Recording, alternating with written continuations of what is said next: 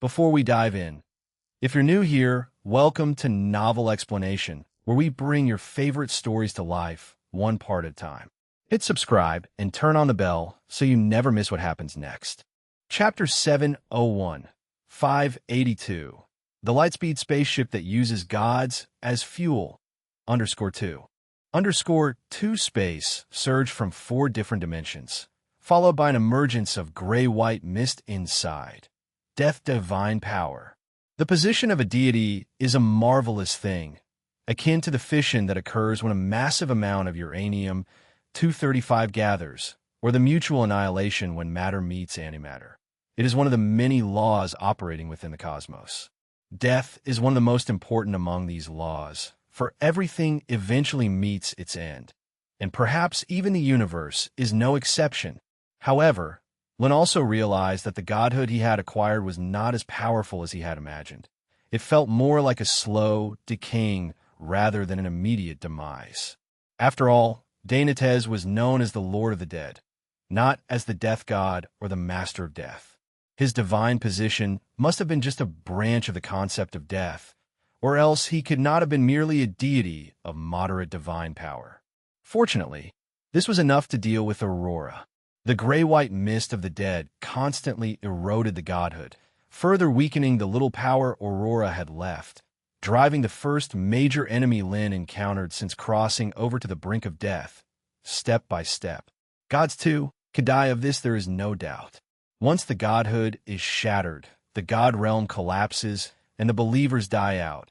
Even a high-dimensional being's consciousness will be annihilated and merged into the void in quantum form, becoming one of the myriad swarming microscopic particles. Aurora's roar came from within the godhood, as the powerful moon divine power suddenly erupted, prepared to detonate all elements on the planet with the enemy in front of her in a final act of mutual destruction. Lin said with a scoff. Had the adversary made a last-ditch effort just now, there might have been a chance for mutual annihilation, but now his god realm had enveloped the entire planet, snuffing out Aurora's last chance to retaliate. It must be said, her previous tolerance of his encroachment on her god realm was undoubtedly a foolish move. Now was the time to pay the price for that misjudgment. At this moment, Aurora finally realized that she had suddenly lost control over the elements within the planet, only able to be devoured by the gray-white mist of the dead in despair. Her divine power eroded, her will worn down. Just when Aurora thought she would fall here today, the gray-white mist of the dead suddenly receded. Aurora, who had freed herself from the fear of obliteration, stared at Lin with a strange, puzzled look. She did not believe he was kindly planning to let her go. Lin said with a light laugh, then reached out and grabbed the space-time several kilometers in front of him, turning it into a Klein bottle that, along with Aurora trapped inside, fell into his palm. The moon god. Lin's words plunged Aurora back into fear. It was precisely by seizing Diana's godhood that she was able to step into the god realm. If Diana was still alive and had made a deal with these wizards, this was undoubtedly the worst-case scenario. Lin had no intention of explaining. Holding the ethereal Klein bottle, he took a few steps and crossed 100,000 li, returning to the starship. In fact, around the starship were magic power defenses Lin had deliberately set up. Even a quantum form god trying to invade the starship would not be an easy task, but for Lin, it was possible to come and go at will.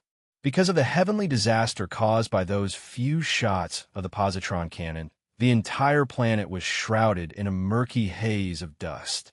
Added to the distance of 100,000 kilometers, they couldn't see how the divine battle had unfolded and were completely unaware of the outcome. Lin smiled and directly displayed the Klein bottle in his hand.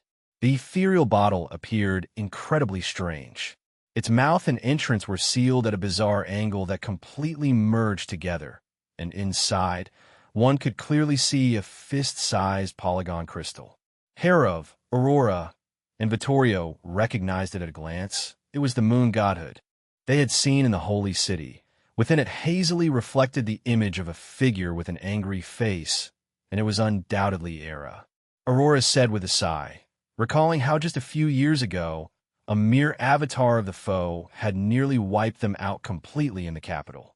Dennis urged from the side, barely able to contain his eagerness to discover just how much power a living god could provide.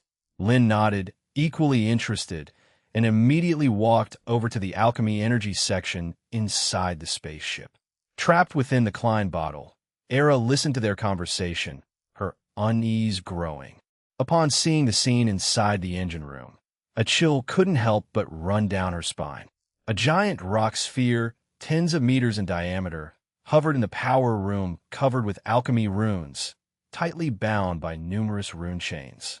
This was lunar soil, or rather, the body of the moon goddess Diana, and the moon divine power she had sensed earlier was emanating from this mass of lunar soil. These wizards were actually using the body of a god as the power source for their alchemical creation. Era said through clenched teeth, unable to believe that these wizards had dared to commit such insane acts. Recalling Lynn's earlier words, she realized they intended to use her as another power source. Demanded Era, her eyes shining like stars as she glared at Lynn. They were gods, beings completely transcendent of the mundane world. Even if they opposed and fought each other, it was an internal matter of their kind. Allowing any mortal to partake was a desecration of their divine status. If the secrets of gods were penetrated by mortals, the power, status, and glory of gods would never be the same again. Lynn said mockingly, shaking his head. When moon goddess Diana had arrived at the eternal star, she probably brought the pride of being a god. In the end, she was taken out by a few spaceships on a long voyage. Lynn believed that in this universe, the disc-shaped civilization was surely not the strongest, and even its status as a powerful civilization within this star system was debatable. There might even be higher-dimensional civilizations out there. Lynn had no interest in further explaining to Era, the stubborn and ignorant deity, and directly replaced the lunar soil with Era, who was trapped in the four-dimensional prison. Unlike Diana, who had fallen, leaving behind only a remnant of consciousness, the rational Era was, of course, unwilling to serve as the power source for a starship. This necessitated some coercive measures. Once again, numerous locks of arcane swept up, binding the divine essence firmly. Then the gray-white fog of necromancy appeared once more, forcing Era to continuously summon divine power to cloak the exterior of her godhood, unless she wanted her will to be eroded.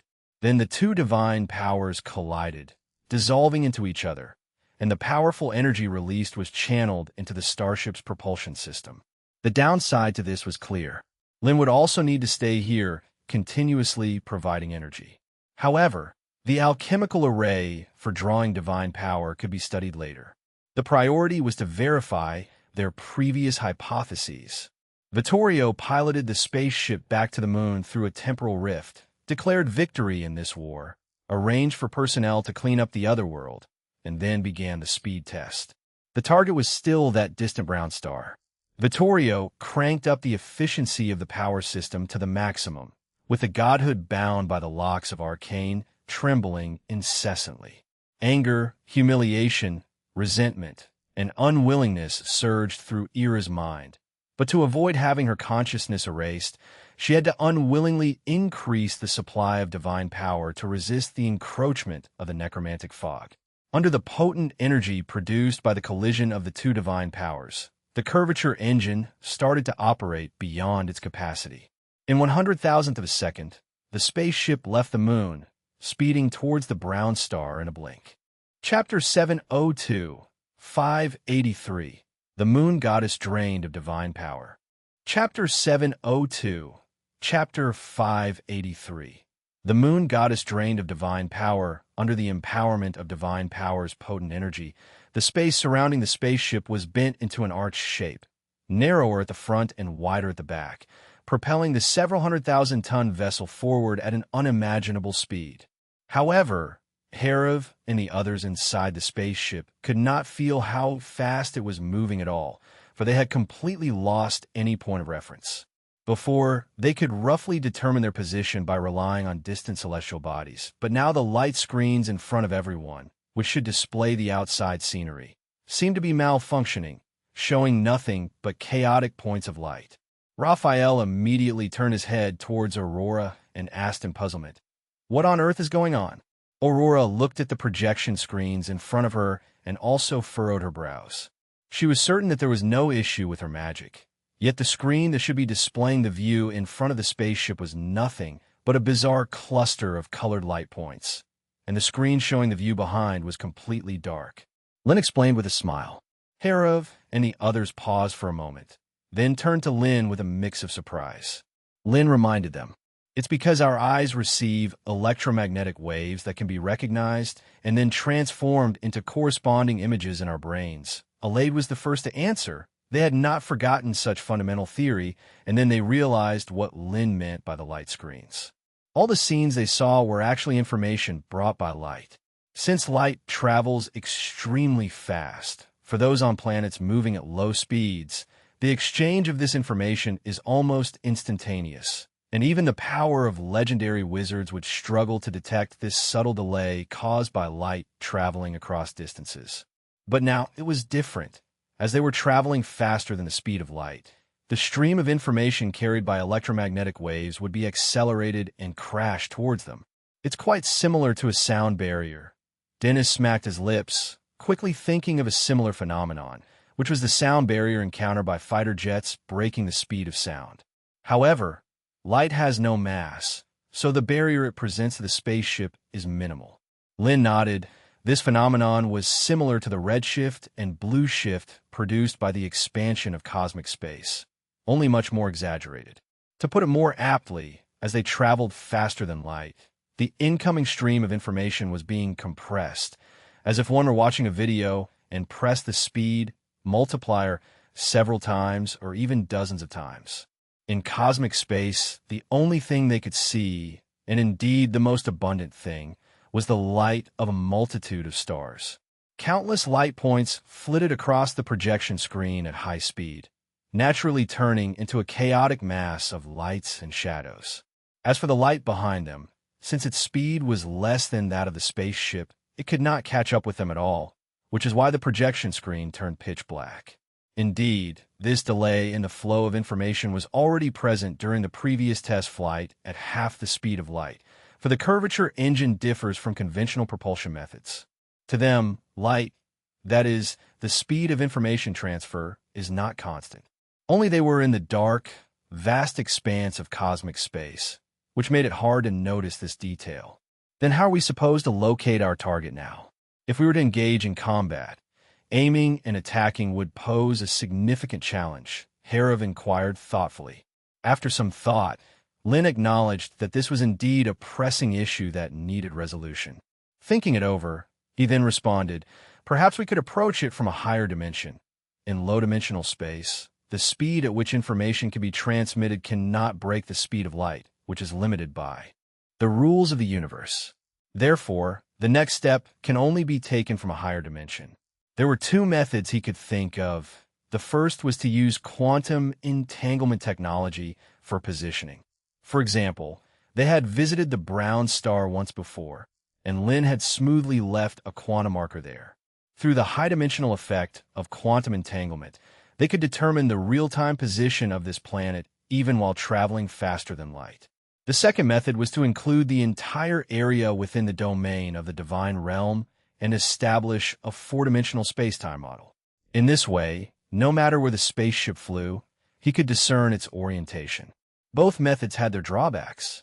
The cosmic space is far too vast, and even the space of a single star system is at least billions of times larger than that of the eternal star. To transform it into a divine realm would require an astronomical amount of magic power. As for quantum markers, although they are useful and low cost, only requiring 3 different coordinates within the current star system, they would enable one to determine their current position based on the relative distance between the spaceship and the markers. But this is only suitable for travel within a star system. The span between stars is measured in light years, and it is utterly fanciful to expect to determine a precise location with just a few quantum markers, let alone locating an enemy during flight. The assembled wizards all began to ponder this issue, which they were encountering for the first time. However, by pooling their ideas, they did come up with some strategies. For example, Hera suggested that since the information stream they obtained was accelerated, if they knew by how many times it had been sped up, they could naturally calculate their exact speed of travel, as the speed of information transfer is a fixed value, that is, the speed of light. Chapter 703, 583.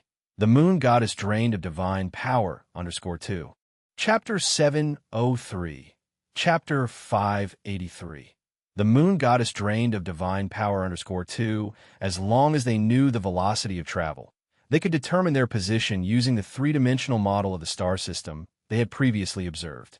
However, Lin shook his head, not approving of this method. If conditions were normal, it might indeed be useful, but not now, as the curvature engine created a ring of distorted space-time around the outside of the spaceship. The space ahead was continuously stretched inward, and because distances were shortened, from a lower dimensional perspective, both the light carrying information and the spaceship seemed to surpass the speed of light. Of course, the real situation was that the distance between them was greatly shortened by the distortion of space and time.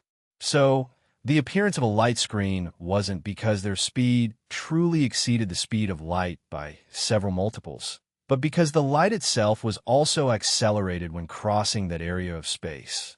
Just as everyone continued their discussion, Lin suddenly interrupted. Hera paused for a moment, immediately looking at the atomic clock inside the spaceship, staring at the time slipping away. Since they had set off, only around 1.5 minutes had passed. Although Vittorio was equally astonished, he reacted the moment he received the order.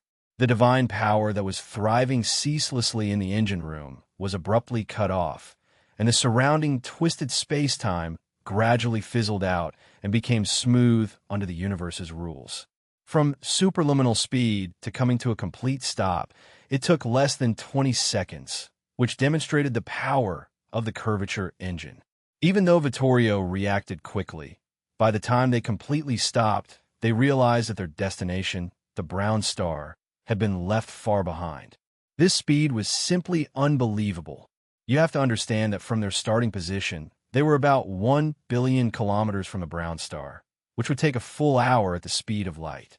And now they had used only, Hera said with unparalleled excitement, and this was after far surpassing the brown star, meaning the actual arrival time was even earlier. Anthony and others were also secretly astonished. They didn't think that the speed of the spaceship had reached 2 to 3 times the speed of light, so the discrepancy must be in the flow of time. Lin reminded them. Vittorio nodded, then powered up the spaceship to fly towards the brown star, where they placed another atomic clock before returning to the moon. After several round trips, testing the stability of the spaceship's power system and measuring its speed, they found that they could reach a velocity limit of 1.5 times the speed of light. This was undoubtedly another milestone.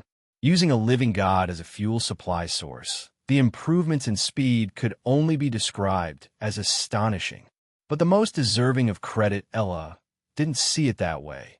Almost depleted of her divine power by the constant superluminal travel, if not for Lin withdrawing the fog of the dead at the critical moment, her consciousness and soul would have been worn away. Lin, on the other hand, was pondering the problem of time flow speed. Last time, he had noticed that the rate at which time passed on the spaceship did not match up with Einstein's formula for gravitational time dilation, and there was a significant discrepancy. This is probably because when the spaceship is traveling, the surrounding space-time does not radiate outward in all directions with a circular point as the center like a normal massive celestial body. Instead, it has a special structure where space-time contracts in front and expands behind. Therefore, a new equation for the curvature of space per second is required to fulfill the computational needs. Previously, when Raphael heard that the unknown civilization had killed the moon goddess Diana and could perform both space jumps and sublight speed travel, it scared him quite a bit. He was on tenterhooks all the time, and some wizards even pessimistically believed that the moment the enemy arrived would be the moment the council perished.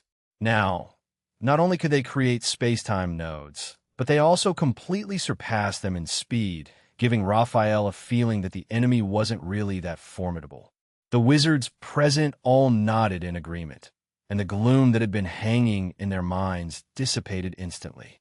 Seeing that Herav and others were increasingly optimistic, even believing that they now surpassed the alien civilization, Lin shook his head in speechlessness.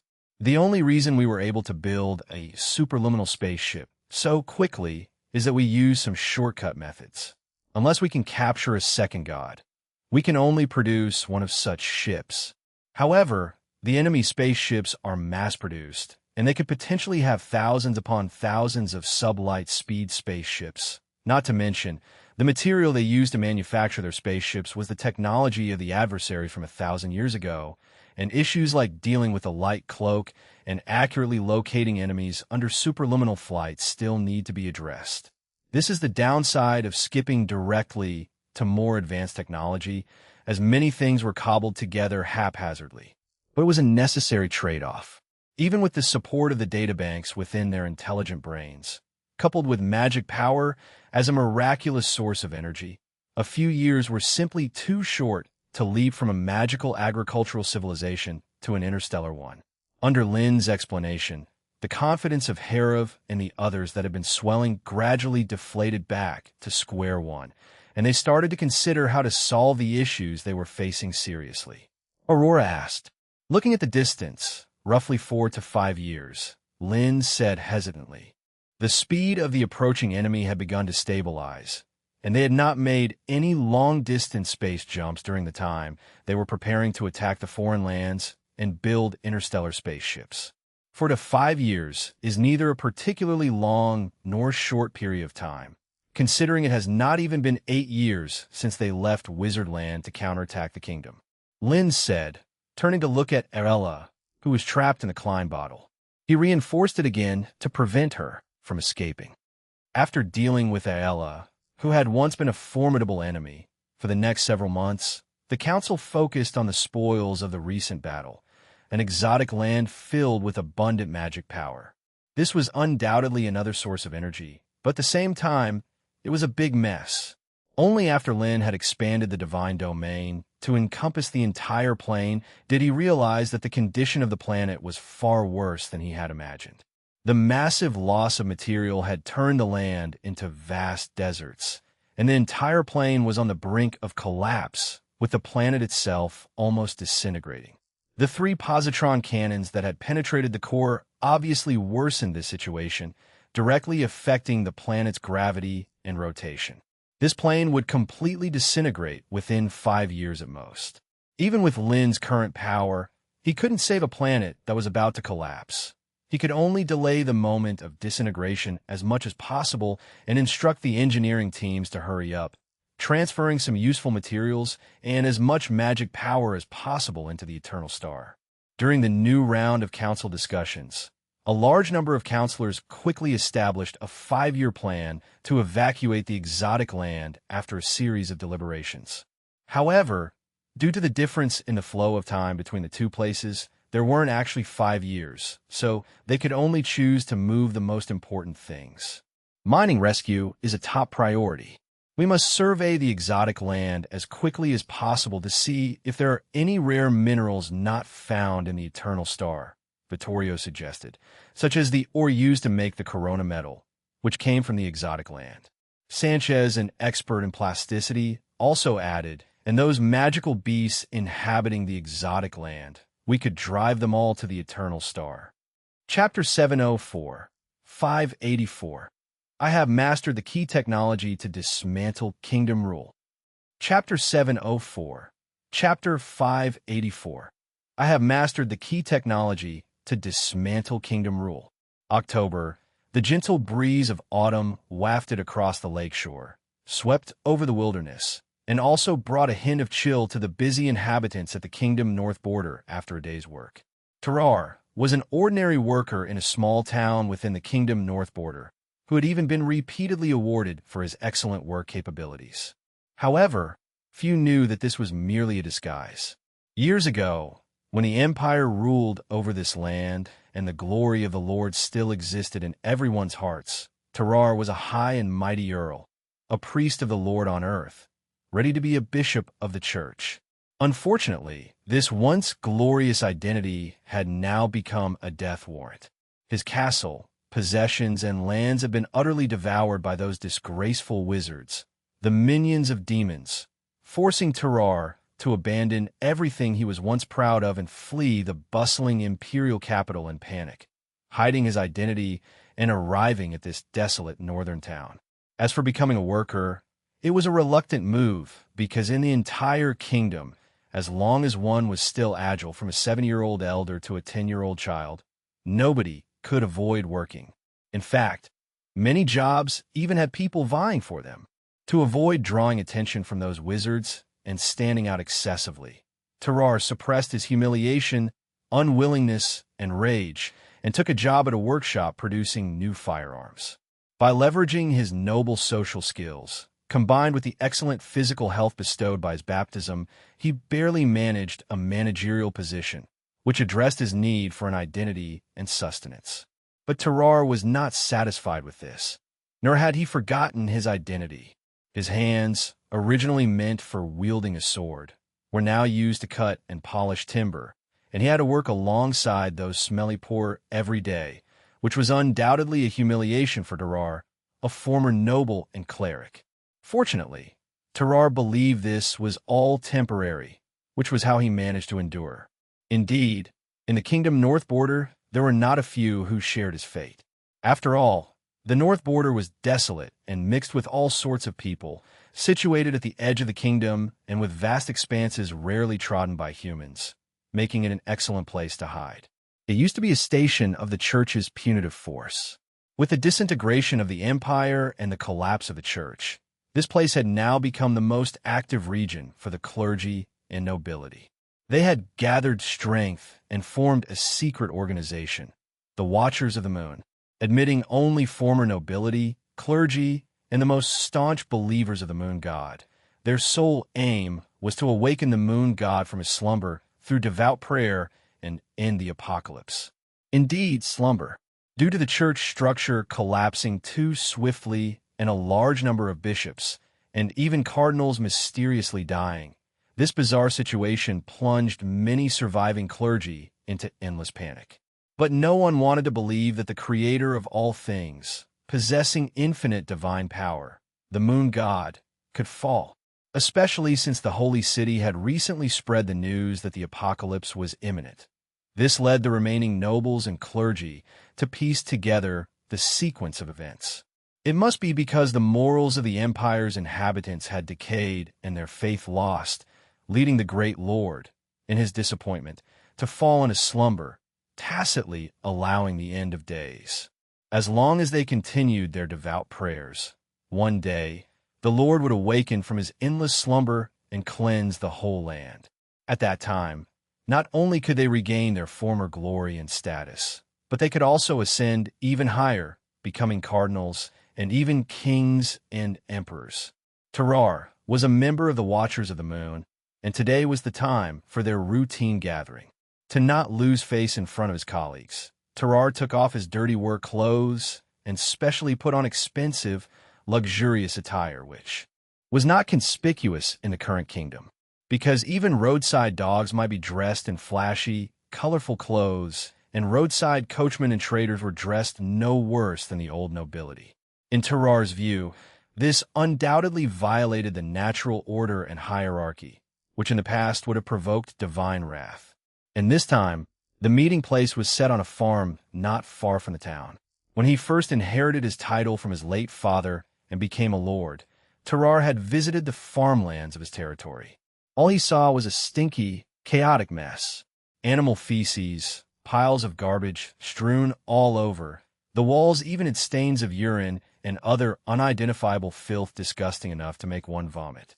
And those lowly farmers were stupid and ugly, only knowing to swing their hoes on the land, completely unconcerned about whether the dirt they kicked up would soil the passers-by. That scene had forever imprinted itself in Terrar's mind, further solidifying his father's belief that the nobility were the esteemed, divinely appointed by the great moon god, the noble beings to assist bishops and priests in managing the wise creatures of the world. But this time, The Tarar who arrived outside the farm saw a different scene. Roads were smooth and broad, and vast, neatly partitioned wheat fields stretched as far as the eye could see. Three huge, strangely shaped alchemical instruments were galloping across the loamy soil, embarking on a new round of autumn planting. Seeing this, a hint of jealousy unexpectedly arose in Tarar's heart. In his view, this farm was essentially a modern manor, and yet those wizards allowed a lowly farmer to manage it. Chapter 705, 584. I have mastered the key technology to dismantle kingdom rule. _2. _2. These damned wizards. Tarar cursed inwardly, and after straightening his clothes and going through a stringent identity check, he stepped into the farmhouse. Tarar was not the last to arrive, nor was he the earliest. Over 70 nobles clad in opulent garments gathered inside the farmhouse, engaged in long and animated discussions about past exploits. Tarar felt somewhat embarrassed because most of the nobles were wearing the newest and most fashionable clothes of the year, while his own garments were already out of style from a year before, making him somewhat stick out in the crowd. In front of him, Noxon, the former 7th prince of the empire, was talking loudly about how they should mobilize forces to counterattack the magic kingdom once the moon god awoke, surrounded by a group of nobles. Upon seeing Tarar enter the farmhouse, Noxon's eyes lit up, and he quickly strode over. "You've come at just the right time, Earl Tarar," Tarar said smoothly. Noxon laughed heartily and clapped Tarar on the shoulder, promising on the spot that once they weathered this most difficult time and defeated the wizards to reclaim the former glory of the empire, he would certainly bestow upon him the title of Grand Duke, as well as a vast tract of the most fertile lands as a reward. Tarar voiced his thanks profusely, but could not help lamenting inwardly. Gathered in this small farmhouse were the empire's former high officials who had now fallen into such a state. The former deputy commander of the Divine Punishment Army was blowing glass in a workshop.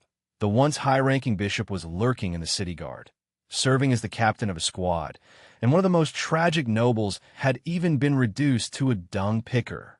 But according to his own words, this was a sacrifice made for the great lord, since the dung picker was the only job that allowed one to enter and exit some key areas without verification, which could provide many crucial pieces of intelligence. Only here did they still feel that their proud identities as nobles and clergymen were genuine and undiminished. Tarar sighed to himself, and soon noticed that the noisy discussions inside the farmhouse had suddenly quieted down. He quickly turned his head to look. The new arrival was none other than one of the few remaining bishops of the church, the proponent of the moon god's slumber theory, Bishop Sidak. The nobles and priests present quickly bowed with great respect.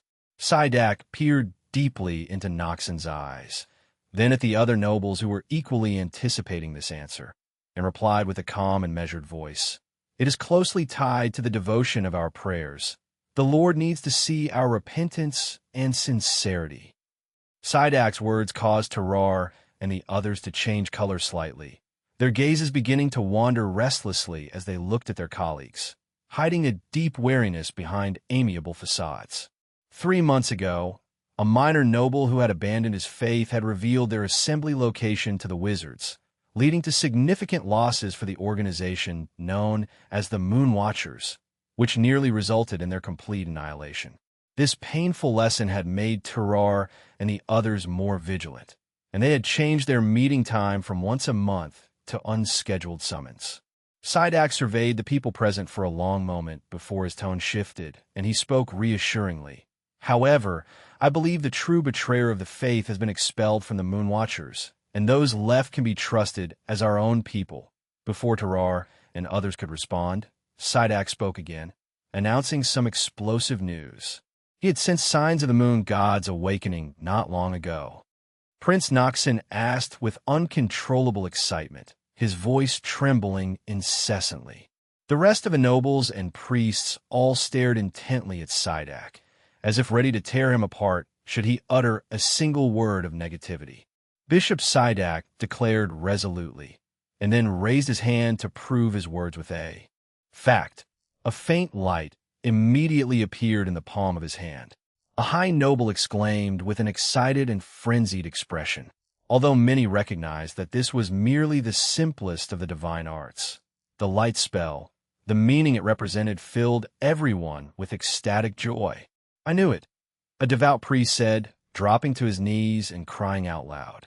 Back when the church collapsed and the empire fell, these surviving clergy members realized that they had lost the ability to perform divine arts. This was undoubtedly a severe blow that shook the faith of many, leading to the horrifying speculation: had the great moon god fallen? Some could not accept the reality and chose to end their own lives, while others frantically searched for any evidence that the moon god still existed. For instance, the changes in the moon's phases and the abnormal full moon nights that continued for several months became proof that the moon god had not perished, but was merely in slumber. The organization of moon watchers was thus established. Yet, these pieces of evidence were feeble against the increasingly dark reality. 5 years. They had waited a full 5 years, and now, at last, they saw the dawn of hope. This euphoria continued unabated for hours, with the excited Prince Noxon even proposing a grand celebration ball, as if he had already foreseen a victory. Bishop Sidak couldn't help but speak up, bringing everyone back from their illusory victory to reality. Although the great moon god has responded to our day and night prayers, the apocalypse is not over yet. Terrar asked eagerly. Bishop Sidak said succinctly, before changing the subject to inquire about what they had been doing for the Lord during these 3 months. With the moon god's impending awakening as motivation, the gathered nobles immediately started boasting about how many allies they had secretly gathered over the months and the critical intelligence they had uncovered. It is for this reason that they never considered themselves working for the evil wizards to make a living, but rather bearing the disgrace to prepare for the empire and church's counteroffensive. Soon it was Terrar's turn to speak, and he raised his eyebrows proudly. Upon hearing this, the people present immediately showed respect. A look of surprise also appeared on Bishop Sidak's face. They would never forget that it was this new weapon called the firearm that defeated the Empire's proud divine judgment cavalry, with some bishops even dying in frustration under the massed attack of squads of gunmen. Prince Noxon said, his eyes red as he looked at Terrar. The eyes of the other nobles watching Terrar were filled with envy. Presently, the kingdom of Adralta was the most prosperous region of the entire empire, surpassing even the previous imperial capital. Bishop Sidak also hurried to make the same promise. Having received the dual promises from the future emperor and the pope, Terrar handed over his painstakingly drawn blueprints.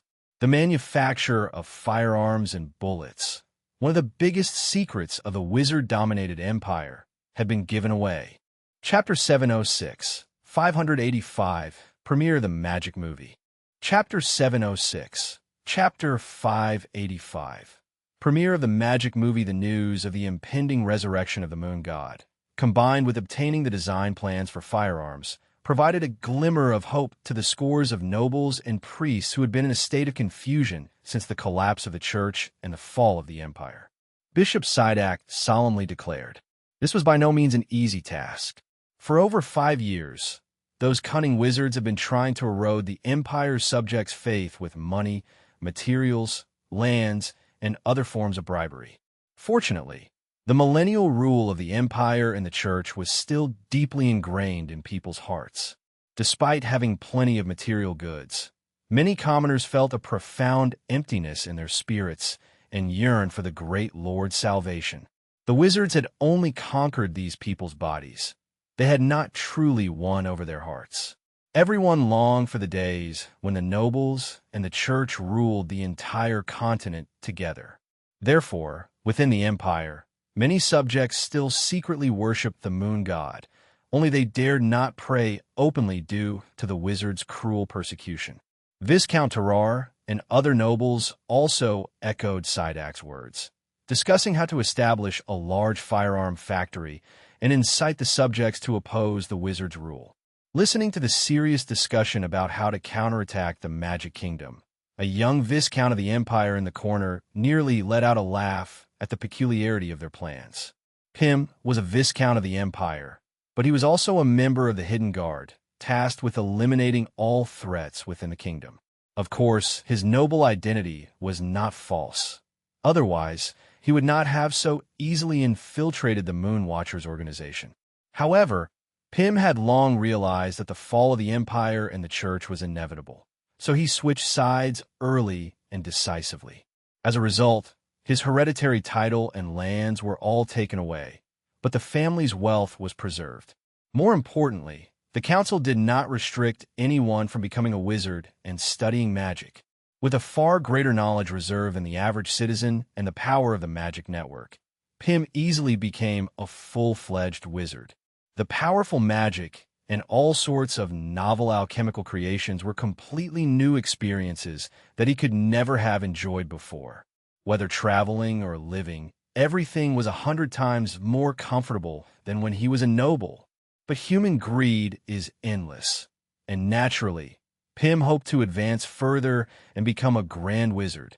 This represented even more considerable power and longer life, as well as the possibility of entering the core of the council.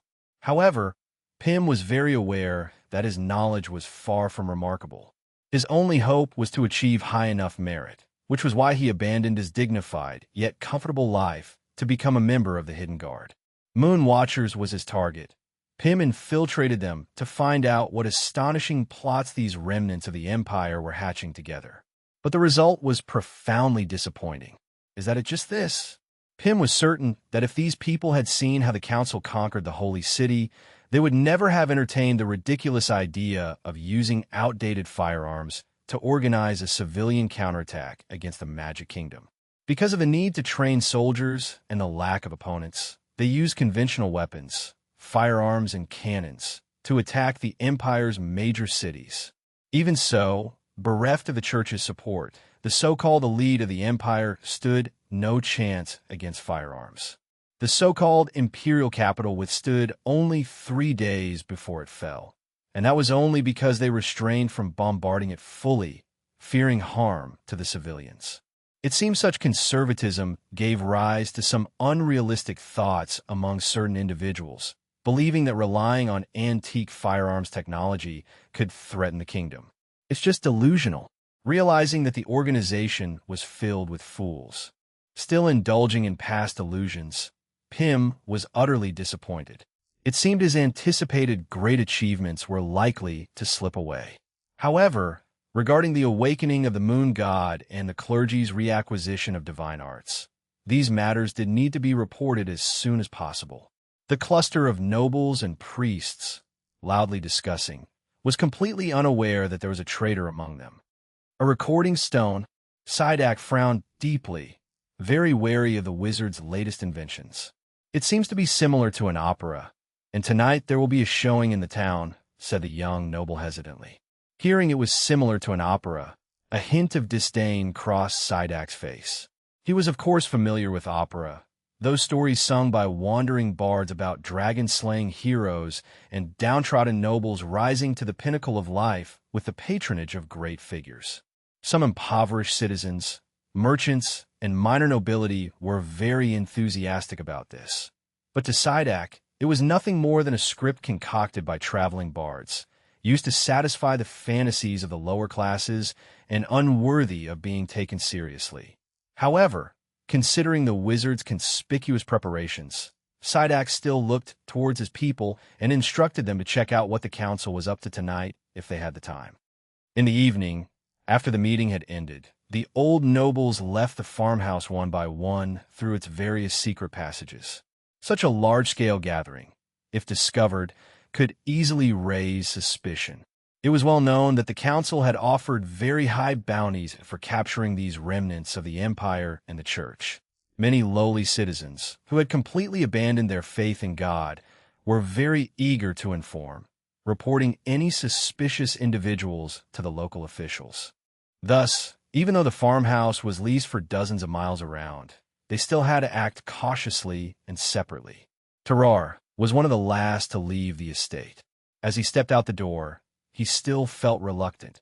Here he was the Empire's great earl, the future king of Hadlarat, but once he stepped through the threshold, he would return to being an ordinary worker. All Terrar hoped for was the early awakening of the great moon god to restore the Empire's glory. Returning secretly to the small town, Terrar, ever vigilant, immediately noticed something unusual. A huge poster was plastered at the town's gate, instantly drawing his gaze. On the poster, a white-robed, fierce-faced priest held up a staff opposite a witch Yao Yao, who was surrounded by flames, storms, and frost. Behind them, under the protection of a shield made of elements, two steadfast, poor men and women in tattered clothes could be vaguely seen. Terrar recognized at a glance that it depicted a life-and-death struggle between a church bishop and a wizard, and it seemed to involve those lower-class citizens, leading one's imagination to run wild. The poster was also extremely detailed, whether it was the powerful divine arts, dazzling magic, or even the wrinkles and expressions on the subjects' faces. Everything was clearly visible, as if the duel was taking place right before one's eyes. Terrar knew this to be what the wizards called optical photography magic, capable of recording the occurrences. The same kind of magic was used on the cover of the Magic Daily, to the extent that some ignorant commoners believed that the wizards had frozen time inside the photograph. Of course, Terrar wouldn't believe such preposterous claims, especially since all major cities sold an alchemical creation called a camera, which could produce a lifelike photo simply by pressing a switch. Yet to purchase a camera required a full 50 gold coins, which was not something ordinary citizens could afford. And this poster was like a massively enlarged photo. Even Terrar, who previously had little interest in cinema, couldn't help but feel somewhat curious. After hesitating for a moment, he walked towards the direction indicated by the poster. The movie projection site was chosen to be the most spacious and prominent square, and the ticket price was not expensive at all, costing only 1 silver coin, equivalent to the few days' wages of the kingdom's citizens, making it feasible for a family to watch together, suggesting an unimaginably large number of viewers. Almost the entire township of citizens had arrived, with thousands gathered in the small square. The 5,000 chairs prepared in advance were not sufficient, nor was there enough space to place more chairs, so the rest of the audience had to stand. Citizens in the periphery, whose view was blocked, desperately pushed their way inwards. Yet, there were some clever folks who brought cushions and stood on them, each higher than the last, and about 100 children even climbed onto the rooftops, securing the best viewing spots. Terrar managed to squeeze to the front thanks to his excellent physical fitness, amidst a chorus of curses. Although he had no seat, he could clearly see the scene in front of him. In the center of the square was a large, intentionally cleared space. No opera singers were in sight, not even a stage.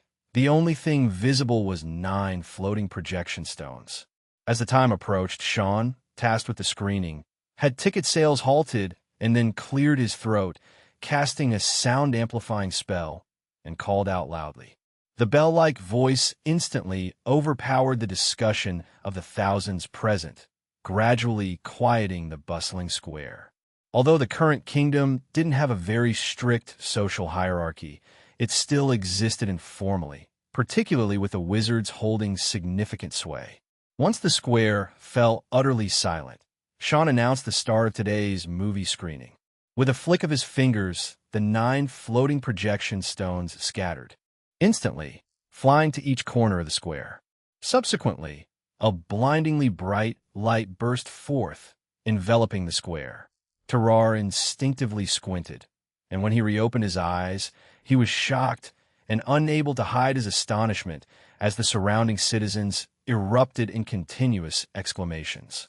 In that brief moment, they had seemingly traveled from the bustling square to a farm. Underfoot was lush green grass, and in front of them, a golden field of wheat. Terrar couldn't help bending down to pluck a blade of grass to verify its authenticity, but his hand passed right through it. It was clear that this wasn't real, but rather a projection of magic power and light, creating a visual illusion so lifelike it was hard to distinguish from reality.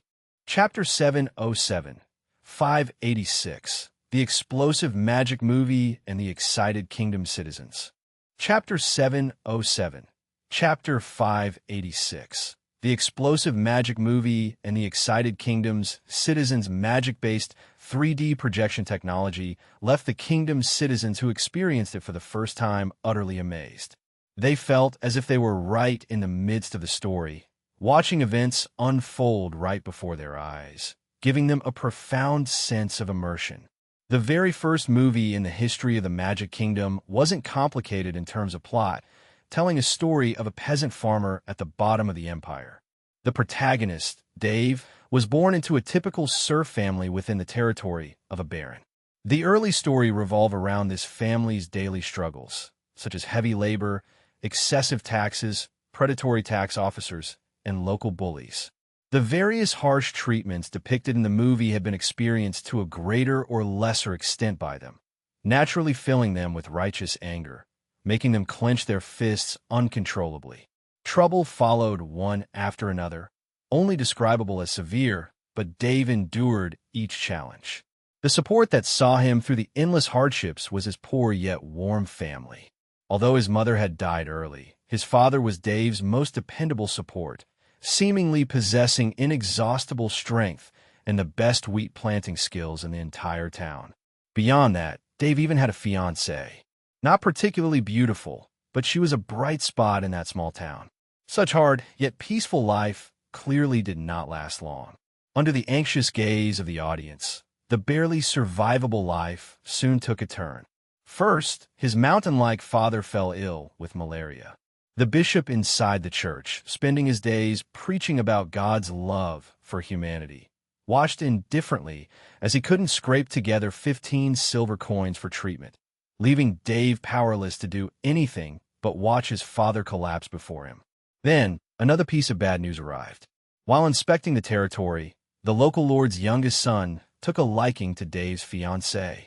With the encouragement of a few attendants, he couldn't control himself and defiled her. When the tension in the plot reached its peak, the eruption finally came. In a rage, Dave slipped into their temporary residence at night, brandishing a farming tool to ambush and kill the baron's son who had violated his fiancée. He then fled Nordland territory with his fiancée under cover of darkness. Well killed, a robust worker shouted excitedly. Another roughly-looking worker shouted angrily, waving his fists. The rest of the citizens were similarly inflamed, clamoring to make those nobles, priests, and bullies who oppressed Dave pay a bloody price. The cursing of thousands made Tirar feel uneasy, his back sweating profusely. If this had been several years earlier, no commoner would dare to speak so openly about putting a noble or clergyman on trial. But now the situation had obviously changed. The kingdom was no longer dominated by nobles and the church. The outbreak in the movie, while relieving the pent-up frustrations of all the townsfolk for half an hour, also inevitably led them to worry. After all, for a commoner, killing a noble was a serious crime in the empire. Just as everyone had anticipated, the furious baron dispatched a large number of guards to hunt down the fleeing Dave. Despite Dave evading multiple rounds of search thanks to his cunning and decisiveness, his fiancée, already exhausted from being violated, simply couldn't withstand such days of hide-and-seek, constantly sleeping with one eye open. In a heavy rain, the lovers soon faced heart-wrenching parting. Raindrops composed of magic and light fell from the sky. While they did not wet clothes like real rain, they heightened the atmosphere to its peak. The audience fully immersed themselves in Dave's tragic situation. Even burly men over 200 pounds couldn't help but cry their eyes out. Fortunately, in the latter half of the film, Dave's luck finally turned. Amid certain circumstances, he gained the favor of a wizard, became a wizard apprentice, and even joined an organization that resisted the Empire's brutal rule.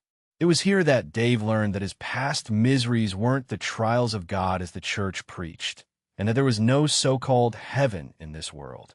Having shattered his previous constraints, Dave finally awakened, ready to overthrow the rule of the Empire and the church alongside the other wizards, liberating the Empire's citizens still suffering under the church's torment and noble oppression. After diligent study and numerous trials, Dave gradually evolved from an apprentice to a full-fledged wizard capable of standing on his own. Perhaps it was a twist of fate, but during one operational lead, Dave came upon an appalling act of oppression by a local noble, almost a repeat of his past miseries. Only this time, a tragedy was averted. Dave stood firm, killed that noble, and helped two loving commoners escape to a safe place. He then engaged in a deadly duel with a bishop from the church that subsequently arrived.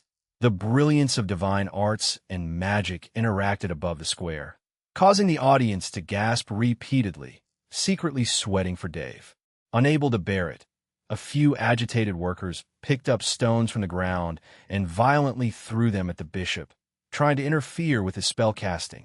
Chapter 708, 586. The Explosive Magic Movie and the Excited Kingdom Citizens _2. Chapter 708, Chapter 586. The Explosive Magic Movie and the Excited Kingdom Citizens _2. However, this was obviously in vain. The stone passed directly through the bishop's body. As spectators, they were unable to intervene in the unfolding events. Fortunately, after a bitter struggle, Dave managed to defeat the enemy with difficulty. Although he had failed to protect his own wife all those years ago, with the power he had obtained, he was now able to protect the happiness of others.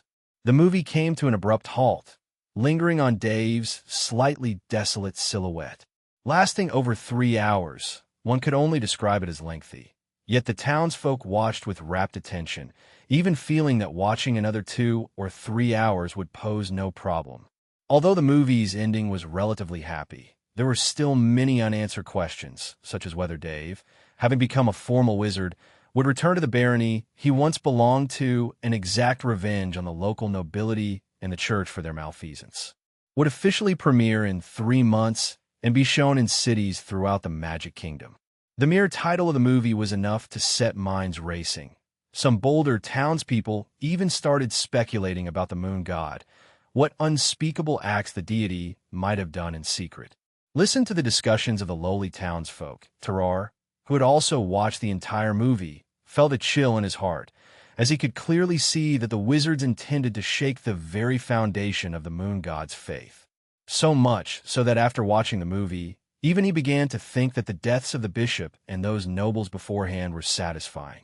But in reality, neither the son of the baron who defiled Dave's fiancée nor the priests and bishop had actually committed any blatantly outrageous acts. After all the serfs within the domain were the property of their lord. It wasn't just a matter of defilement. Killing them outright would have resulted in nothing more than paying a fine to the church.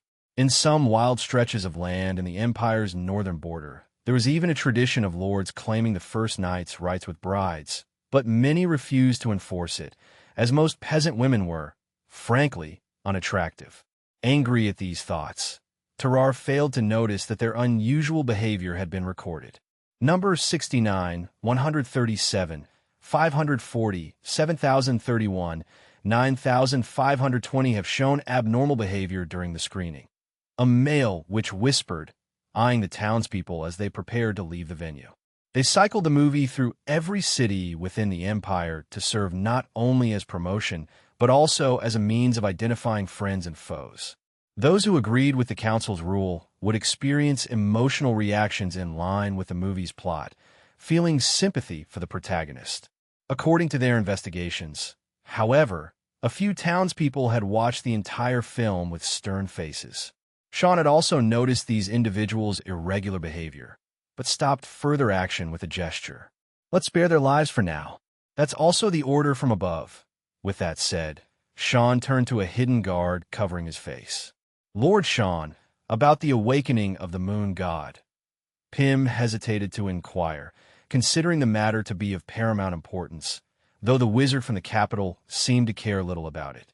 I've already reported it, and once I return to the capital in a few days, I will personally discuss your findings with that senior officer, Sean explained succinctly. In fact, during the cycle of the movie across the kingdom, he had received similar intelligence more than once, and the Watchers of the Moon were not the only remnant church organizations across the continent. The reason for the awakening of the moon god, he had vaguely guessed some clues. Only a few high-ranking members of the entire council knew that the deity the church worshipped had been captured from foreign lands by that star of magic. Perhaps that was why some of the clergy had suddenly regained their ability to cast spells. As for why he allowed the remnants of the church to act freely, Sean had not figured it out, but the speaker's power was unfathomable, and his wisdom vast like the boundless sea beyond their speculation. Following orders was undoubtedly the right choice.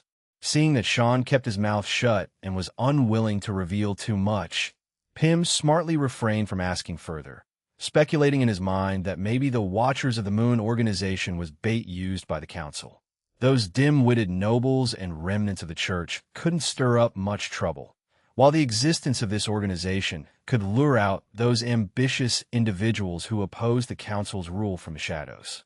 After the tens of thousands of townspeople watching the film had dispersed in an orderly manner, Sean retracted the 9 projection stones and cast his self-created cleaning magic. A mysteriously magical breeze blew past, gently lifting tables and chairs that were haphazardly strewn about the ground. The target of the second gust of magic wind was the fruit peels and other trash scattered on the ground, taking care of dusting and sweeping up as well. In less than half a minute, the once messy town square was now spotlessly clean. Sean nodded in absolute satisfaction. His self-created cleaning magic appeared to be quite perfected. Now it just needed a name. Unlike most wizards who focused on researching how to make magic spells more powerful, Sean had little interest in battle. He preferred studying magic that could make life more convenient. Although the council was still facing some crises, and the development of combat magic was a top priority, there should be enough people working on such magic. Surely, someone had to be responsible for making life more convenient, right? Sean spent 2 weeks in the northern borderlands, which was also the last stop of the kingdom's touring film screening. Afterward, he returned to the capital with satisfaction on an airship, his own work in tow, and was summoned by Lin at the first opportunity. "Mr. Sean, I have seen the film you shot." Lin was generous with his praise. As the kingdom's first film and Sean and his team's first attempt at filmmaking, the integration of so many elements turned out surprisingly well, exceeding his expectations. "Thanks to the book you gave me about script writing and cinematography, I was able to complete the film within 6 months," Sean humbly said, pausing before continuing with a hint of emotion. "Recently, listening to the common folk recount their past experiences gave me a lot of inspiration. The reason The Saga of Dave was a smash hit across the kingdom was an essential factor. The plot was based on real stories, and the actual individuals were cast, resulting in naturally outstanding performances. Of course, the real Dave didn't have the plot twist shown in the second half of the film. His fate was much more tragic, and this performance in the play fulfilled a dream he had harbored long ago." Lin clapped Sean on the shoulder, praising him a few more times before pointing out some issues he noticed while watching the film. For example, the duration, an entire film lasting over 3 hours, was just too long. The pacing of the plot was also uneven. Some dull scenes could easily be trimmed or even removed without affecting the main narrative of the movie. Sean nodded, having identified these issues himself during the hundreds of screenings. Fortunately, the novelty of the premiere was enough for the citizens of the kingdom to tolerate the relatively dull opening. "By the way, Chairman Lin," Sean suddenly remembered the matter at hand and promptly reported, "during this tour, I received quite a bit of information about the moon god." Chapter 709, 587, The Invaded Foreign Land. Chapter 709, Chapter 587. The Invaded Foreign Land. The news of the resurrection of the moon god was not beyond Lin's expectations, or rather, it was the result he deliberately allowed to happen. There were roughly 3 reasons for this. The first was as bait. A group of remnants from the church, already exposed under his watchful eyes, posed a significantly reduced threat and could be dealt with at any time. It was better to use them to lure out many others who were conspiring against the kingdom in hiding. The second reason was to charge the new power system. Although they had successfully created a superluminal starship, the issue of energy consumption had always been a headache for Lin. until they captured Ella, the living moon god, which then barely resolved the issue. However, after a few rounds through cosmic space, Ella, the de facto energy core, was almost drained dry. Without the augmentation of the divine domain, the moon goddess was at her weakest. If Lin didn't give her some hope, he truly worried Ella might simply give up or even choose suicide. After all, their starship had no second energy core to replace her. The third was related to one of his plans, but whether it would work depended on how cooperative the other party was. These thoughts, naturally, Lin did not share with Sean. Not that Sean was untrustworthy, but there was no need. After indicating that he was aware, Lin quickly moved on from that topic and began discussing the next film's shooting issues with Sean. If the first, Dave's Tale, began the story from the perspective of an imperial farmer to heighten the Empire citizens' sense of immersion, making them empathize with similar experiences and relive the dark reign of the Empire and the Church, then Dave's Tale 2 would truly reveal how the Church relied on a fabricated Bible to brutally exploit and rule over the common people. However, in Sean's view, both Dave's Tale I and Dave's Tale 2 were only prequels, serving as a background setup. Dave and a group of wizards opposed to the Empire were incapable of shaking the Church's rule by themselves. What he planned to shoot next was the life of this star of magic, which was legendary and would be a true prelude to a counterattack. Sean went on and on about the shooting plans for subsequent films. Listening to a script adapted from his own experiences as the protagonist, Lin's expression grew more and more peculiar, especially under Sean's narration. He seemed almost omniscient and omnipotent. Lin couldn't help but think back to when he, in order to evade the Church's pursuit and obtain a relatively safe research environment, had fled all the way to Yaida Harbor in a rather disgraceful manner, feeling somewhat embarrassed, yet he didn't feel inclined to correct it. After all, it was a movie script, and a bit of artistic exaggeration was only normal. So Lin only offered some constructive suggestions from the standpoint of script creation. While Sean was full of various creative ideas and eager to discuss them with Lin, he was also aware that movies were ultimately just a tool for entertainment and propaganda. The star of magic probably had many more urgent matters to attend to, so he soon bid farewell and left. As Sean closed the door, Lin, who was inside the room, also vanished from the empty room. Contrary to Sean's expectation, the Lin in the capital was just an avatar. At this moment, the actual Lin was researching the design of new warships with Dennis, discussing the kingdom's next steps with Herav and others. With such avatars in the land of death, Alchemy Research Institute, Fire Oil City, and even distant lands, supported by immense computing power, operating on multiple threads and separate thought processes was naturally effortless for Lin. As for Lin's true self, he was engaged in a particularly important task, expanding the divine domain to encompass the entire eternal star. Previously, in order to cope with the war against the Lord of Death, Lin had hastily carried out the godhood ceremony, and his divine domain only covered a continent, approximately 1/10 of the entire planet. One of the biggest factors limiting its range was magic power. Although the space-time gates opened by moon goddess Diana sent a massive amount of magic power to this world, aiding him in completing a significant portion of the work, it was still far from sufficient to take the whole eternal star under his control. Luckily, with the new control over the moon and other realms, they obtained new sources of magic power. Therefore, Lin had been continuously expanding the range of the divine domain for some time, now encompassing more than half the planet, with magic power imbued with will even seeping into the planet's core. Unlike the decaying realm of other territories, the eternal star was a true star of life. It seemed very young and extraordinarily vibrant, containing enormous untapped potential. If one were to compare the planet to a person, then the thick crust would be the skin, the surging magma layer would be the blood coursing through the body, and the core like the heart beating ceaselessly. As the fusion deepened, his power also further enhanced. Lin estimated that by the time he completely covered the entire world with the divine domain, merging with the core, he would break through from a lesser divine power to a mid-level divine power. That day shouldn't be too far away. However, things did not always go so smoothly. While single-mindedly increasing his power level and dealing with kingdom affairs, Lin swiftly noticed that there seemed to be some problems in the other realms.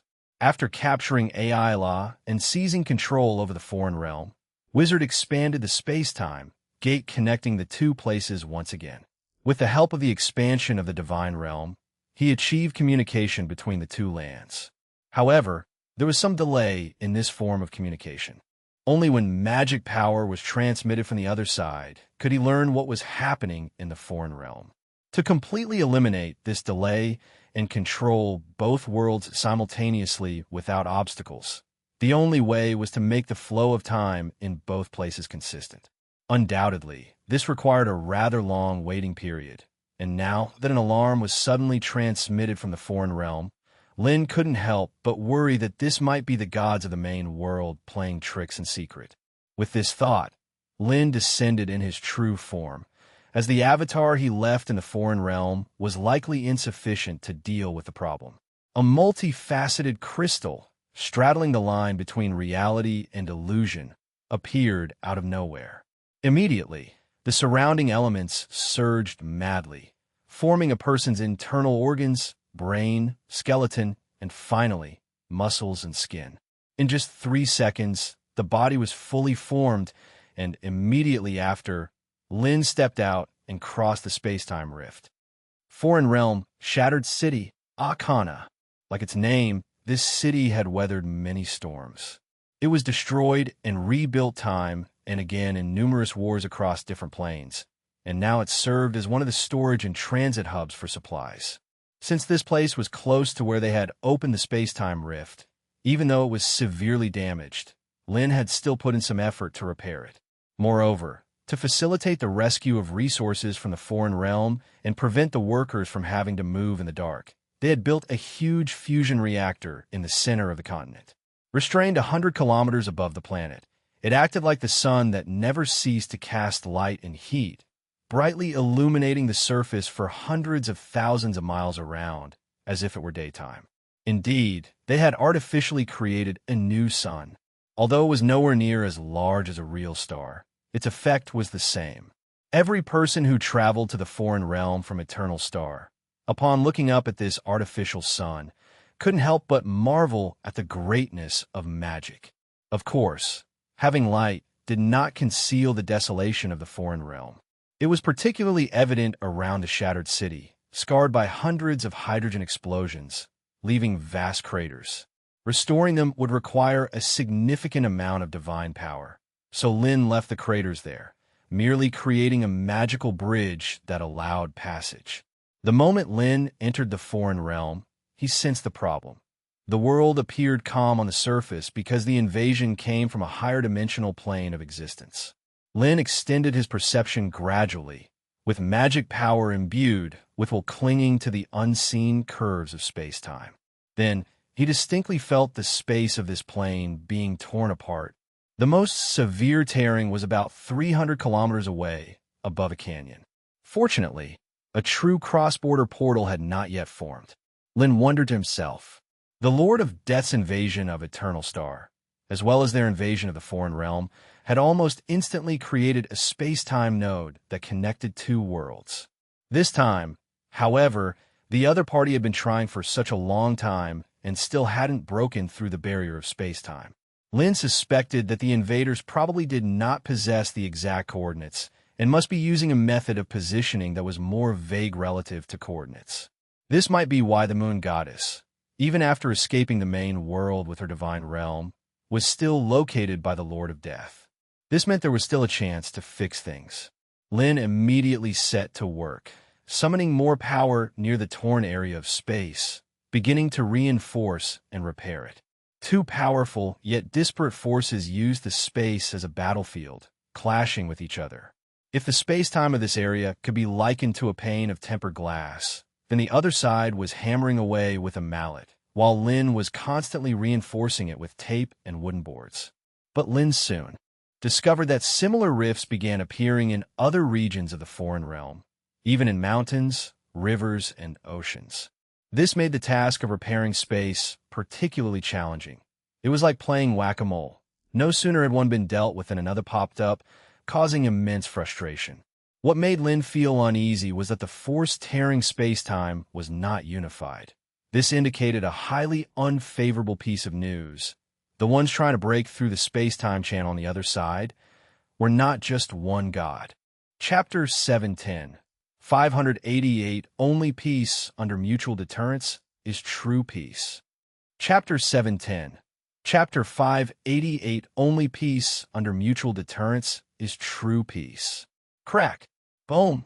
Rampant lightning continuously converged in the void, and soon, a downpour accompanied by thunderstorms fell from the sky. The engineering teams left in the alternate realm gazed at the sky, all very surprised, knowing that since they'd entered the space-time gate, the weather in the alternate realm had never changed, making rain and thunder quite a rare occurrence. Compared with the ordinary laborers who were looking on as a spectacle, a few wizard masters had grim expressions. They sensed traces of magical power within the thunderstorm. This was not mere thunder, but the aftermath of a collision of spells. Just as they had thought, the skies above the alternate realm had already become a battlefield. This battle was invisible and intangible, yet just as perilous, even capable of determining the fate of all the beings within this plane. Areas where space was torn asunder grew more numerous, and even Lin was unable to provide complete protection. Soon, a faint crack appeared above a forest, and several flame demons engulfed in flames flew out from this space-time rift. Yet before they could show their strength, they were torn to shreds by the rampant elements surrounding them. Similar scenes quickly emerged in other parts of the alternate realm, and at the most dangerous moment, 3 space-time rifts appeared in the void at once. Fortunately, this fierce onslaught did not last long. Although there was more than one deity invading the alternate realm, their projected strength was significantly diminished without precise coordinates. Coupled with Lin's advantage of holding the terrain and complete control over the whole divine domain, he successfully repelled the opponent's attempts time and time again. Those reconnaissance soldiers who'd been transported over were also killed the instant they materialized. After a full 10 hours, the increasingly terrifying thunderstorm in the sky finally ceased, and the high-dimensional confrontation came to an end. Lin unquestionably emerged victorious, not allowing the enemy to breach the spatial defenses of the alternate realm again. However, it was clear this did not signify the end. Lin was aware that, most likely, it was only an initial probe, and the god from the main world probably wouldn't give up so easily. With this in mind, Lin sent an avatar back to the Eternal Star to relay messages, while his original self had to remain here to guard against another possible invasion. Half an hour later, in the Magic Kingdom, more than 40 wizard masters who had stayed in the capital entered the recently constructed Magic Tower. This was the kingdom's highest conference room. The entire tower was crafted from sturdy mithril, standing over 800 meters tall, piercing the clouds, and also serving as the core of the capital's defensive array. The energy supply had been upgraded from the antiquated fusion reactor to the Council's newly developed matter-antimatter annihilation device. Even if the Lord of Death himself were to appear, it would take him considerable effort to completely breach the capital's defenses. The interior of the conference room was exceedingly spacious, easily accommodating tens of thousands, with decorations more upscale than the sky realm of the wizard land from earlier days. What drew everyone's attention was the conference room's perimeter, where projections of magical images were split into 75 screens. Displayed were bustling streets, moving crowds, vast wastelands, and solid ramparts. The interiors of the kingdom's 74 most important cities, as well as the moon outpost. Only Lin, with his absolute control over the kingdom and the moon, could accomplish such an incredible feat upon entering the conference room. The wizards immediately saw Lin sitting in the principal seat and hurriedly greeted him respectfully. Even Raphael, who had been promoted to a legendary wizard, was no exception. Although Raphael's rank was, on the surface, equal to Lin's, that was only because the council had not yet established a higher position. Every wizard knew who truly held power in the council. Many even privately called Lin the magic god to distinguish him from other chairpersons. Besides those wizard masters who had stayed in the capital, all other members had arrived. 879 wizard masters and 9 legendary wizards. This was the entire foundation accumulated by the council since defeating the empire and the church. However, most were scattered across the kingdom, and they attended this crucial meeting as magic projections. With the power of the magical network, even those far away, millions of miles on the moon, could arrive here instantly. Once all members had assembled, Lin did not beat around the bush and briefly summarize the intelligence from the alternate realm. Hera frowned, immediately grasping the seriousness of the situation. While their conquest of the alternate realm was indeed to build a fortress for assaulting the main world, and a confrontation with the gods was anticipated, even the idea of using those gods as a power source for their ships had been considered. Still, they hadn't expected the enemy to act so swiftly. Aurora asked with a grave tone. Lin said thoughtfully, "At least 4 gods." A sigh of dismay escaped from the gathered members. Unmistakably bad news. Chapter 711. 588 Only peace under mutual deterrence is true peace. _2. _2 If these alien gods were each fighting for themselves, they would still be able to defeat each one individually, just as before, and even rely on capturing gods to manufacture faster-than-light spaceships, converting the opponent combat power into their own. By continuously accumulating in this manner, they could undertake the final battle with the main world. However, this idea was about to be shattered before it even began. Once the gods of the main world united, achieving victory would become particularly difficult. What about those alien spacecraft?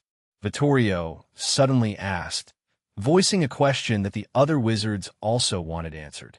If they don't accelerate or decelerate midway, they should reach our galaxy in about 3 years, Lin said, extending a hand to lightly tap in the air, causing specks of luminescent light to appear in the center of the conference room. This was a simple star map, stitched together based on the position of each observed star, although it might not be very accurate, but it was enough for a rough positioning. Hera instantly noticed the twinkling red dot in the void, the location of those alien spacecraft, which had almost completed 4/5 of their journey. Of course, a large portion of the distance had been covered by directly warping, without a clear travel path. And those distant stars marked with a faint red ring were the coordinates linked with Lin's captured quantum communicator, highly likely to be the territory of this alien civilization. Anthony sighed, his concept of time becoming somewhat chaotic after frequent travels between the eternal star and foreign realms. But upon reflection, they had indeed spent quite a bit of time researching and manufacturing light-speed spacecraft and preparing for the war with the foreign realms.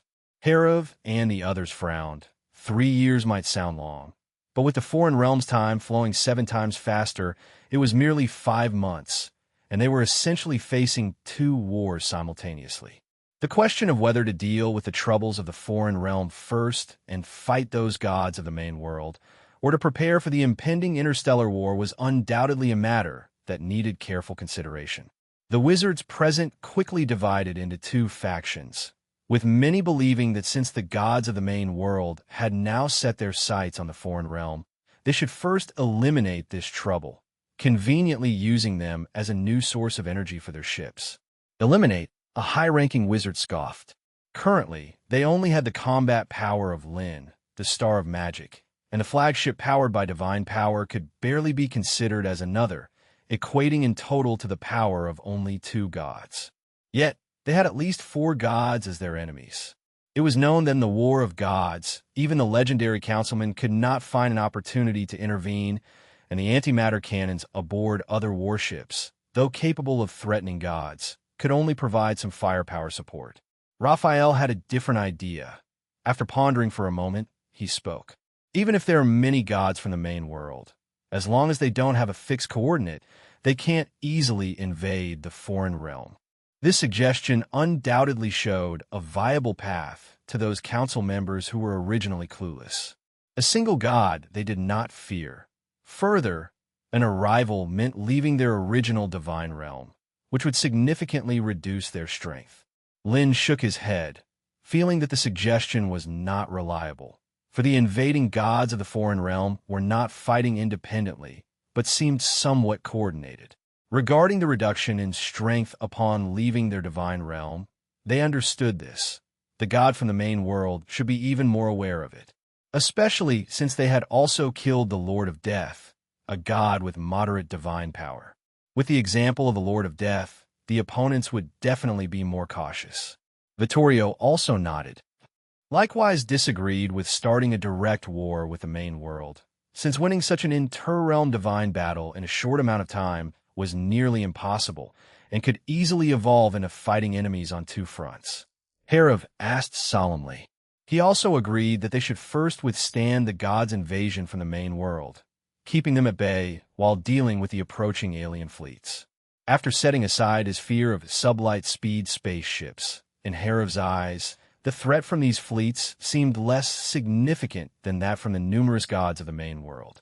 This time, the enemy merely tested our defenses, but the next might not be so easy, and even with preparations, it'll be very difficult to completely defend ourselves. Lin shook his head, but upon seeing the troubled looks on the faces of the present wizards, he spoke again to reassure them. Initially, when the Lord of Death descended into this universe, it was at the cost of a 9-ring legendary lich, while their attack on the foreign realm utilized the remaining will and power of the moon god, fomenting the divinity of Ayla to open the spatial rift. It looks like the situation isn't too bad then. Sanchez couldn't help but breathe a sigh of relief, considering a foreign realm as their battlefield.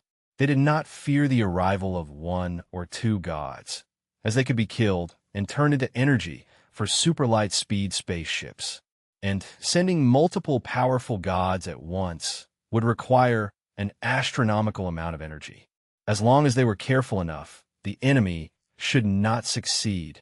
Some of the alien fleets might also be here for friendly exchanges. They might not necessarily pose a threat, a councilman said optimistically. Lin raised an eyebrow. While he could not rule out this possibility, the probability was very low, especially since a fleet had already been annihilated by the moon goddess Diana. In any case, we must be prepared for both scenarios, and not pin all our hopes on the enemy's goodwill, Lin said noncommittally. Peace established under mutual deterrence is the only true safety.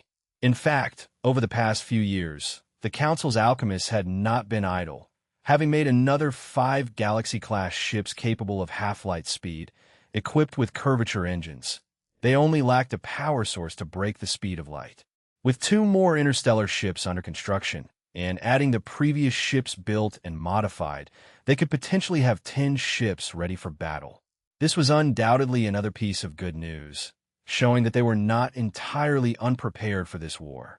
After a round of debate over who to strike first, the Council quickly shifted its focus to how to accelerate the gathering of resources in the foreign realm.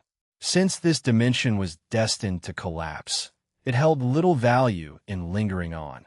If the situation turned sour, retreating would be an excellent strategy. As for how the gods of the main world viewed the foreign realm, Lin did not know, though it likely had something to do with the moon god coming from the main world. But they definitely did not have the coordinates of the eternal star, and even if the foreign realm fell, the enemy might not be able to find this place. The cosmos here was also much more stable than the other side. The energy required for gods to descend would also be greater, and they could sever the connection between the two sides by closing the space-time gate. By this calculation, they effectively possessed dual-space shields with both the foreign realm and the cosmos. Listening to the debates and discussions of his fellow council members, Lin was pondering another issue. With the council's current power, they were not strong enough to confront the main world and the disk geometric civilization head-on, let alone face both threats simultaneously. Unlike Herav, Lin would not underestimate the power of a true interstellar force. The timings of their invasions were also very close, so perhaps they could use the intelligence discrepancy to pit one against the other. Chapter 712, 589, Rescuer and the Nature Conservation Association.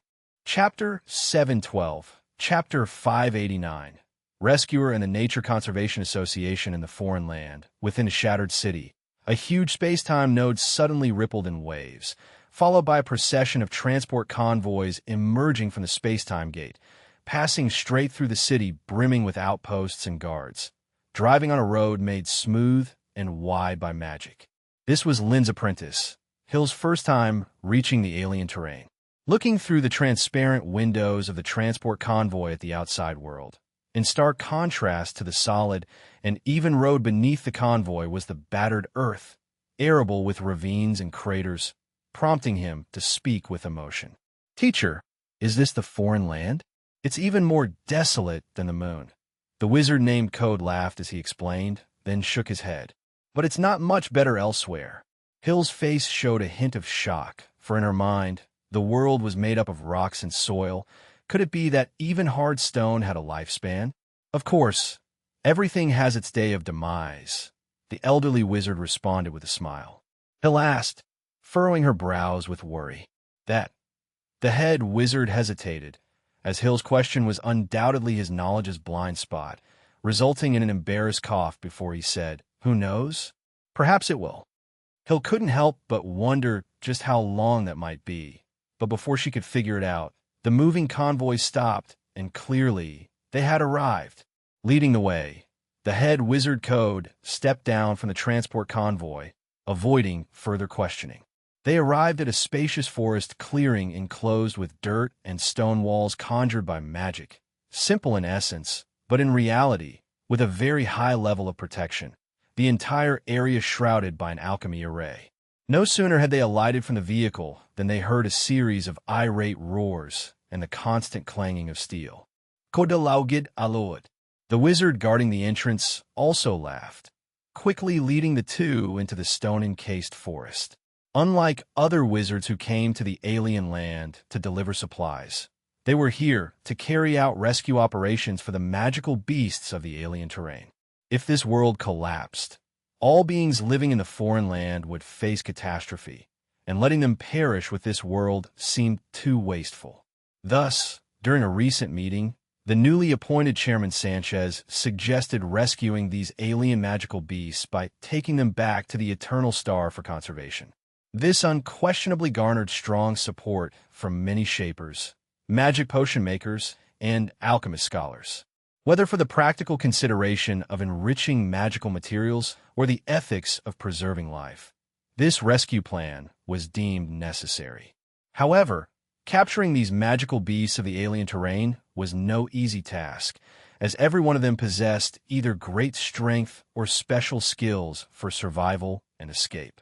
Stepping inside, Code's first sight was a 7-meter-tall beast, furiously attempting to claw open a steel cage.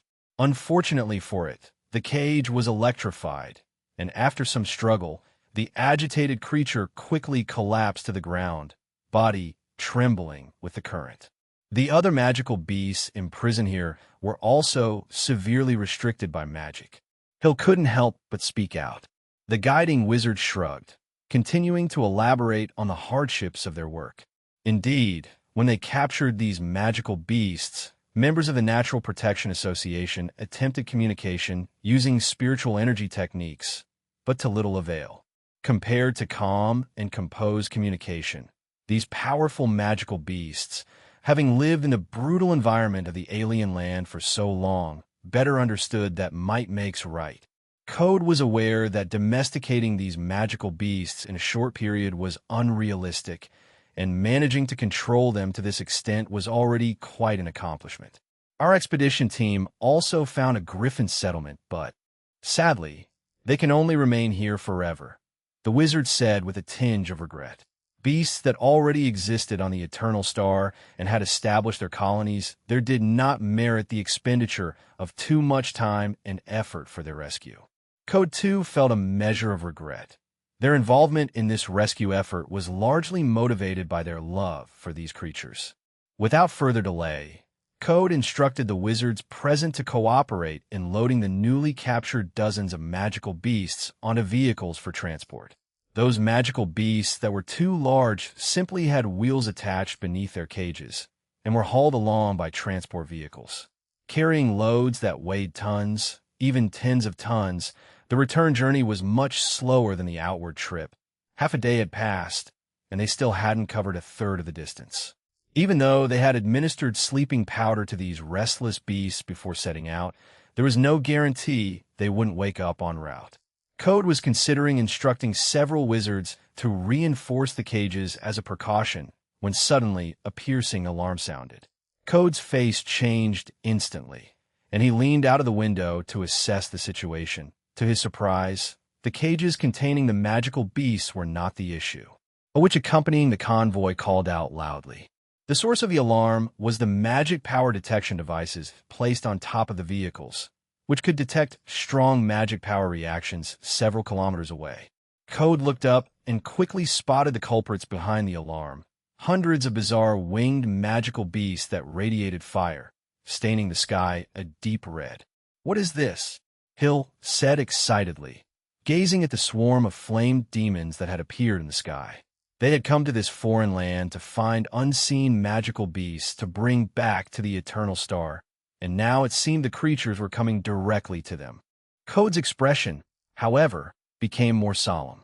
Unlike Hill, who was on his first escort mission in this foreign domain, it was not Code's first time. They had never before encountered such a large-scale attack, as the magical beasts living in this foreign domain were highly vigilant. With so many people gathered together emitting such intense magic power, normal magical beasts wouldn't dare approach, let alone attempt an assault. More importantly, the appearance of these magical beasts made him think of the vanguard force from the main world that had been mentioned during the last meeting by that wizard of Magic Star. In the time they had been delayed, hundreds of flame demons had already swooped down. A barrage of heavy machine gun fire erupted as well. To ensure the transport of these magical beasts went smoothly, the convoy was equipped with some light weapons, in addition to the protection from Code, the Grand Wizard, and a dozen official wizards. A terrifying hail of bullets swept over, and the 15 most aggressive flame demons were instantly turned into fodder. Then their bodies exploded violently, with molten lava-like remains raining down like an erupting volcano. Each flame demon was like a mobile keg of gunpowder. Their partially elemental bodies could withstand most attacks. If they encountered a blow beyond their limits, they would explode, and the fire generated from the blast would not harm their compatriots, but instead serve as a source of nourishment and strength. Code witnessed a flame demon that had half its body shattered by the spray of bullets merge directly with the remains of its companions, healing its injuries completely as it faced the relentless hail of bullets without any sign of retreat, as if slaughter was their sole purpose of existence. Code Frounet. These didn't seem like naturally evolved creatures, but rather like artificially engineered instruments of war. Frozen breath, seeing these fiery creatures charging down despite the machine gun fire, Code raised his hand, and a vast frost quickly condensed in midair. The next moment, it transformed into a violent surge of cold tide, rolling towards the approaching flame demons. The scorching flames met the intense cold of the frozen breath, reacting violently. All flame demons that came into contact with the ice shrank in size, then exploded immediately. Code heaved a sigh of relief inwardly. It seemed these attacking magical beasts were not as powerful as he had imagined, with strengths at the level of the second or third circle at most. Their partially elemental bodies and self-destructive capabilities were notable, but he could manage without calling for reinforcements. No sooner had he thought this than Code's face darkened, as several flame demons that had exploded were flying low, and their fiery remains had burned several large holes in one of the cages binding a giant beast. What had been a controllable situation became incredibly chaotic in an instant. Code cursed loudly, forced to expand his field of influence to quickly deal with these flying bombs and prevent more dangerous magical beasts from being released. It took an hour and a half for the wizards present to finally settle these major troubles. As a consequence, 2 official wizards and a dozen guards lost their lives, victims of magical beasts that had escaped their broken cages. Code's face was extremely grim, but what worried him even more was the implication behind the appearance of these bizarre magical beasts. The sky, which had been calm, had unknowingly changed color. A powerful storm seemed to be on its way. Chapter 713, 590, Planetary Level Ultra-High Speed Particle Collider. Chapter 713, Chapter 590, Planetary Level Ultra-High Speed Particle Collider. Intense storms continued to surge overhead in the foreign realms, leaving only dark clouds stretching across the sky, resembling an apocalypse. A massive demon beast roared as it tried to squeeze out of the space-time rift, but no sooner had its head appeared than it was crushed into pieces by the converging elemental forces. Lin had just dealt with the trouble here when another problem emerged on the other side, making it utterly impossible to guard against. Only a month had passed since the last massive invasion, and this time the extent was even more exaggerated, affecting a quarter of the foreign realm's airspace. Although Lin had been preparing during this period, the enemy's offensive was even more fierce and resolute. A total of 6 deities took action. Despite the vast void that separated them, it still brought great pressure on him, with the frequent repair of the space-time fissures above the foreign realm consuming most of his energy. As for those minor soldiers crossing through the space-time gate, he had little time to spare for them. At the same moment, news of another invasion in the foreign realm was relayed back, and the council reacted within just a few minutes. Several fully prepared galaxy starships and hundreds of thousands of elite forces of the kingdom quickly arrived at Shattered City through the surging space-time nodes. Herav, Aurora, and several other council members also rushed there. Staring at the intense storm and thunder above the foreign realm, they realized that the current situation was probably not good. However, Shattered City was safe and sound. Although it faced a large-scale invasion of flame demons, the city's defensive forces were very strong, and it didn't take much effort to deal with these invading monsters. Just as Herav and the others were concerned about the situation, a familiar figure materialized in front of them. Aurora asked anxiously. Lin said, raising his eyebrows, "Is there anything we can help with?" Herav asked gravely. 2 warships were still being built in the council, and those newly made starships were still in the testing phase. Going into battle now would mean lesser forces at their disposal. Lin shook his head. The situation in the foreign realm was tense, but not yet completely out of control. He had summoned Herav and the others for another matter. Next, I plan to prepare a return gift for them. The protection of the foreign realm space might weaken a bit. Lin spoke sternly. Alade couldn't help but be eager to try. Last time, 700 nuclear explosions had cleared the land over 1 million kilometers within the foreign realm, the immense power exciting him for several sleepless days. It was truly a masterpiece of elemental fire science. The council still had enough reserves for another round. Lin shook his head. They could tell from the 700 hydrogen bombs previously used to attack the foreign realm that, although they caused considerable destruction, they posed no real threat to the gods. Not to mention, they might face more than one deity, which could possibly even block the attack collectively. Not using a hydrogen explosion, could it be directly deploying an antimatter cannon? As Alade thought silently, Lin did not explain further, but reminded everyone a few words before floating into the high air, intensifying the divine power spreading throughout the foreign realm. The chaotic foreign realm returned to calm within a short time, but this was clearly only an illusion. Spreading such a high concentration of divine power across the entire planet's surface couldn't last long, and soon it began to diminish layer by layer. Under Lin's deliberate control, the defense of the space in this desert region, previously blasted by hydrogen explosions, was much weaker than in other areas.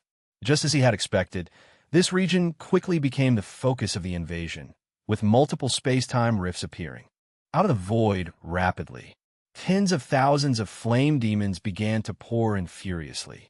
These were artificially created semi-elemental beings, the vanguard of the invasion and expendable troops, whose sole task was to charge at the enemy and perish in a spectacular self-destructive explosion. However, this time they were not facing the weak native creatures of other dimensions. So the moment they burst through the space-time rift, they dealt a fatal blow. The cannons, long the main force of the kingdom's war machine, had been lying in wait, unable to showcase their power due to the high-end enemies faced recently. Now, finally afforded the opportunity to fire, they were as invigorated as if infused with adrenaline.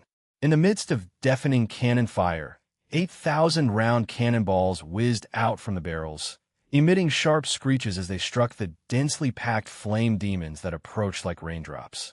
These shells were not ordinary lead bullets, but were made entirely of metal.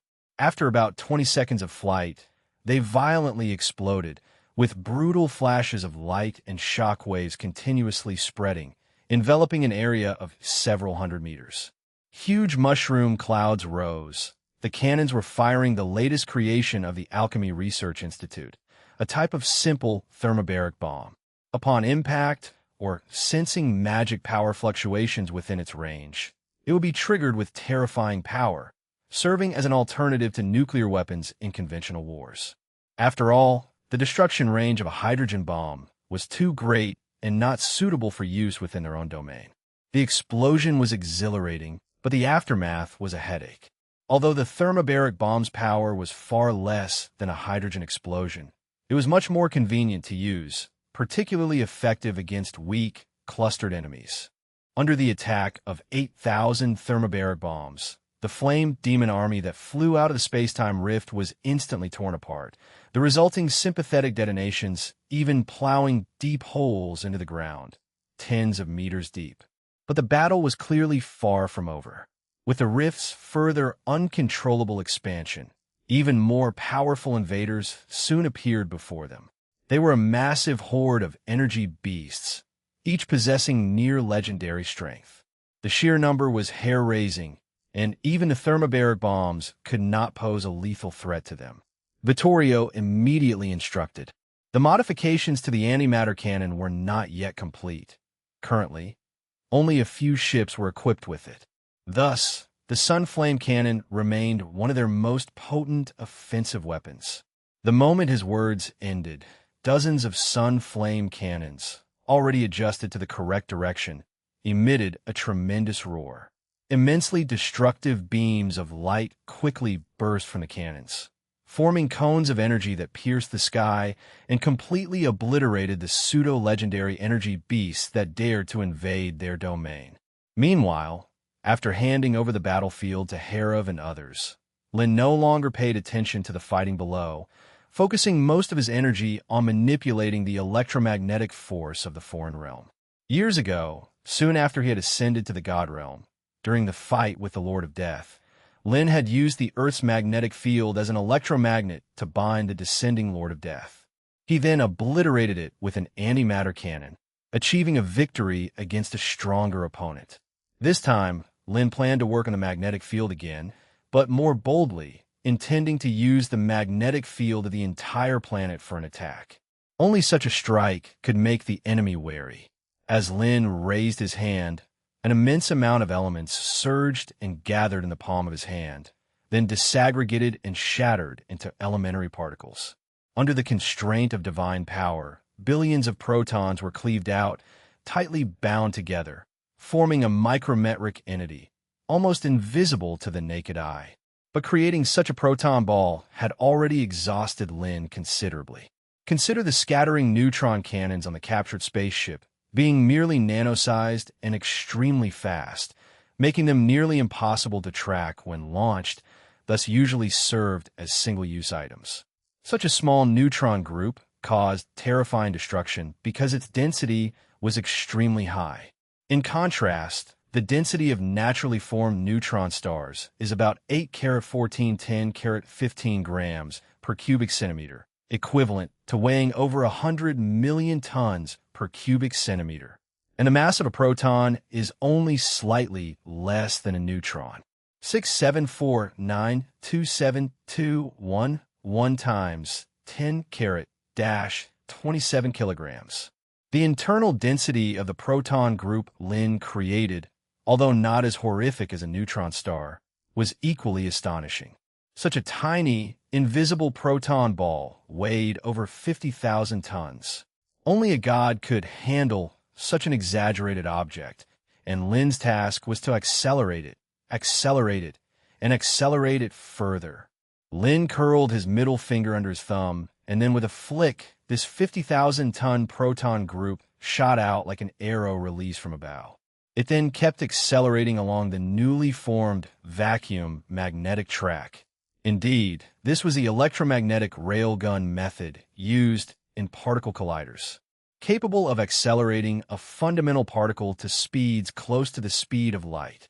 Although Lin's proton group was billions of times larger than a fundamental particle, the accelerator he used was equally staggeringly large, the vacuum track spreading across the planet's surface, transforming the foreign realm into a planetary-scale, ultra-high-speed particle collider. Chapter 714, 591, Breaking the Void Proton Droplet. Chapter 714, Chapter 591, Breaking the Void Proton Droplet. The 50,000-ton proton ball hurtled along the vacuum track on the planet's surface, constantly circling. The circumference of this foreign planet was nowhere close to that of Eternal Star, measuring only around 30,000 kilometers. Due to severe mass loss, the planet's own gravity was about half that of Eternal Star. But a 30,000-kilometer electromagnetic track was still terrifying. Due to its enormous mass, the proton ball's initial speed was only 1,000 kilometers per second, but its speed started to skyrocket under the influence of the electromagnetic acceleration ring that encircled the entire planet. After completing the first circle, its speed had already broken through 10,000 kilometers per second. Then came the second circle, the third, the fourth. The speed became faster and faster. Initially, it took several seconds to orbit the planet once, but later on, it reversed. Now, several orbits could be completed in just 1 second. Below, Herav and others faintly felt a wave of palpitations coming on. Initially, they thought it was some incredibly powerful being attempting to cross the void, but they soon realized this intense sense of danger did not stem from the space-time rift above, but rather from above their heads. Sanchez asked, gazing at the sky. Although he could not see the incredibly small proton ball, he could feel the strong oppressive force and that bone-deep sense of crisis. "It looks like a vacuum electromagnetic track," Vittorio remarked thoughtfully. The strong magnetic field pervading the airspace above the foreign planet was unmistakable, so he recognized it at a glance. Raphael corrected him and then briefly explained its principle. It was actually quite simple. It involved using electric and magnetic fields to accelerate charged particles, which would continually increase their velocity under the influence of the Lorentz force until they neared the speed of light. Upon hearing this, Sanchez and the others were utterly astonished, vaguely guessing Lin's plan. Anthony was particularly shocked. This somewhat resembled the electromagnetic propulsion acceleration method he had proposed earlier, using the planet as a magnet, setting up a super-large strong magnetic field, and having the spaceship continuously speed up as it orbited the planet. However, due to the cumbersome nature and the long duration of this acceleration method, it was directly vetoed at the meeting. He hadn't expected Lin to suddenly come up with such an idea to use it here. While everyone was discussing, the proton ball had already orbited the vacuum track around the planet a full 50 times, and its speed had risen to 200,000 kilometers per second. In fact, had Lin not created a long vacuum track in the sky of the foreign planet, the atmospheric wave generated would have been enough to annihilate hundreds of thousands of elite troops below. A true divine war would never have allowed him to spend so long preparing a technique, but the current situation had granted him this precious opportunity. Lin waited a few more laps. As the speed continued to climb, Coulomb's force was increasingly slow in accelerating the proton ball. Firstly, the planet's gravity inevitably had a certain impact. Secondly, the speed of light was the upper limit that low-dimensional space could accommodate. The closer it got to the speed of light, the more difficult it was to continue to increase speed. This resistance was invisible and intangible, stemming from the most fundamental forces of space-time. Luckily, even so, it was enough. According to the kinetic energy conservation formula, x sad face 1/2, mv/2, the larger a body's mass and the faster its speed, the more terrifying the energy it unleashes. The mass of the proton ball was more than 100 times that of a single particle cannon, and its power would exceed 100 times as well. Lin extended his hand, the electromagnetic track existing in the sky above the foreign planet began to adjust its position gradually, targeting a split space-time rift. Then, Lin raised his hand in a trigger-pulling gesture and said coldly, weighing 50,000 tons, yet surprisingly small in size, the proton ball had already flown into the space-time rift before Lin's words could finish. Meanwhile, in the main world, within the domain of the Thunder and War God, 6 summoned deities were preparing for their final breakthrough against the space-time barrier. The space-time rift torn open in front of them had expanded to several dozen meters in size, capable of accommodating beings of legendary stature, and it continued to expand relentlessly.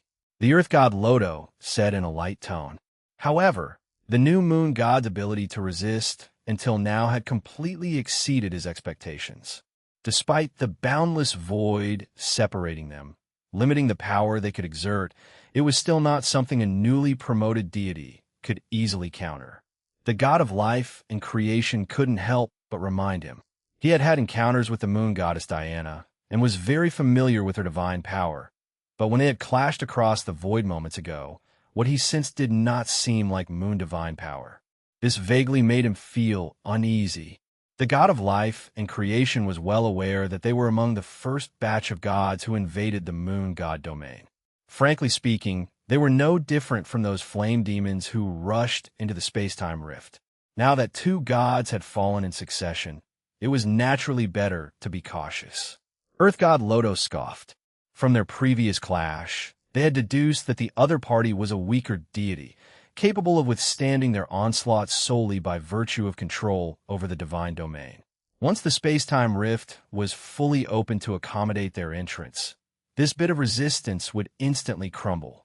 Suddenly, as if remembering something, Earth God Lodo turned to the god of life and creation with considerable dissatisfaction. The other deities also nodded in agreement. 6 gods joining forces to take on a newly empowered deity of the moon divine power was indeed overestimating the opponent.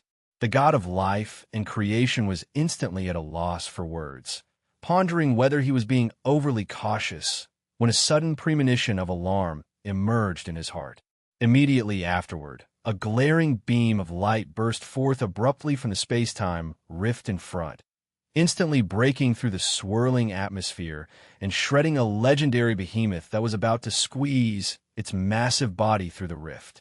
Then it was Earth God Lodo's turn to react, who, like the god of life and creation, sensed that intense feeling of danger the moment the proton ball flew out of the space-time rift.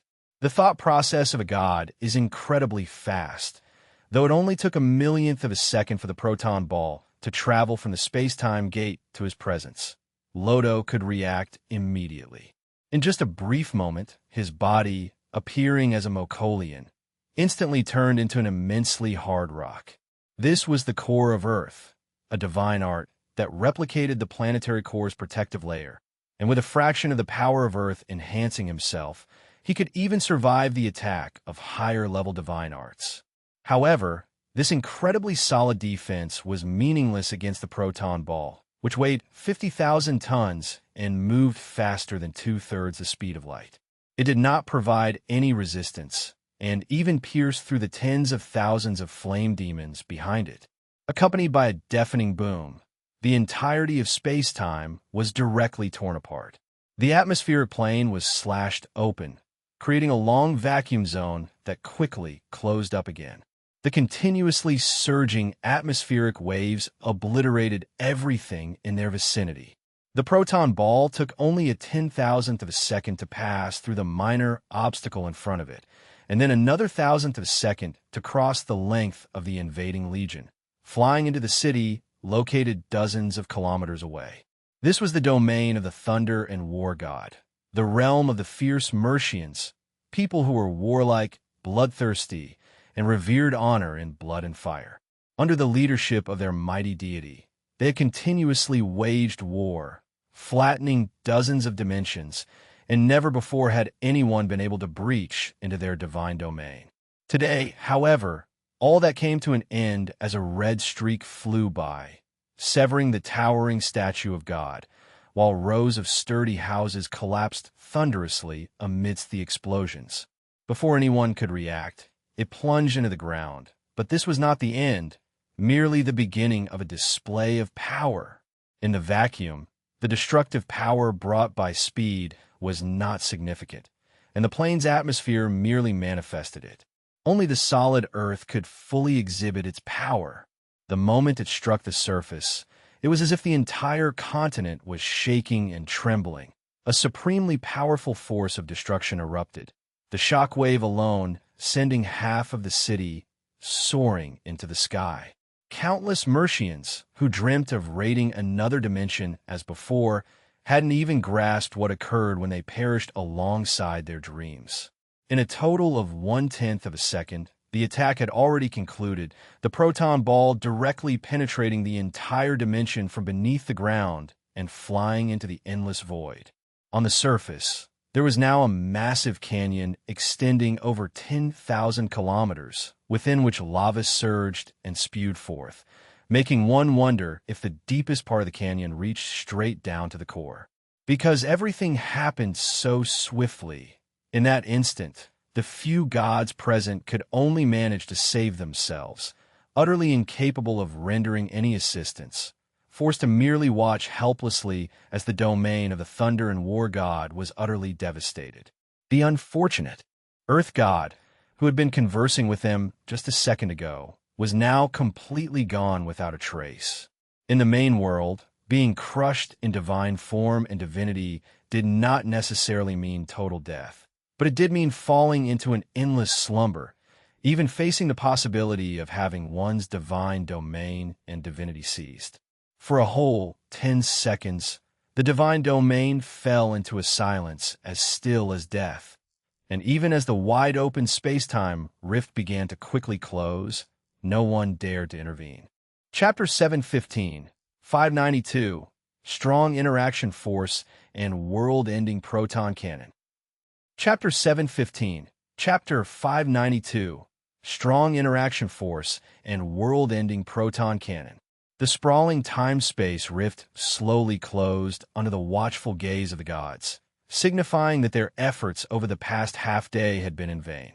However, the god of life and creation breathed a sigh of relief, for it meant they likely wouldn't face a second attack anytime soon. Yet at this moment, the true impact of the proton cannon shot began to unfurl. The formerly high-spirited army was torn in two by the surging atmospheric waves, with millions of flame demons and void giant beasts meeting their demise on the spot, without a chance to resist. The city behind them presented a scene of devastation, with more than half of it reduced to ruins. The sky filled with dust, broken building debris, and magma spewing from the Earth's depths painted a picture of doomsday. Countless believers knelt trembling on the ground, their cries of anguish filled with prayers for the arrival of the thunder and war god. Indeed, there was no need for prayers, for such immense destruction had instantly alerted the thunder and war god. The next moment, the ubiquitous dark clouds began to appear above the divine realm, slowly converging together as the furious power of thunder streaked within. Whether it was the gods present or the Melsaeans on the verge of collapse from the proton ball strike, all could clearly feel a vast and terrible pressure spreading within the entire divine realm. This was the rage of a mighty deity. The churning thunder swiftly struck down from the clouds. A lightning column over 100 meters in diameter lit up 100,000 kilometers of land, with the core brightness surpassing that of a star by more than 100-fold. The gods present promptly greeted, calling out the true name of the thunder and war god. Although all were divine beings, there existed a hierarchy among gods, divided into 4 grades from lesser divine power to great divine power. Then there was the disparity in divine duties. Take the god of flames, for instance. Their duty barely counts as a branch of the thunder duty, with its potential almost rigidly set and subject to certain restrictions. Without acquiring a second duty, they were doomed to remain a lesser divine power being for life. Both thunder and war duties, however, have broad scopes, especially the former, which is nearly fundamental to the world's existence. This made Harry one of the most powerful deities just beneath the chief deity. The terrifying pillar of thunder dissipated quickly, revealing a 90-meter-tall plasma-state giant enveloped in intense brilliance, with arcing electricity forming a long spear firmly bound within its right palm. Those incandescent, lightning-like eyes stared intently at the 5 gods before it, angrily demanding an explanation. A quarter hour earlier, Harry had been discussing strategies for an offensive against a major plane with the chief deity, only to unexpectedly sense one of his own realms suffering major damage and rushing back in haste. Reality was much more gruesome than he had imagined. A direct hit had pierced the plane from south to north. The destruction behind was even more horrifying than it seemed, because Lin's proton ball was a 2-stage attack spell. Aside from the destructive power brought by the proton ball's own mass and velocity, once it encountered resistance and began to decelerate, it would explode like an unstable bomb. Since every proton carries a positive charge, binding a large number of protons based on like charge repulsion isn't an easy task. But it wasn't impossible either. By relying on high pressure, high velocity collisions, and other artificial factors to reduce the distance between 2 protons to 10 to the power of -15 meters, they can overcome the repulsion from the electromagnetic force under the strong interaction and stick tightly together, much like how atomic nuclei are formed. Lin clearly hadn't reached the level of controlling or influencing strong interactions, so in reality, it was a matter of using some clever methods. All elements in the otherworldly realm were simulations of divine power. So Lin simply used this control over divine power to forcibly bind the protons into a sphere. 50,000 tons was his limit. The proton ball's interior was like a tightly wound spring, ready to burst forth once encountering strong enough resistance. The other half of the plane was directly turned into a plug. To repair it would require at least 1,000 years and a staggering amount of divine power. How could Harry not be enraged? The wrath of a great deity, even for gods of the same realm, was somewhat unbearable, and the god of flames hastily spoke out to explain. "Lord Harry, we were just following your orders to open a time-space rift between the moon god domain and the main world, using their feeble connection. But then we faced retaliation from the other side. The god of flames dramatically recounted the events, barely stopping short of saying outright that the enemy was too powerful and they were no match at all. Upon hearing that the other party had decimated his divine realm with a single strike and even sent the earth god into slumber, Harry also realized that things were far beyond his expectations. Previously, he had not taken the planar native who had seized the moon godhead seriously. So after obtaining the method to locate the moon god domain from the chief god, Harry did not intend to personally take action. Dismissing the minor achievement beneath him, he left it to several other gods to handle. But now, the situation had obviously changed. To shatter a divine realm in one blow was not something a newly ascended, weaker deity could achieve. It was very likely a god from an unknown, large plane, possessing strong, perhaps even great divine power. Even if he descended in person, he wasn't guaranteed victory, unless he forced the other party to leave the divine realm, or the battlefield shifted to a more equitable location. The god of flames asked cautiously. Harry's voice was cold as ice. Since he had obtained the office of thunder, he had fought across dozens of planes without ever encountering defeat, not even facing any worthy adversaries. This time, the destruction of the divine realm had sparked a fierce interest in Harry. He was the dominator of war, the executor of victory, and he longed to conquer even stronger opponents. The efforts of the gods and the sacrifice of heavy artillery were not in vain.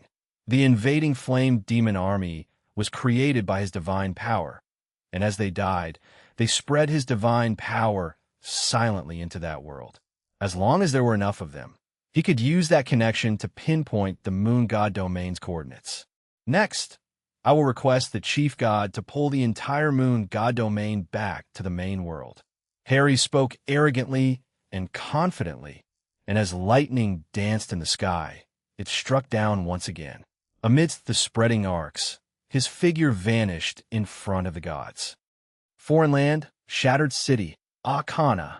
As they watched the space-time rift in the void gradually close, Herav and his companions finally let out a sigh of relief.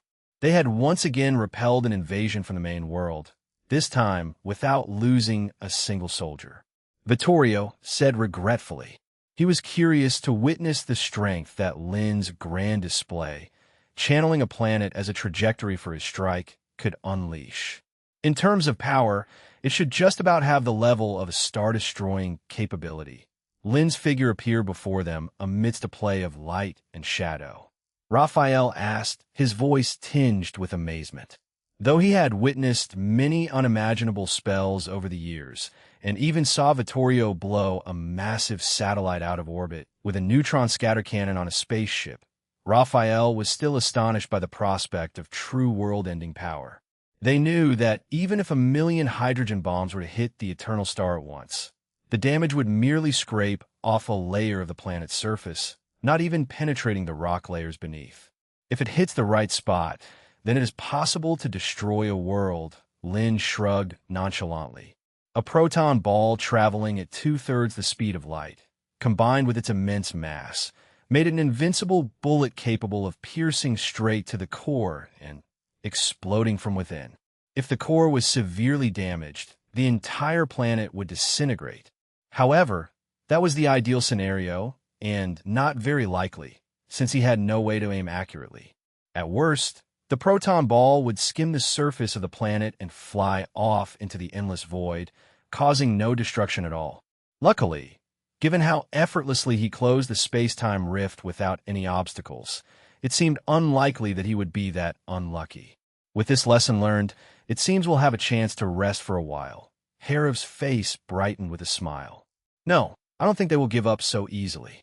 One proton cannon isn't enough to make them back down. Lin shook his head, shattering Harav's illusion. The power of the main world was not to be underestimated. Although they had killed 2 gods in succession, those gods weren't considered very powerful in the main world. Moreover, according to the information gleaned from the remnants of moon goddess Diana's consciousness, there were over 100 gods in the main world, holding countless control over planes.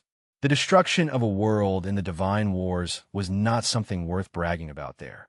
What Lin was most concerned about were those main gods whose strength he couldn't even estimate. It was clearly a new realm of power. Lin couldn't even fathom what incredible things they could achieve. Precisely controlling the 4 fundamental forces, or creating quarks, and even smaller fundamental particles. If you know someone who'd love this story, send them this video. Sharing is honestly the biggest help you can give a small channel like this. Now let's get back to it. Chapter 716, 593, Fleeing with a Planet, Running Towards Eternal Freedom. Chapter 716, Chapter 593, Fleeing with a Planet, Running Towards Eternal Freedom.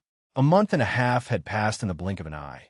Just as Lin had anticipated, the gods of the main world had not given up their covetous ways towards the exotic lands due to the terrifying might of the released proton ball, but they had become much more cautious in their invasions, no longer acting as brashly as before.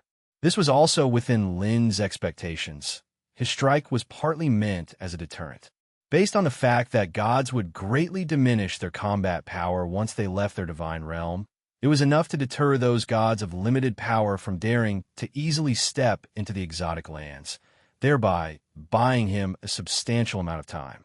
Under such pressing circumstances, the council once again accelerated their gathering of resources from the exotic lands, taking everything that could be moved. All the locations of the relatively scarce minerals were marked by Lin one by one, and then directly extracted with divine arts and hauled away by spacecraft, which was very convenient and efficient. In recent times, the wizards from the Natural Conservation Society had also quickened their pace, relying on a magic radar developed by a research institute that could detect magic power and vital signs. They crazily captured the magical beasts of the exotic lands. As of today, the varieties of magical beasts captured had exceeded 300 species, including some powerful legendary creatures. The alchemists and potion masters who loved research were so thrilled that they made new discoveries nearly every day. Besides, under Lin's manipulation, the magic power density of the entire exotic lands had fallen by more than 7 levels, with massive amounts of magic power channeled into Eternal Star, naturally advancing many apprentices of relatively low magical talent to become official wizards. The divine transformation of Eternal Star into a divine realm has also reached its most crucial moment, just lacking the core to be completely finished. However, such smooth progress somewhat unsettled Lin. In recent times, the small-scale harassment by the enemies had never ceased. Every day, millions of flame demons died within the exotic lands. Under their advanced warning and protection, only a few unfortunate laborers who happened to collide with spatial rifts were killed. At this rate, the enemies would not be able to conquer this plane even in 100 years. Such irrational behavior shouldn't be typical of the gods of the main world. Lin felt something was amiss, but their current understanding of the gods' capabilities, especially those of the chief gods, was very limited, making it hard to speculate what methods they might use to break through the spatial barriers. However, enhancing one's own power was always the top priority to counter any threat.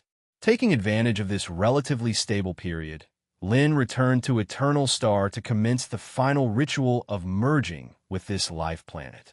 Magic power imbued with will continually penetrated deep into the ground, through the mantle thousands of kilometers thick, reaching the very core.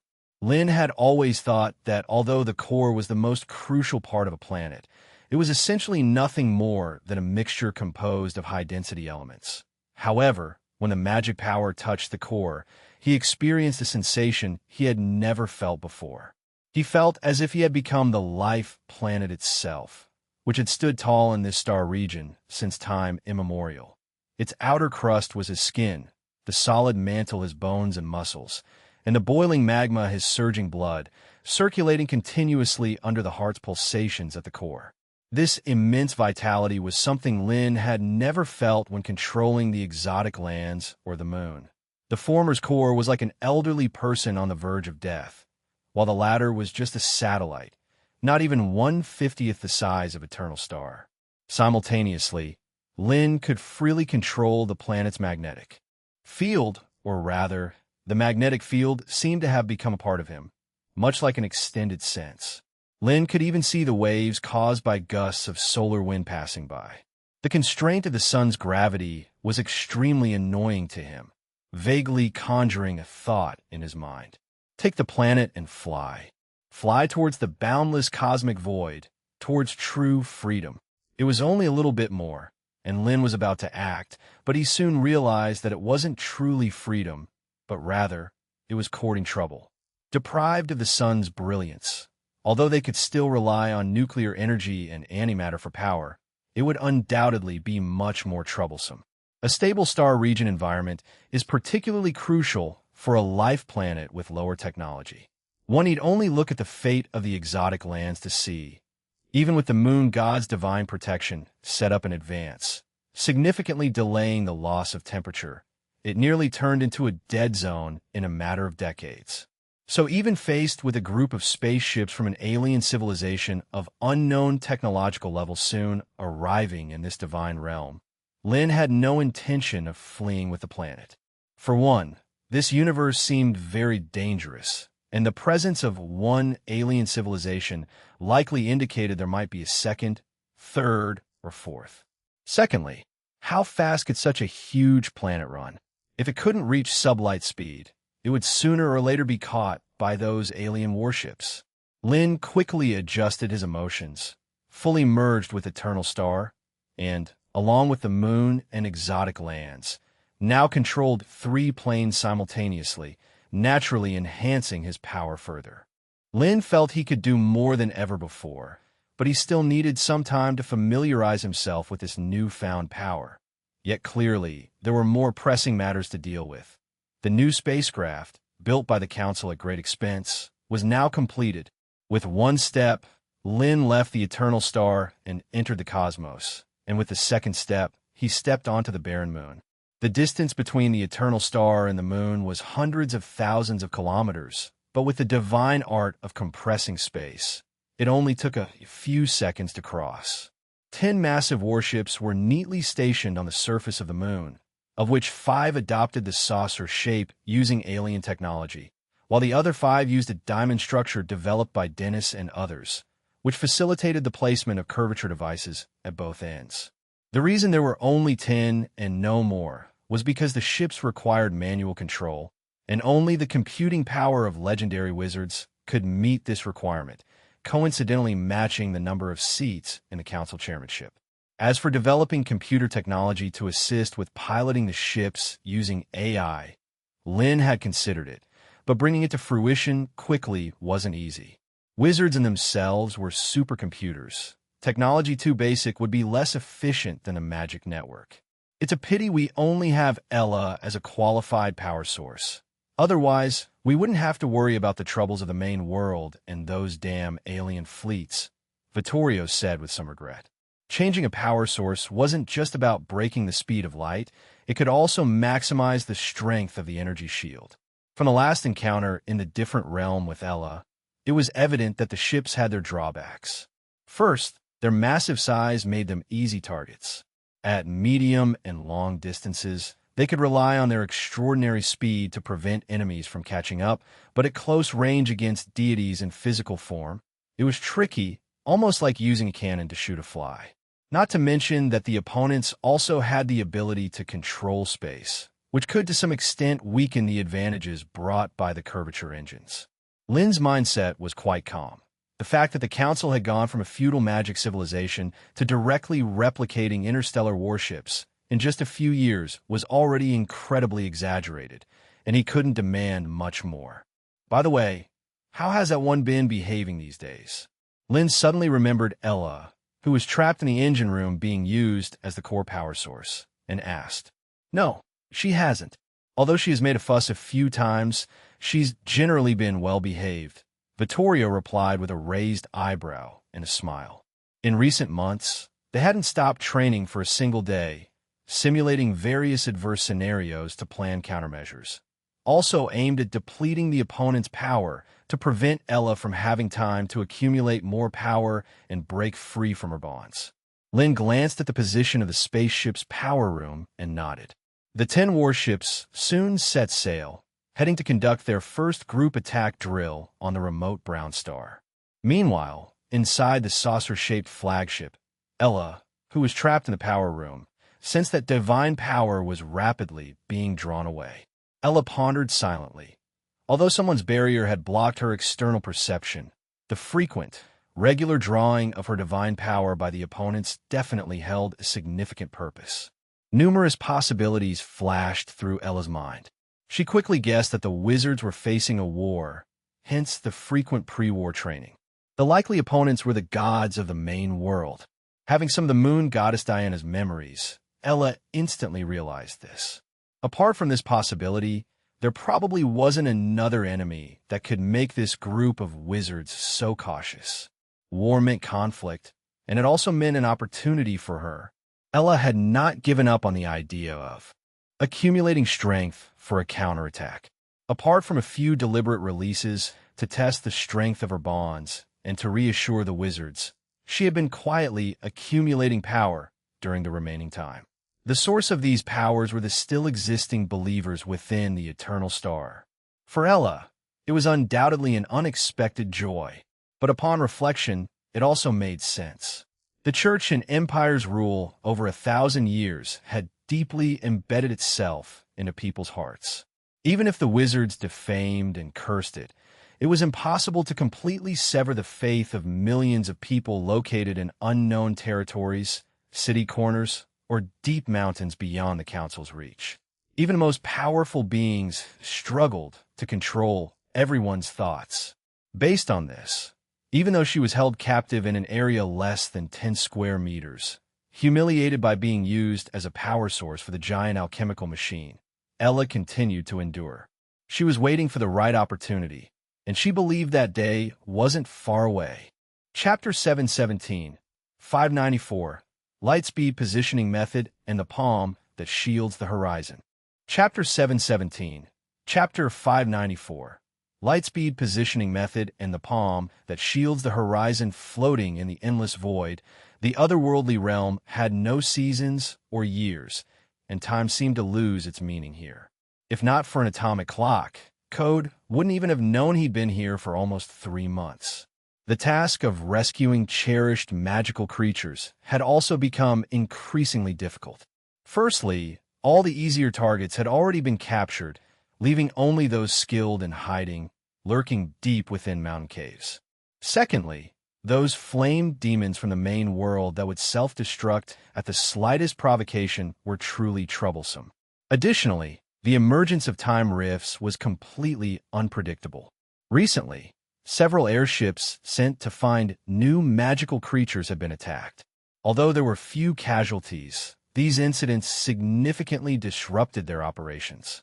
Bill, looking excitedly at the three-headed beast in the book, asked, "Exactly. This is a new species discovered yesterday.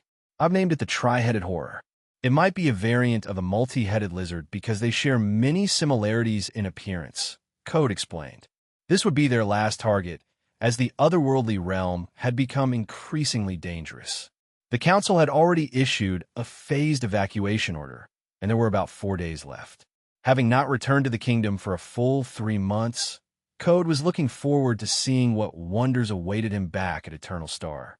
After all, between the two worlds lay a time-lapse discrepancy of 7 times, meaning that over a year and 9 months had already passed on Eternal Star.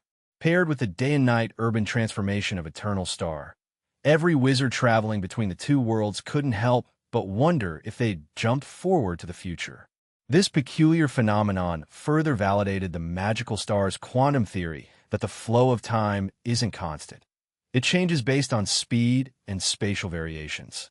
Code took more than 10 seconds to pull himself out of these thoughts. He then cleared his throat, ready to assign tasks for this operation. But before he could speak, an attendant burst in urgently. Code frowned, knowing they'd located the lair of the tri-headed horror, and they could finalize everything in just half a day. The attendant asserted with certainty. Code looked at Hill and the others, who seemed somewhat reluctant, and finally sighed. Since the Council had issued an urgency order, it meant the situation was quite dire. As for what it was, the attendant reporting didn't know, and there was no need to explain any further as the entire land began to tremble violently. "What's happening?" Hill said, alarmed, nearly hitting his head against a nearby pillar. Code spoke rapidly, his expression grave as he urgently motioned for everyone to evacuate as quickly as possible. In fact, it wasn't just the ground trembling, it was the whole planet. 5 minutes ago, in the other world at the kingdom's external command center, senior council members were discussing the kingdom's next steps. Now that all key materials from the other world had mostly been transported back to Eternal Star, it was time for a complete evacuation. Some senior wizards even suggested that they could entirely obliterate the otherworldly realm, denying the gods of the main world a bridgehead for attacking Eternal Star. However, many wizards opposed this idea, arguing that it was a pity to abandon an entire world so hastily. Moreover, the gods of the main world were currently no match for them. The invading flame demons from the main world were also just a minor nuisance. They could continue to defend this world and exploit its resources until it was utterly exhausted. Raphael warned those overly optimistic wizards. The reason the other world could still resist the main world was solely because Lin had focused most of his energy here, repairing the continual time-space rifts. However, they now faced threats from extraterrestrial civilizations in the universe, an even more urgent matter. If they redirected their forces, the stalemate in the other world would collapse instantly, and the space-time gates left here would only aid the enemy's invasion. Herav and others supported Raphael's views. The discussion then shifted mainly to when it would be most appropriate for the council to evacuate and whether or not the other world needed to be destroyed.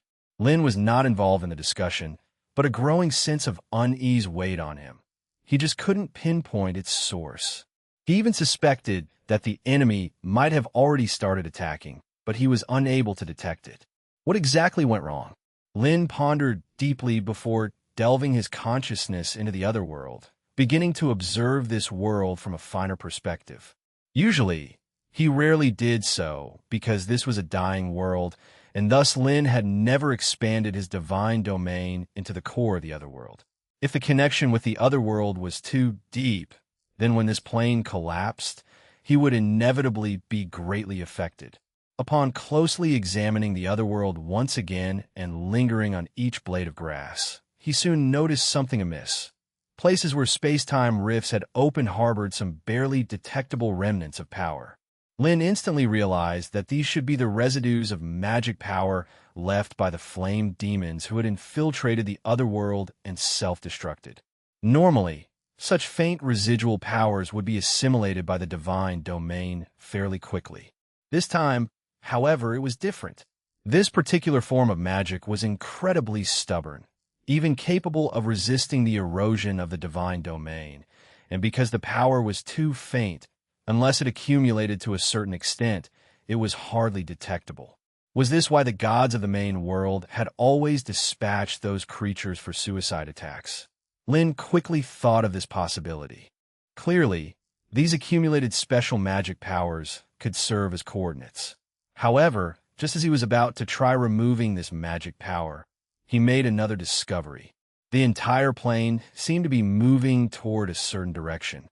Normally, this would not be a big deal because the other world had always been drifting aimlessly in the void, and in the boundless void, moving forward at a constant speed was no different from standing still without any reference points, making it impossible to determine the specific speed and direction. Yet, this inexplicable feeling was very pronounced. Chairman Lin. The sudden shout interrupted Lin's thoughts. It was Herav speaking, as they were discussing whether to spend a few more days gathering more resources to transport back to Eternal Star, when they noticed Lin's continued silence, which seemed odd. Now, immediately, Lin stood up, issuing the order with a grave demeanor. Then, looking at the shocked faces of the council members, he spoke again. Gentlemen, the war has already started. As his words fell, Lin did not offer further explanation. His figure vanished from the spot, and, at the same time, projections scattered in various locations were also retracted. This was a move to concentrate power in response to the looming threat. Lin's mysterious declaration of war followed by his immediate disappearance left the wizards present in a haze of confusion. Fortunately, they all understood that this star of magic would not be joking with them at such a time, and likely they had not detected the danger with their own abilities. A total of 270,000, most of whom are guards, with the remaining 30,000 comprising transport, reconnaissance, and collecting laborers as well as wizards. It will take at most half a day to fully evacuate. A council member responsible for statistics promptly reported. Alade roared, slamming his fist on the table. Elsewhere, Lin, having retracted all his dispersed power, was floating above the other world.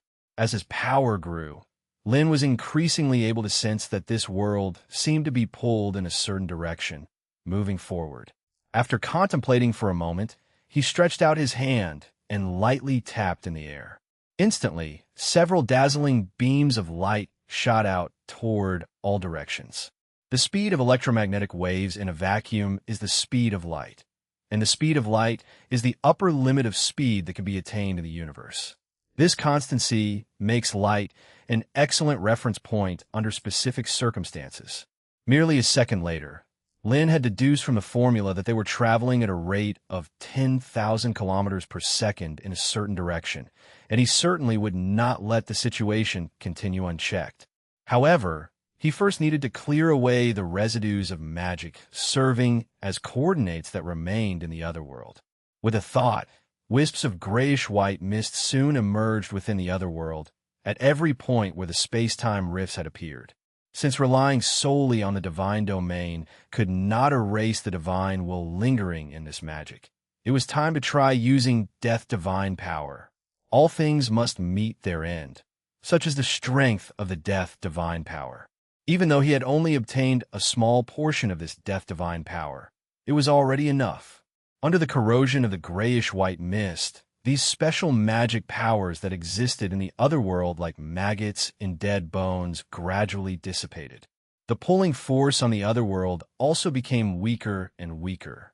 However, Lin's expression became even more solemn because the enemy's counterattack arrived swiftly, a hand, immense beyond imagination and nearly obscuring the entire view, extended out from the distant void. Its 5 fingers grabbed the otherworld tightly, like seizing a football. Chapter 718, 595, The Arrival of the Three Gods, the Brink of Shattering the Foreign Realm.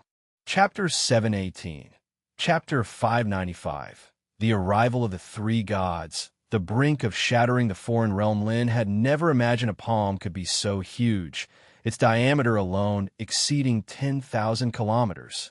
The 5 clenched fingers were like massive, towering peaks, almost completely obliterating the sky. Just then, a fierce roaring sound suddenly resonated throughout the entire dimension. It was 10 interstellar warships, previously positioned in a foreign region, activating their scattering particle cannons. Millions of neutron clusters, each nearly 1,000 tons and approaching a third of light speed, shot forth, crossing the expanse of the continent in 1/100th of a second and colliding with the sky-obscuring giant hand. Each neutron cluster was barely larger than an atom, but its destructive power far surpassed that of a hydrogen bomb. In the midst of ear-deafening explosions, the hand that blocked the sky was torn open, revealing countless densely packed blood holes under its rock-like sturdy skin, from which divine power-formed blood mist continuously erupted. Immediately after, 9 arcane gears appeared in the void, with infinite elements in the air beginning to swirl, forming rune locks that tightly bound the giant hand. Billions of tons of high pressure were instantly applied to the perforated massive palm. However, this thing was more tenacious than Lin had imagined. The locks of arcane extended from the void began showing cracks, and the blasted blood holes visibly repaired themselves at a rapid pace. Despite substantial obstacles, the sky-shrouding giant palm still clasped onto the foreign territory, as if a child had grasped a rubber ball and then began to drag it back to its original position. Clearly, after failing to stealthily change the path of the foreign domain, the opponent had resorted to the simplest and most direct method, using unmatched force to pull this dimension into an unknown realm. Lin said grimly, watching the giant palm, which was still intact even under the terrifying attack of the scattering neutron cannon. Just the magical power projection transmitted across countless billions of miles had such tremendous force.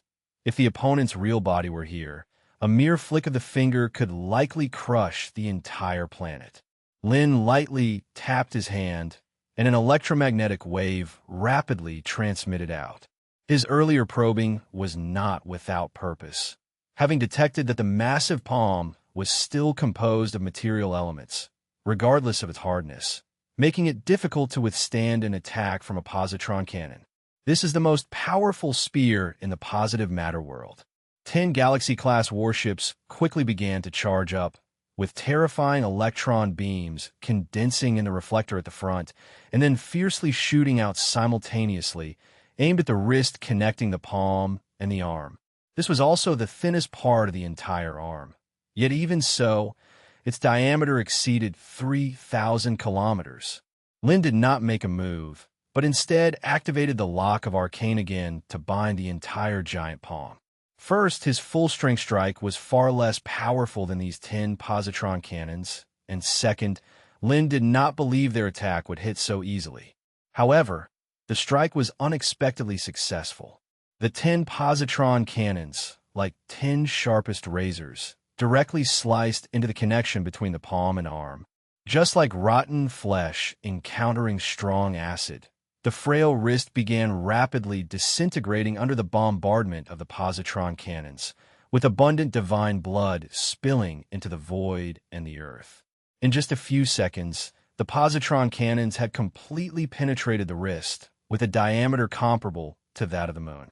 Having lost its continuous source of power, the giant hand clutching the foreign territory also began to unsteadily tremble.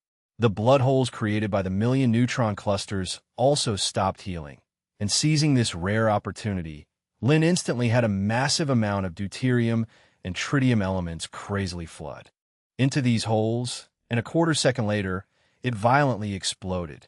A million hydrogen bombs detonating simultaneously released immense energy, powerful enough to shred a small mass satellite. Even though such thermonuclear weapons were no longer the most cutting-edge armament in the Council, they had the advantages of being cheap, abundantly available, and easy to use. Manufacturing a single antimatter required more than 1,000 times the magical power needed for deuterium and tritium elements.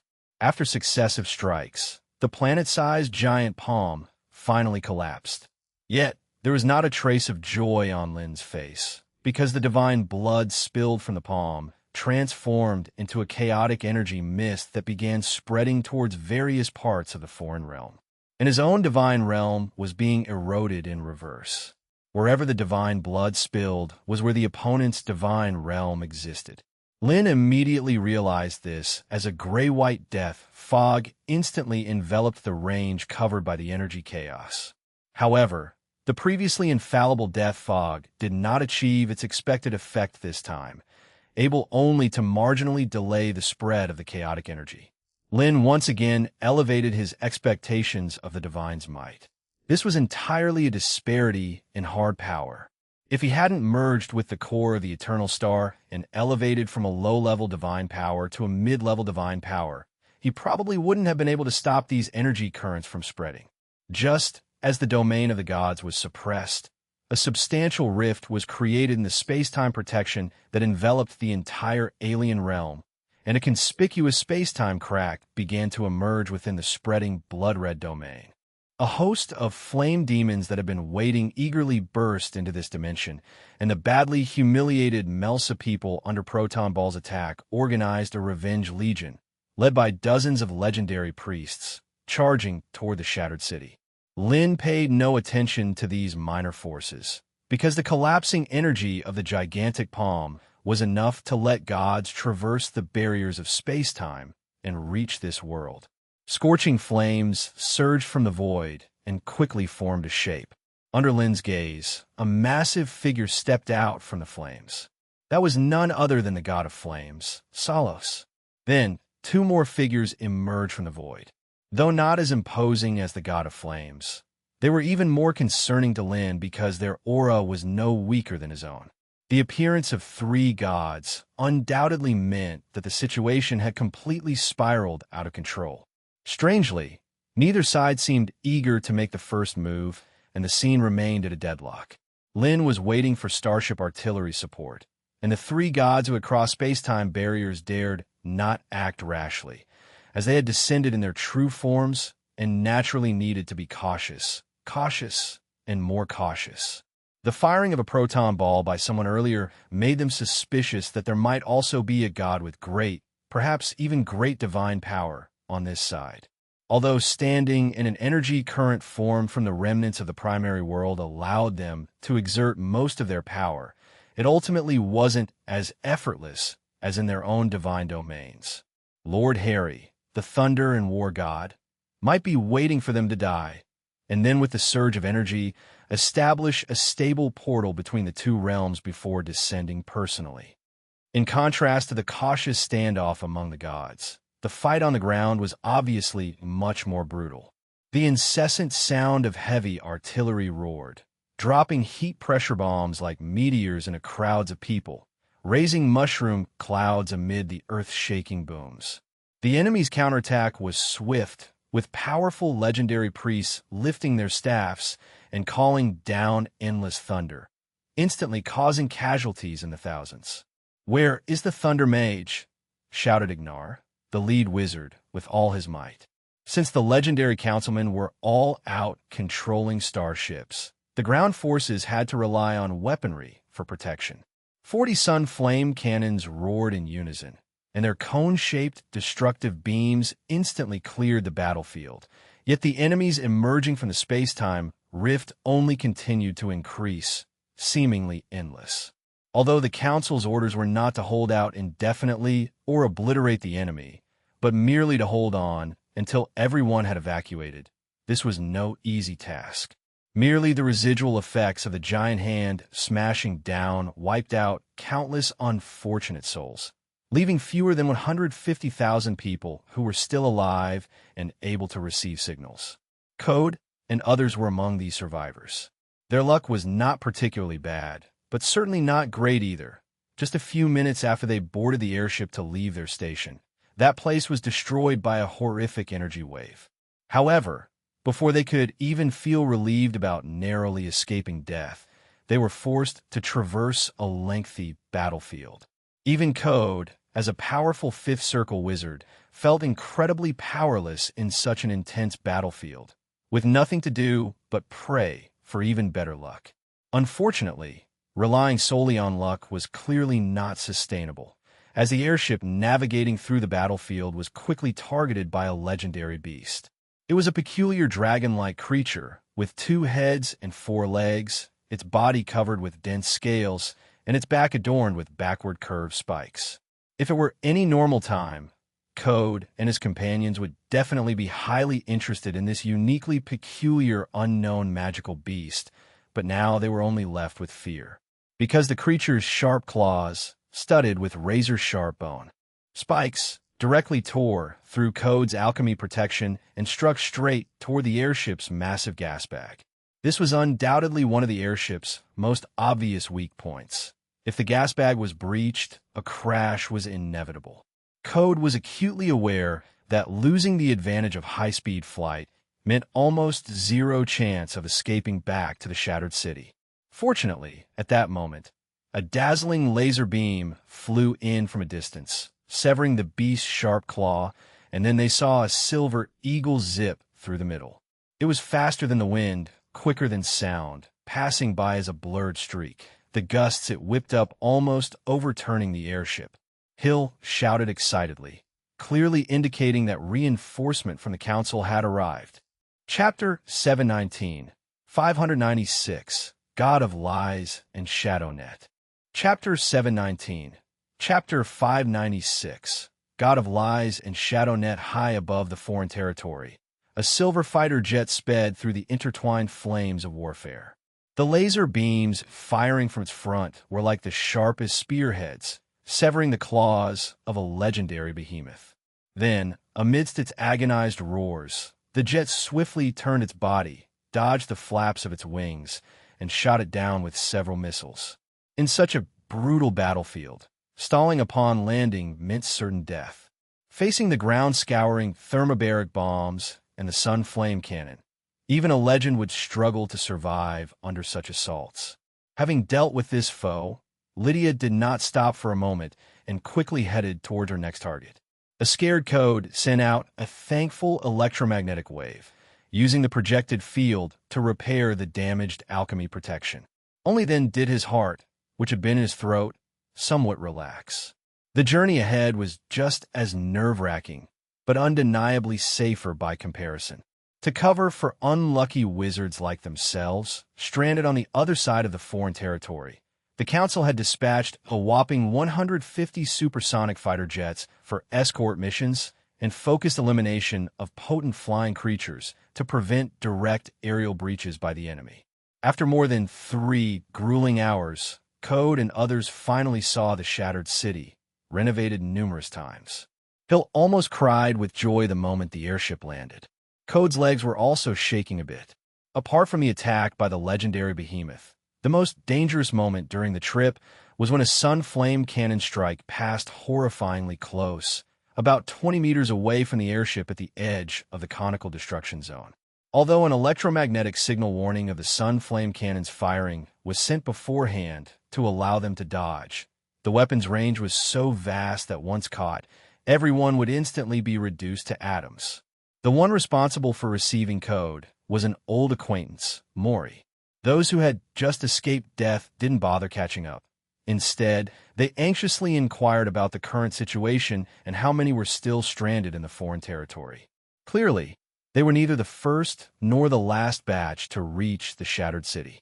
Within those 3 hours, more than 100,000 people had already been evacuated, and it was estimated that within the next half hour, everyone outside would return, and the city's defending troops would also depart. Code Fronet.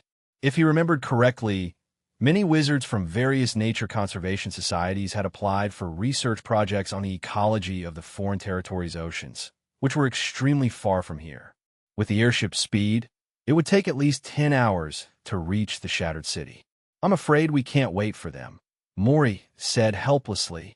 It wasn't that the council had chosen to abandon these people, but current circumstances made receiving their electromagnetic transmissions impossible, and chances were slim. The attack from the Prime World had been too sudden and too intense. Even legendary wizards couldn't withstand the energy blast from just the first wave. Those unfortunate enough to be in the blast radius almost certainly had no chance of survival.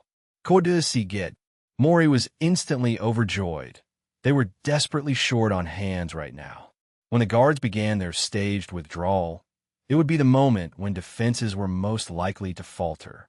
Although they planned to use hydrogen bombs to massively bombard and cover the gaps left by the last evacuating personnel, they still needed some powerful forces to ensure no accidents occurred. With the council chairs absent, the Grand Wizard was already the highest combat power they could muster.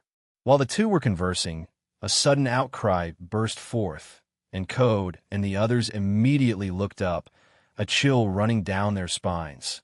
An energy-made lightsaber of almost infinite length slashed down from the sky, its terrifying force, instilling a sense of impending death among the gathered wizards. Fortunately, the lightsaber's target was not them, and it veered off to carve a vast canyon across the explosive battlefield. This was none other than the antimatter sword. As the target of a light sword attack, the God of Flames narrowly avoided being cleaved in two on the spot. Although he entered with the most impressive presence, he indeed possessed the weakest power and had been targeted extensively by Lin, which had infuriated him. The searing heat capable of distorting time-space and dissolving materials exploded from around him, surpassing the power of stellar flares. A storm of flames obscured the entire sky. Under temperatures reaching hundreds of billion degrees, all surrounding elements rapidly disintegrated, and soon, rain of fire began falling from the sky. Although this fire rain was merely the aftermath of the spell, its power remained formidable, indiscriminately striking every part of the ground, targeting both the fierce Marasai emerging from the temporal rifts and the wizards defending the shattered city. Lin dared not make his call for help too obvious. Otherwise, the beings on this planet might easily be targeted by the opponents as vulnerabilities. As for the mere 100 billion degrees of temperature, he didn't take it seriously at all. His body was already enveloped beneath a neutron shield, and the temperature necessary to dissolve neutrons was in the trillions. However, to lead the battlefield away from this foreign land and avoid causing too many accidental injuries, Lin still moved out of the coverage of the flame storms. In fact, the gods who had descended to this foreign realm did not specifically target the ants below. After all, for them, although the believers were essential for maintaining their power, in the end, even a large number of deaths were just a number. The God of Flames erupted again, but having achieved no results, bellowed in fiery rage. The God of Flames was unbearably frustrated. 3 gods had arrived in this foreign land, yet only he was visibly fighting the opponent. The God of Life and Creation had gone to deal with those strange-looking alchemical creations which posed no small threat, while the God of Lies, Ankara, had been hiding in the shadows since the battle began, only stepping in to help at critical moments. At the shout of the God of Flames, Lin immediately became alert. compared to the god of flames, who only had weak divine power and couldn't pose a significant threat. It was the other god, whose priesthood and power were completely unknown, Lin truly feared. Lin's internal senses had expanded to their limit. A sudden, inexplicable sense of crisis emerged, but the area was so filled with the opposing divine power that it was impossible to pinpoint this unknown god's specific location. Where could it be? Lin was guessing the opposition's priesthood and potential abilities, and the sense of crisis in his mind grew stronger. This left Lin utterly puzzled. He was under the safeguard of a neutron shield, and even for gods with medium divine power, breaking through this protection was no easy task. Since the threat did not come from the outside, it had to be coming from within. The next moment he realized this, Lin found that part of his magic power had suddenly gone out of control. No, that wasn't the right way to put it, because this part of magic power was never his own to begin with. The one who acted was the god of lies, Ankara, whose priesthood involved deception and disguise. He could even integrate his magic power silently into the divine power of other gods, striking a deadly blow at the most critical moment. Shadow Net. Silently, the divine power spread across the entire area, turned into fine threads, instantly forming a vast network of shadows, which quickly closed in, covering thousands of kilometers of airspace within it. Trapped in it, Lin was like prey captured by a spider, a strange tearing force applied simultaneously to his body and soul. The true form of the god of lies, Ankara, finally revealed itself. 100-meter-tall blood desire mother, all blood red with peculiar mottled patterns on her back, her huge, limb-like legs trembling on the shadow net like plucking strings, channeling invisible force through the threads into Lin's body. Her eight-eyed head opened its mouth full of sharp teeth, seemingly looking forward to relishing in this feast. Chapter 720, 597, Slaying Gods Again, the Godhood of Lies. Chapter 720, Chapter 597, Slaying Gods Again, the Godhood of Lies. The attack of Ankara, the god of lies, was undoubtedly very sudden. While Lin was engaged in an aerial combat with the god of flames, Ankara began to lay out her trap. She quietly infused her own divine power into the surrounding area, even deciphering and disguising it as Lin's magic power, undermining the neutron shield from within. Lin, bound by the threads of the shadow net, immediately fell into danger. These threads bore some resemblance to his own lock of arcane, both being constructs of high-dimensional space, stretching from 4 dimensions to entangle macroscopic matter, microscopic energy, and even souls. Ankara, in her immense form as the blood desire mother, tentatively used her segmented limbs to climb over the shadow net towards Lin. After confirming that there was no chance for him to escape, she became impatient and swung her huge segments to move forward. The complexion of the god of flames was terribly ugly because Ankara's shadow net trapped Lin but also isolated herself. Until now, he was the one taking the hits, confronting the opponent head-on, and now, when it was time to reap the rewards, the god of lies intended to monopolize everything without sharing a bit. The divine authority should be mine, Ankara, the god of flames said, quite irate. From the previous confrontation, it was clear that the opponent was a deity of medium divine power. If he could obtain the deity's divine authority, he would certainly be able to escape the plight of being a lesser god. This was why he had actively requested to step into this dangerous divine realm. However, Ankara, the god of lies, did not care at all about what the god of flames had said. The threat of a lesser god meant nothing to her. Finally, having caught a deity as prey, Ankara wanted it all for herself. More importantly, she was well aware that once the Great Harry arrived, she would have no claim over this divine realm. Hence, divine status, divine authority, and divine power were the true prizes she could seize for herself. As the two gods from the main world began to dispute over how to divide his corpse, Lin's expression remained calm, without a trace of panic for being trapped. Because the most dangerous enemies are those lurking in the shadows with unknown strengths and capabilities. Once they are out in the open, they lose their threat. This enigmatic calm somewhat hesitated Ankara, even slowing her advancing motion by half a beat. But in the end, she could not resist her longing for divine status and authority. The only thing she feared now was the possible presence of a great god, but judging from her earlier probing, it seemed he was not in this plane. Otherwise, she would have been crushed long ago, not still here waiting. At the moment the massive blood desire mother drew near, Lin suddenly spoke. Ankara, the god of lies, who was about to strike, paused her movement, because as Lin spoke, a strong sense of impending peril filled her mind. Although Ankara was loath to believe that the god bound by the shadow net posed a threat to her, the sense of crisis surging within her could not be faked, and her 8 segmented limbs abruptly hoisted the shadow net. The densely interwoven shadow threads in the void enveloped Lin completely, forming a sealed cocoon around him. However, even so, the danger was not eliminated, and Ankara realized that the peril did not come from Lin inside the shadow net. In the boundless void, 10,000 kilometers away from the shadow-covered area, 5 warships dealing with an energy beast suddenly changed direction. Within their forward reflector mouths, dreadful electron beams rapidly converged.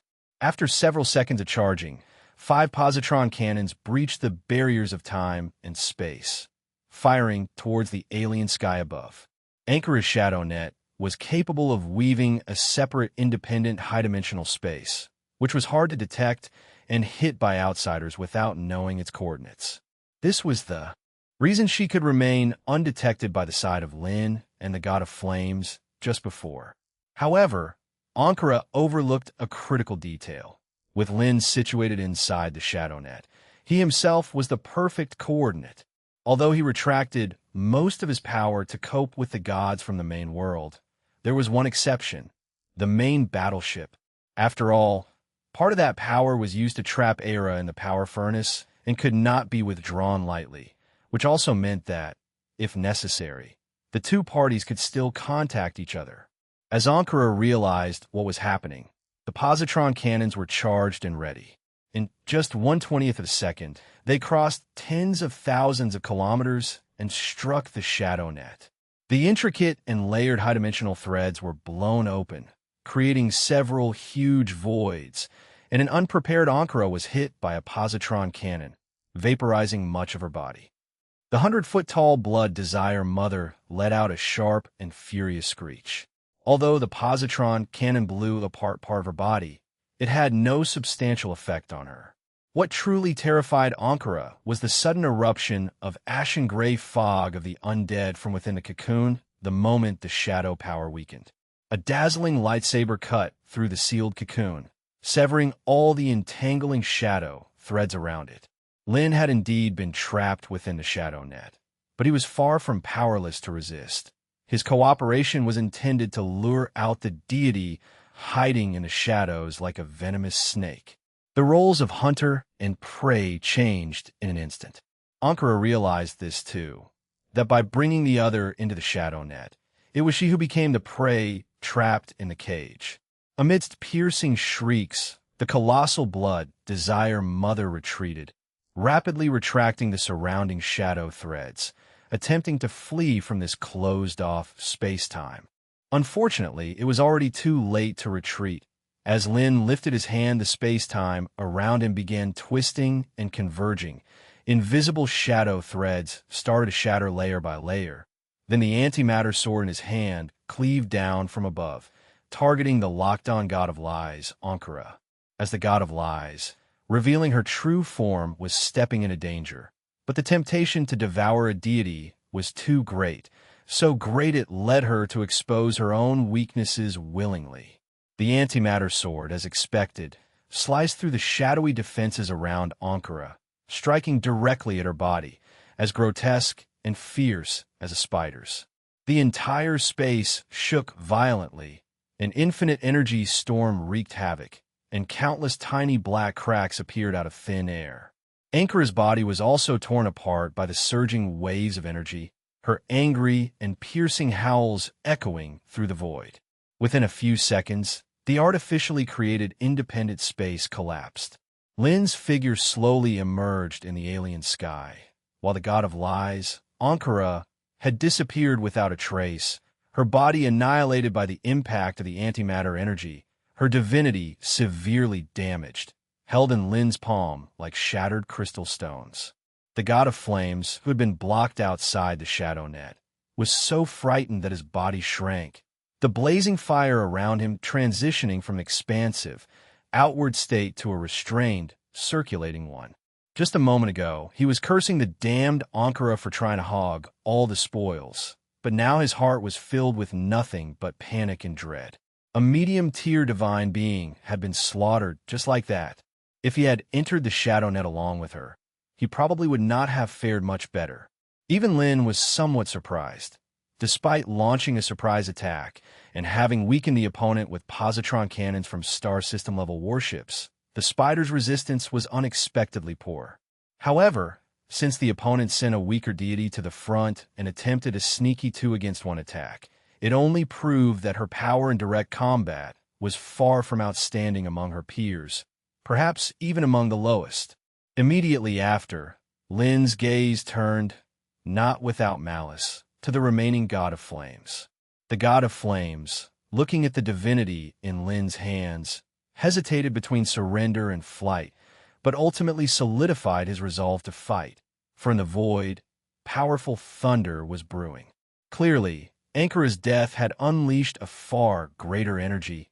The great god Harry was about to descend. Lin also instantly realized that the electromagnetic field in the alien territory was going out of control. Was there a divine presence related to electromagnetic force?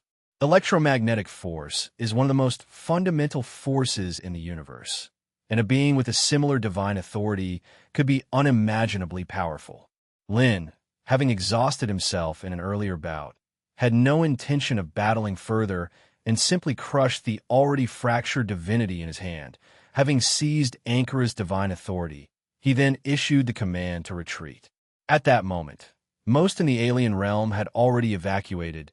Dozens of wizards combined their strength to toss out all the hydrogen bombs reserved by the Council, using the series of exploding mushroom clouds as cover to abandon the shattered city and retreat back to the moon fortress in the vast cosmos. The last to evacuate were naturally those 10-star system-level warships. Compared to Lin's close-quarters battle, their fight was much simpler, attacking from a great distance at super-high speeds with the spaceships. It seemed the deities blocking them did not intend to fight to the death either, so overall, there was no great danger. Upon receiving the signal to retreat, they broke off from the tussles with the energy behemoths and pushed their engines to the limit.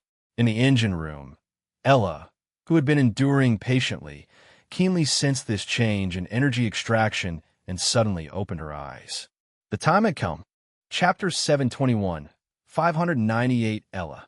How can you still possess such great power? Chapter 721, Chapter 598 Ella. How can you still possess such great power? Main world. In the boundless void, 10 interstellar warships simultaneously pushed their cruising speeds to the limit. Although only one flagship could break the speed of light, even the other 9 warships had reached their maximum speeds, covering a distance of 10,000 kilometers in 1/15 of a second. However, once they actually started moving, Vittorio discovered that the surrounding space had somehow been blocked without his notice. The ships, sailing within it, were like vessels trapped in a mire, their speed greatly reduced. Herav immediately realized, unable to figure out when they had entered the opponent's divine realm. They could only muster all their power, diverting Ella's divine power, to break out of this blocked space. On the other side, the god of life and creation since the fall of the god of lies, Ankara, hesitated for a moment but then launched an attack immediately. He was well aware that if he failed to achieve any merit and simply watched the enemy escape, the furiously great god Harry would not let him off easily. The boundless void around quickly became his own divine realm. During the previous struggle with these strange creatures, he was not inactive. The energy beasts created by divine power were not merely sacrifices. After their deaths, the residual divine power would leave coordinates behind. Using this as a base, he could construct an independent divine realm space. Large amounts of energy remnants wandering in the void gathered together, forming dozens of light figures over 10 meters tall, with the distinct features of your people, their bodies forged from light and the power of faith. Such creatures of light naturally moved incredibly fast, even passing through the interstellar warships whose speed had drastically dropped under the influence of the divine realm. Vittorio asked hastily. An assistant nearby responded quickly. 7 seconds was undeniably a brief span, and 2 seconds had already passed by the time they finished speaking. Yet for a high-level battle, every second was precious. As soon as the words were spoken, a giant light figure had already caught up, wielding a giant light sword, slashing at the even larger spaceship ahead. Avoidance was out of the question. This was where interstellar warships were at a disadvantage when facing gods. Their overly large size made them into huge targets. Once embroiled in close-range combat, some powerful weapons became difficult to use. The 10-meter-tall figure of light could certainly be considered a giant, but in front of a warship over a kilometer in diameter, it seemed as minuscule as a mosquito. Inside the spaceship, red warning lights flickered on the projection screen. Vittorio also activated the flagship's protection system immediately. However, the outer layer of protection, the electromagnetic barrier, was not activated, and the light sword truly struck the outer shell of the spaceship. It was then that Vittorio realized something was wrong and sharply turned to look towards the engine room. Indeed, Ella, who powered the spaceship, had become restless and directly cut off the power supply. The flagship, which was supposed to leave the divine realm's range, had instead come to a complete stop. Inside the engine room, the lock of arcane that tightly bound Ella was stretched to its extreme, seeming like it could snap at any moment. Vittorio couldn't help but curse out loud. If Ella broke free at this moment, they would undoubtedly all die here. A voice timely resounded within the ship, followed by the manifestation of a shadowy figure. This was Lynn's residual force left in the engine room, which had provided the coordinates for those 5 antimatter cannons earlier. However, Vittorio was somewhat hesitant. He did not believe that a mere incarnation could stop the moon god. The protection inside the engine room enclosed Ella from sensing the outside world, meaning Ella might not even be aware of the crisis they were facing. Since she chose to act up, there must be something she was relying on. Nevertheless, Vittorio also understood that the threat from outside was equally urgent. Although the ship's hull was made from a special metal capable of withstanding a close-range nuclear blast, it still had its limits and could not completely stop an attack from a god. The incarnation clearly didn't give Vittorio a chance to choose, as it immediately stepped into the engine room after speaking. From the outside, the engine room seemed quite small, with an area of just over 10 meters square, but in reality, the space had been expanded, as large as a house. Inside, numerous locks of arcane extended, binding Ella at the center, most of which had already burst open. The stepping incarnation wasn't surprised. As divine power surged, the dim chains on the ground revived with energy, snaking back towards the center. Ella also noticed the anomaly here. She immediately recognized that the one trying to stop her was just an ordinary incarnation, and her surprise was overshadowed by elation, for this confirmed her assumption that amidst the struggle with the gods of the main world, they simply couldn't afford to tend to her. Throughout recent times, the moon divine power that had been quietly accumulating suddenly erupted, breaking all the locks of arcane that bound it. A bright moon appeared inside the engine room, signaling that Lynn had pushed the divine power to its utmost limit. The entire space violently shook, even dispersing the necromantic fog that lingered within. With a wave of his hand, endless starlight coalesced into an illusory crescent moon spear, which crossed the boundaries of time and space at great speed, crashing down towards the apparition that had appeared in the engine room. Sturdy arcane gears materialized in the void, only to be instantly penetrated by the spear formed from starlight. But these slight impediments were enough. As the spear veered and sped past, piercing through the engine room and even the entire spacecraft. Yet, the apparition showed no sign of backing down, still blocking the only exit, with two bluish orbs in its palm attracting each other and rotating continuously, emitting a terrifying aura.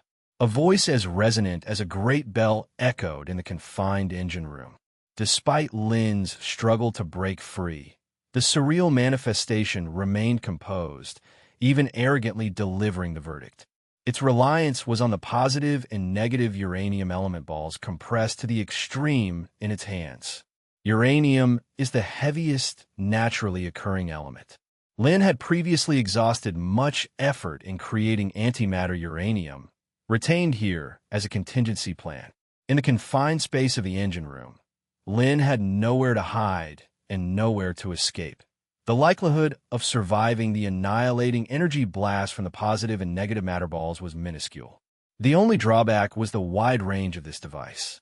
Once detonated, not just the engine room, but nobody aboard the entire spacecraft would be spared. Lynn sensed the significant threat from the two positive and negative matter balls, his face full of disbelief. How could a mere apparition wield such powerful magic? The surreal apparition stated coldly, trapping a living deity in the spacecraft's engine room to serve as a power source, and even allowing some degree of power restoration, Lynn naturally would not be unprepared. To ensure the situation remained under control, he reserved abundant divine power here, most importantly able to harness the energy of the two onboard positive and negative matter fusion reactors. As he said, these powers might not suffice against a deity in its prime, but for Lynn, who had lost his divine realm and believers and was greatly weakened, it was enough. The surrounding gray-white necromantic fog had completely dissipated, replaced by massive positron beams, which floated freely in every corner of the engine room, forming an invisible ceiling prison. Lynn stared fixedly at the surreal apparition, his expression fluctuating. The power from the two fusion reactors continued to be drawn upon. Each moment's delay diminished his chances of escape. But to perish along with an apparition and a spacecraft was undoubtedly a losing strategy. Moreover, since he had already achieved part of his goal, the notion of a desperate fight to the death evaporated. Lynn's apparition evidently noticed Lynn's hesitation, which was within his expectations. The multiple layers of lock of arcane reappeared, sealing the engine room once again. The two positive and negative uranium element balls in hand were then tossed up, hovering at the top of the engine room, ready to detonate immediately should any extreme reactions occur. When the surreal apparition stepped out of the engine room again, the situation inside the spacecraft had become extremely critical, as three beings of light had breached the hull's defenses and barged in. Vittorio had almost single-handedly stalled these pure energy beasts until Lynn's apparition intervened, ultimately eliminating them all. Vittorio asked with immense surprise, as a silver moonlight spear had just shattered the spacecraft's defenses, and he thought Lynn was about to break free entirely. Lynn did not explain his actions, but found it strange that the god of life and creation, who had trapped them in this divine realm, did not seize this rare opportunity to attack. Unknown to Lynn, just as he had drawn those two positive and negative uranium element balls, the god of life and creation had also felt that powerful energy fluctuation. To avoid being ambushed like the god of lies, he chose to watch from a distance, merely manipulating shadows of light in an attempt to harass and damage the spacecraft. Chapter 722, 599. As long as Ella cooperates enough, we can win this battle. Chapter 722, Chapter 599. As long as Ella cooperates enough, we can win this battle. A resplendent beam of light streaked across the pitch-black expanse of the void, breaking through the barrier of the divine kingdom and extending into the space-time rift that led to the moon in a foreign realm. The restarted spaceship raced along the trajectory left by the beam at an unimaginable speed. However, before returning to the Eternal Star, Lynn had one last thing to do, which was to destroy the entire foreign realm. Accomplishing this was not an overly difficult task, The battered world was already teetering on the brink of collapse. All that was needed was a sufficient force to completely shatter it. And Lin's choice was the most thorough one, igniting the core of the planet. Vittorio said with emotion. Before the spaceship entered the space-time rift, the destruction had begun, and the cooling core erupted with its final surge of strength. Hideous fissures spread across the Earth's surface as torrents of terrible lava erupted from ground, forming soaring columns of fire that tore the land apart, bringing ruin to all creatures lingering within the foreign realm. The warlike Marseille people had just burst through the gates of Shattered City, ready to celebrate yet another victory, only to be engulfed by the magma bursting forth from beneath them. Even the legendary priest displayed looks of horror, radiating the brilliance bestowed upon them by the gods to the fullest extent, but it was all in vain. Neither the sturdy divine art's shields nor any attempt to fly out of the realm could avert their doom. Apart from the true deities, no life could survive such a catastrophe. What the thunder and war God witnessed upon their arrival was a scene of such carnage, with millions of Marseille people perishing at the same moment, their souls entering the divine kingdom. While the deaths of believers were merely an early harvest of nourishment for the gods, paying such a hefty price only to gain a collapsing plane was unbearable. The god of flames, Salos, was the first to face the wrath of this great deity. Flame was subordinate to thunder in divine rank, and although there was no servitude between them, such hierarchical oppression was more dreadful. Salos was well aware that if it weren't for the rules set by the chief god, the thunder and war god would have already waged a divine war against him to reclaim this fragment of lost power. Thus, Salos had not a shred of divine pride before the great god Herav, quickly recounting everything that had happened since his arrival in the foreign realm, and explained that he was merely a lesser deity, powerless to intervene when even the god of lies, Ankara, had been slain by the enemy. The death of Ankara was sensed by the thunder and war god the moment they stepped into this region.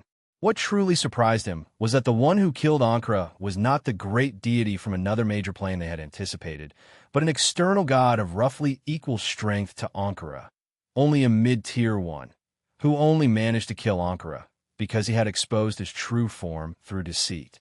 The Thunder and War god was extremely irritated. Without precise coordinates, finding a completely unknown plane was as fantastical as a wild goose chase. That may not necessarily be the case. A glimmer of light and shadow emerged in the void, and the one who spoke was none other than the god of life and creation. He didn't wait for Herav to question or accuse him, but spoke again. As he spoke, the god of life and creation spread his hands open. Bright moonlight blossomed in his palm, and the figure of Diana was quickly revealed within. This was not Diana's true form, but an incarnation. To avoid a miscalculation in the engine room, Diana had made preparations from the start, projecting a part of her power outwards even as she threw the moonlight spear. The Thunder and War god mocked the palm-sized aura, as powerful surges of thunderous energy swirled around him. The immense pressure caused the moon behind Diana to tremble unstably. Despite facing a great deity far more powerful than herself, Diana did not back down. Her gaze was piercing, and her expression composed as she explained, "The moon goddess Diana was not slain by me. I merely received her relics and blessings. The wizard who killed her is our common enemy. I believe you've now witnessed those massive alchemical creations capable of ultra-high-speed movement and firing devastating energy cannons." Diana continued to emphasize the council's immense strength and invincibility, seeking to heighten her own value, and then she stated unequivocally, "Do not underestimate the power of those wizards.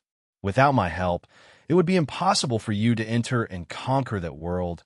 I smell the scent of lies, moon god." Herav cut off Diana flatly, his voice cold and resounding in the void. The next moment, a powerful arc of electricity struck the slightly illusionary projection of the moon. The spreading lightning soon engulfed Ella, bringing with it a soul-deep pain and numbness. The Thunder and War god burst out laughing. a lesser divine being with weak divine power, who had just attempted to deceive him, was unworthy to discuss cooperation. The thunder and war god reached out and grasped Ella's incarnation of the full moon within his palm. This incarnation held a part of Ella's soul, linked to her true self across time and space in a subtle way. If a god's life could be used as a source of energy, it would be enough to open a sufficiently large space-time passage to accommodate a powerful deity passing through. In a vast universe, within an unknown galaxy, Vittorio and the others who had successfully escaped back to the moon all breathed a sigh of relief. The situation had been incredibly dire. They had almost believed they would be forever stranded in the boundless void. As the severely damaged spacecraft slowly landed inside the moon base and no enemies emerged, everyone finally relaxed completely. Looking up at the huge, azure eternal star in the sky, they couldn't help but marvel at the beauty of life. They had all survived. Not a single one of the 10 ships was missing. Truly a fortunate stroke of luck amidst misfortune. With that, the threat from the main world has been lifted, hasn't it? Raphael said in a relaxed tone as he stepped out of the spaceship. After all, there's a 7-fold difference in the flow of time between the two worlds. They wouldn't need to worry about those gods from the main world coming after them for a considerable length of time. But just thinking about those alien fleets gradually approaching the eternal star gave Raphael a massive headache. In this clash with the gods of the main world, they had gained little advantage and suffered significant losses, with even the main ship sustaining serious damage. No, it's not that simple. I think it won't be long before they truly step into this world, Lin countered. But you've already blown up the foreign domain, so those gods shouldn't be able to get the coordinates of the eternal star. Vittorio couldn't help frowning. Indeed, they don't have the coordinates of this life-giving star. However, that doesn't mean they have no other means of locating it, Lin said, turning her head toward the direction of the main ship's power room. During her battle with the moon god, she had noticed something the deity was doing but hadn't concerned herself with it. Or rather, she had deliberately allowed it to happen.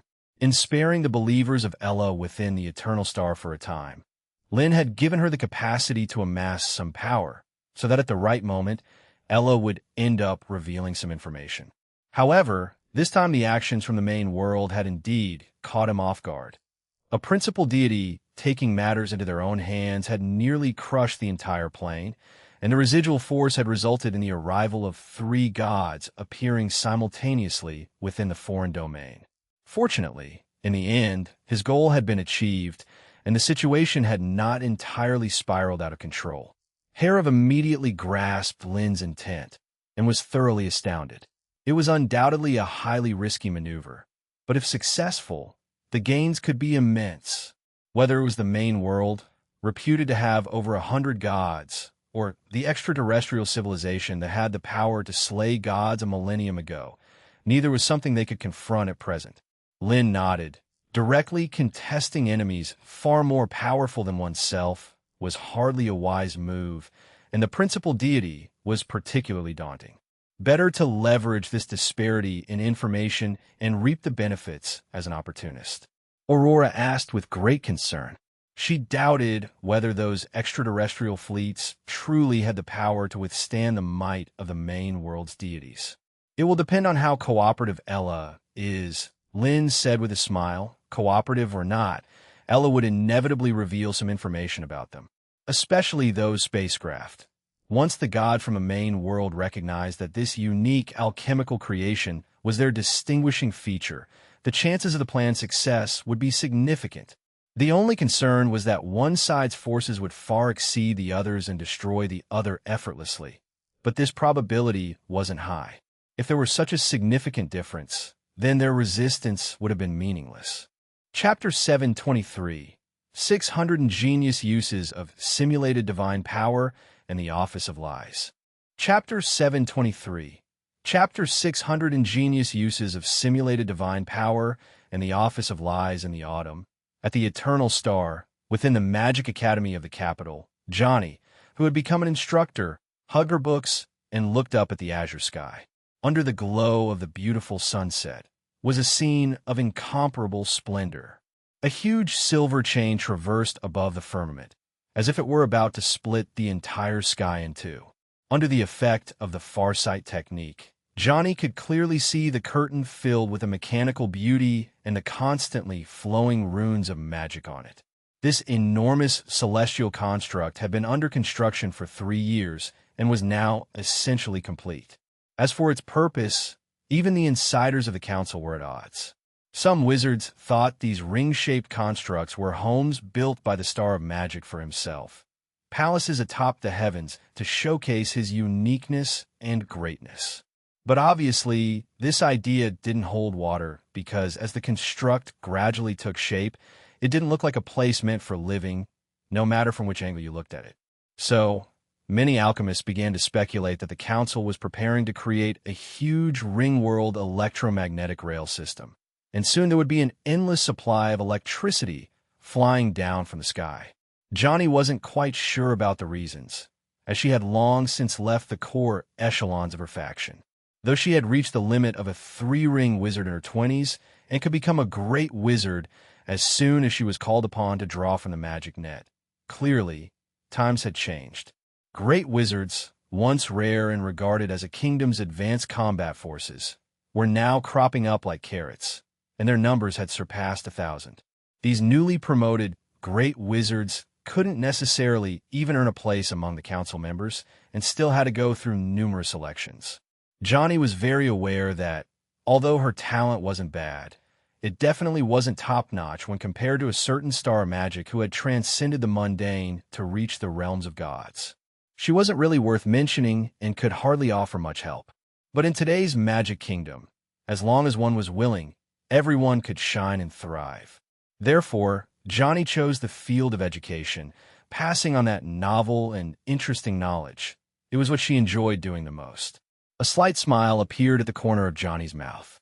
Suddenly, a hand gently patted her shoulder.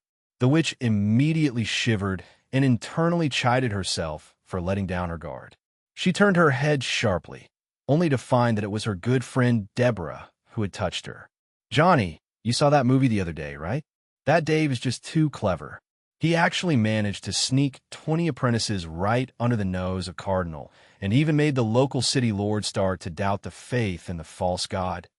Deborah chattered excitedly about the plot of the movie, her face flushed with excitement, evidently not having completely snapped out of the tense and thrilling storyline. Due to having been brought up in Wizardland, Deborah was unaware of the kingdom's past history, and she was rather indifferent to the disputes between wizards and the church. But after watching the movie, she was shocked to realize how bad some people could be. Those priests not only enslaved the poor together with the nobility, but even fabricated the so-called heaven. In reality, they were using the souls of the believers as nourishment to sustain their god. So, while watching the movie, Deborah was indignant, wishing she could join the fray and fight side by side with Dave by casting magic, only calming down a bit when Dave eventually avenged his fiancée at the end. She grew even more excited about the upcoming sequel because she heard that it would feature a story about the Star of Magic. But with several months to go until the sequel's release, Deborah couldn't wait, and so turned to Johnny, the only one who might know all about it, as her source of inquiries. Johnny sighed with a hint of helplessness. Since last night, plenty of people had already asked her the same question, but in truth, she knew nothing, and had no choice but to repeat the story that she and Lynn had agreed upon initially. She had told this fabricated story almost 1,000 times, to the point where even she was starting to doubt if it was real. Now, hardly anyone would believe that the renowned Star of Magic, back when he was in the Empire, was just a wizard apprentice who had learned magic for half a year. She had taught him herself. Johnny's thoughts drifted further and further away, recalling the days of their escape in the Empire, as well as remembering Kent, Buck, Baigu, and their teacher Crow. After the Council's counterattack on the Empire, Johnny had tried to find news about her teacher, but unfortunately, heard that Crow had been burnt at the stake among a crowd of believers after being taken to the Holy City. A tinge of sorrow enveloped Johnny's heart, but it was quickly dissipated because the church's dark reign had thoroughly ended. No longer would people be sent to the stake for seeking knowledge. As Johnny and Deborah reminisced about the old days, Dave's Chronicle 2, the secret of the moon god, was spreading like wildfire throughout the kingdom, and the protagonist actor suddenly became the hottest figure in the Magic Kingdom. The plot of the movie stirred up a storm overnight. Because while the plot is thrilling and the storyline stimulating, it also reveals the nature of faith, exposing the so-called heaven of the moon god as an utter scam. All the poor who worship the moon god, after their death, their souls are stored away, serving as nourishment for the ascension of the false god. With the first film laying the groundwork, drawing the empathy of the masses through Dave's experiences, the second film's effect in unveiling the truth was surprisingly good, as most commoners, limited in education, didn't understand such highbrow stuff as acting. In their eyes, this was a true story happening right before them, perfectly displaying the insidious faces of the priests and bishops, topped with the terrifying ritual of soul sacrifice, no doubt causing widespread panic among the kingdom's poor. Some serfs who still clung to the habit of praying secretly rushed home in horror to smash the statues of the moon god they'd covertly venerated, even wailing and begging the wizards to save their souls. And the wizards of the Parliament had long since prepared the secret baptismal potion. Of course, this potion didn't have such miraculous effects as to erase faith directly. And in truth, these shallow believers didn't even need psychological treatment. The potion had only two effects. It was beneficial to one's health, making one feel spirited, but only after undergoing extreme pain first. This was both a small benefit and a punishment, for pain was necessary to learn a lesson. Anti-belief also became the mainstream in the kingdom now, with targeting the remnants of the church as one approach, and preventing scheming wizards from replicating Ayla's method of ascending to godhood through faith. This wasn't an unfounded fantasy. Over the years, the Parliament had arrested quite a few wizards attempting to turn back the clock of history, either because they lacked talent and wished to improve their power to break through, or due to their wild ambitions to become gods themselves. However, as the Parliament's control over the kingdom grew stronger, and with the popularization of the magic net, the number of wizards taking desperate risks had significantly decreased. With the craze of Dave's Story 2 sweeping the kingdom, the Parliament also issued the order to arrest the followers of the moon god. Thanks to prearranged plans, this was in fact a net closing operation, cleaning up all those lurking within the kingdom who aspired to cause trouble, including remains of the church and nobles. Terrar and others who were infuriated and fearful of the airing of Dave's story were arrested before they could even meet to discuss their next plans, and the musket workshop they had just established with great effort was directly nationalized. They were not the unluckiest of a lot. A member of a moon worship sect organization inside the kingdom didn't realize until the arrest that out of 30 members in the organization, 20 were undercover agents, including the founder. The whole organization was a bait. The comprehensive report on the believers was soon delivered to Lynn's hands. Lynn flicked through the booklet filled with names and identities, and all the information was displayed in his mind. This number was more than he had imagined. After all, those recorded in the register were either unrepentant, devout followers or traitorous schemers in the shadows. It should be noted that in that battle with the church, Ayla sacrificed all the devout believers, and now there were still so many. After pondering for a moment, Lynn realized that their radical reform plans for the continent had offended too many people's interests. Unable to resist the Parliament with their own power, the revival of the moon god had become their only hope to reclaim their former rights, and naturally, their faith would grow stronger. The reporting wizard asked cautiously, "Just keep them detained for now. I have some use for them," Lynn said with a wave of his hand, yet without any intention to disclose his plans. He had kept this group of followers within the kingdom to make Ayla's escape seem more natural, to attract the attention of the gods from the primary world to strike at the right moment, helping to fend off threats from the cosmos. As for now, they had a new use while in a foreign land. Lynn had managed to kill a god and take over their divine office, the name of which was deceit, and he had only experimented with its disguising effects so far, which could mimic other gods' divine power using the rules. If used well, this could be a powerful trump card, and Lin intended to apply it to Ayla's followers. However, how to utilize the connection between faith and the gods to further strengthen his control over the situation was a question that needed to be pondered. Luckily, there were enough test subjects to withstand some experimentation.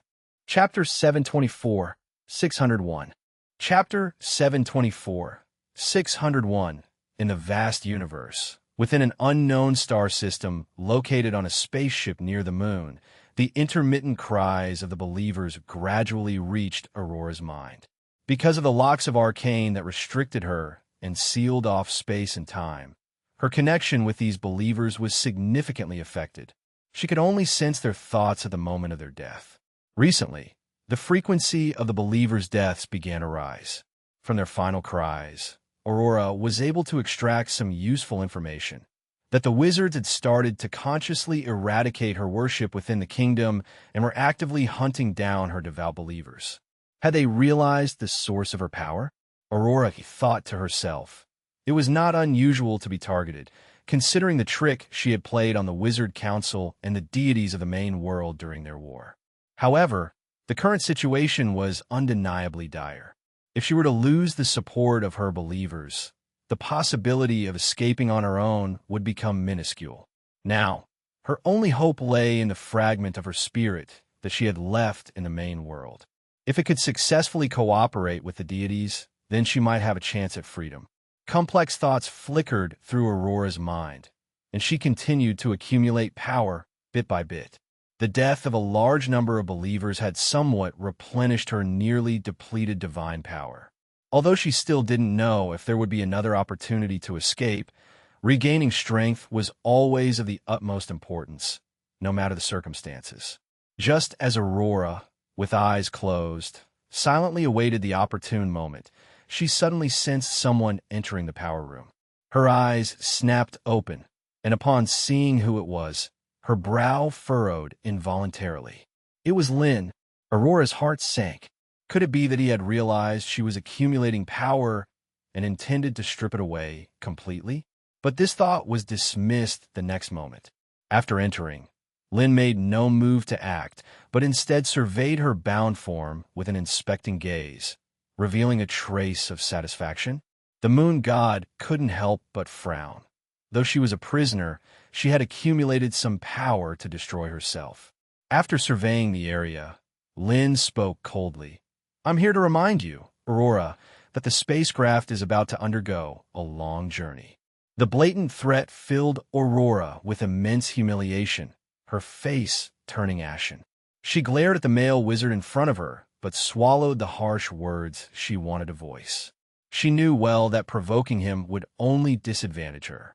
It was then that Lin raised his hand, and more locks of arcane surged up, reinforcing the protections. Aurora did not struggle further, confirming Lin's belief that his tampering with the powers of faith had gone unnoticed by her. Having confirmed this, Lin no longer pretended to test her.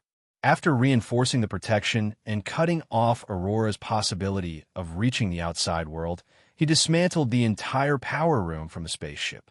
He then took the power room back to the massive projector located in the firmament of the Eternal Star. This massive projector had been under construction for over 2 years. Its base was applied with anti-force field magic, enabling it to float in the air.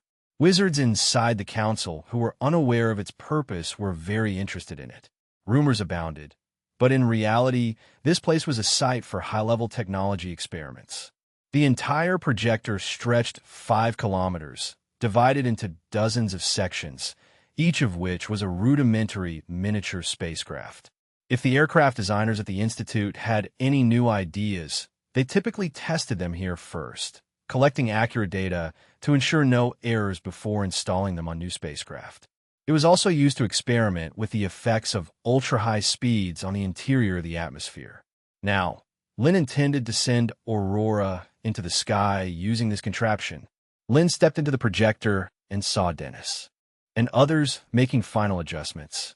Almost. The previous tests went very smoothly.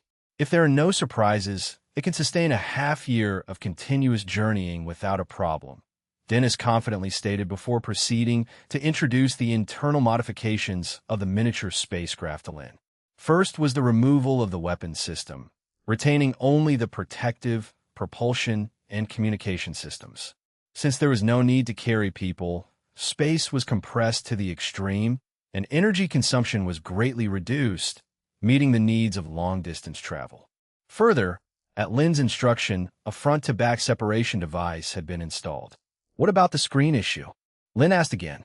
Previously, in the process of traveling at extremely high speeds, because the spacecraft's speed surpassed that of light, the information carried by light was compressed, creating a sequence of jumbled light spots. Dennis replied helplessly. The communication device mounted on this miniature spacecraft was the latest model. Aurora had improved the light projection magic. Now, there would be no more chaotic images like before, as the data would be transmitted back via quantum entanglement, achieving the purpose of communication. The only downside is that there might be some delay, potentially affecting the precise targeting. Lynn nodded his head. It was good enough that the issue with the light screen could be solved in such a short amount of time. Even with some drawbacks, it didn't matter much. They weren't planning on waging interstellar war. Conveying the information back was sufficient. Lynn patted the power chamber floating behind him and placed it into the specially designed groove on the spaceship. After performing some adjustments and ensuring everything was correct, Dennis pulled the starting switch. The outer circle of runes lit up one by one, and after a few seconds of charging up, the simple spaceship, just over 10 meters tall, vanished right before everyone's eyes. It moved so fast that even Lynn could only see a trail of afterimage. Lynn silently muttered in his heart. Now, all they could do was wait. 3 light years away, 5 times the speed of light, which meant they could encounter each other in just over a month, under the time flow that was 7 times faster in the main world. Even if the gods chose to cooperate with the avatar sent out by Alara, for the 5 days should not be enough for a large-scale invasion. In the vast universe, the second spiral arm, 15 massive disc-shaped warships rapidly traversed the stellar dust cloud known as Corda. Already 100 atomic hours ago, the executive officer aboard the Isosceles triangle-shaped flagship had awoken from his slumber. There was still a significant amount of time before they would reach their target, but space travel inherently meant taking risks. Some powerful civilizations could even extend their defense networks to extremely remote areas, and they had entered the cautionary range of most star system-level civilizations, risking being attacked at any moment. How is the preliminary observation of that star system going? The executive officer looked toward the long-shaped monitoring officer, communicating through emitted electromagnetic waves. The so-called preliminary observation was the decoding of information carried by the light received by their spaceship. The greater the distance, the fuzzier the information.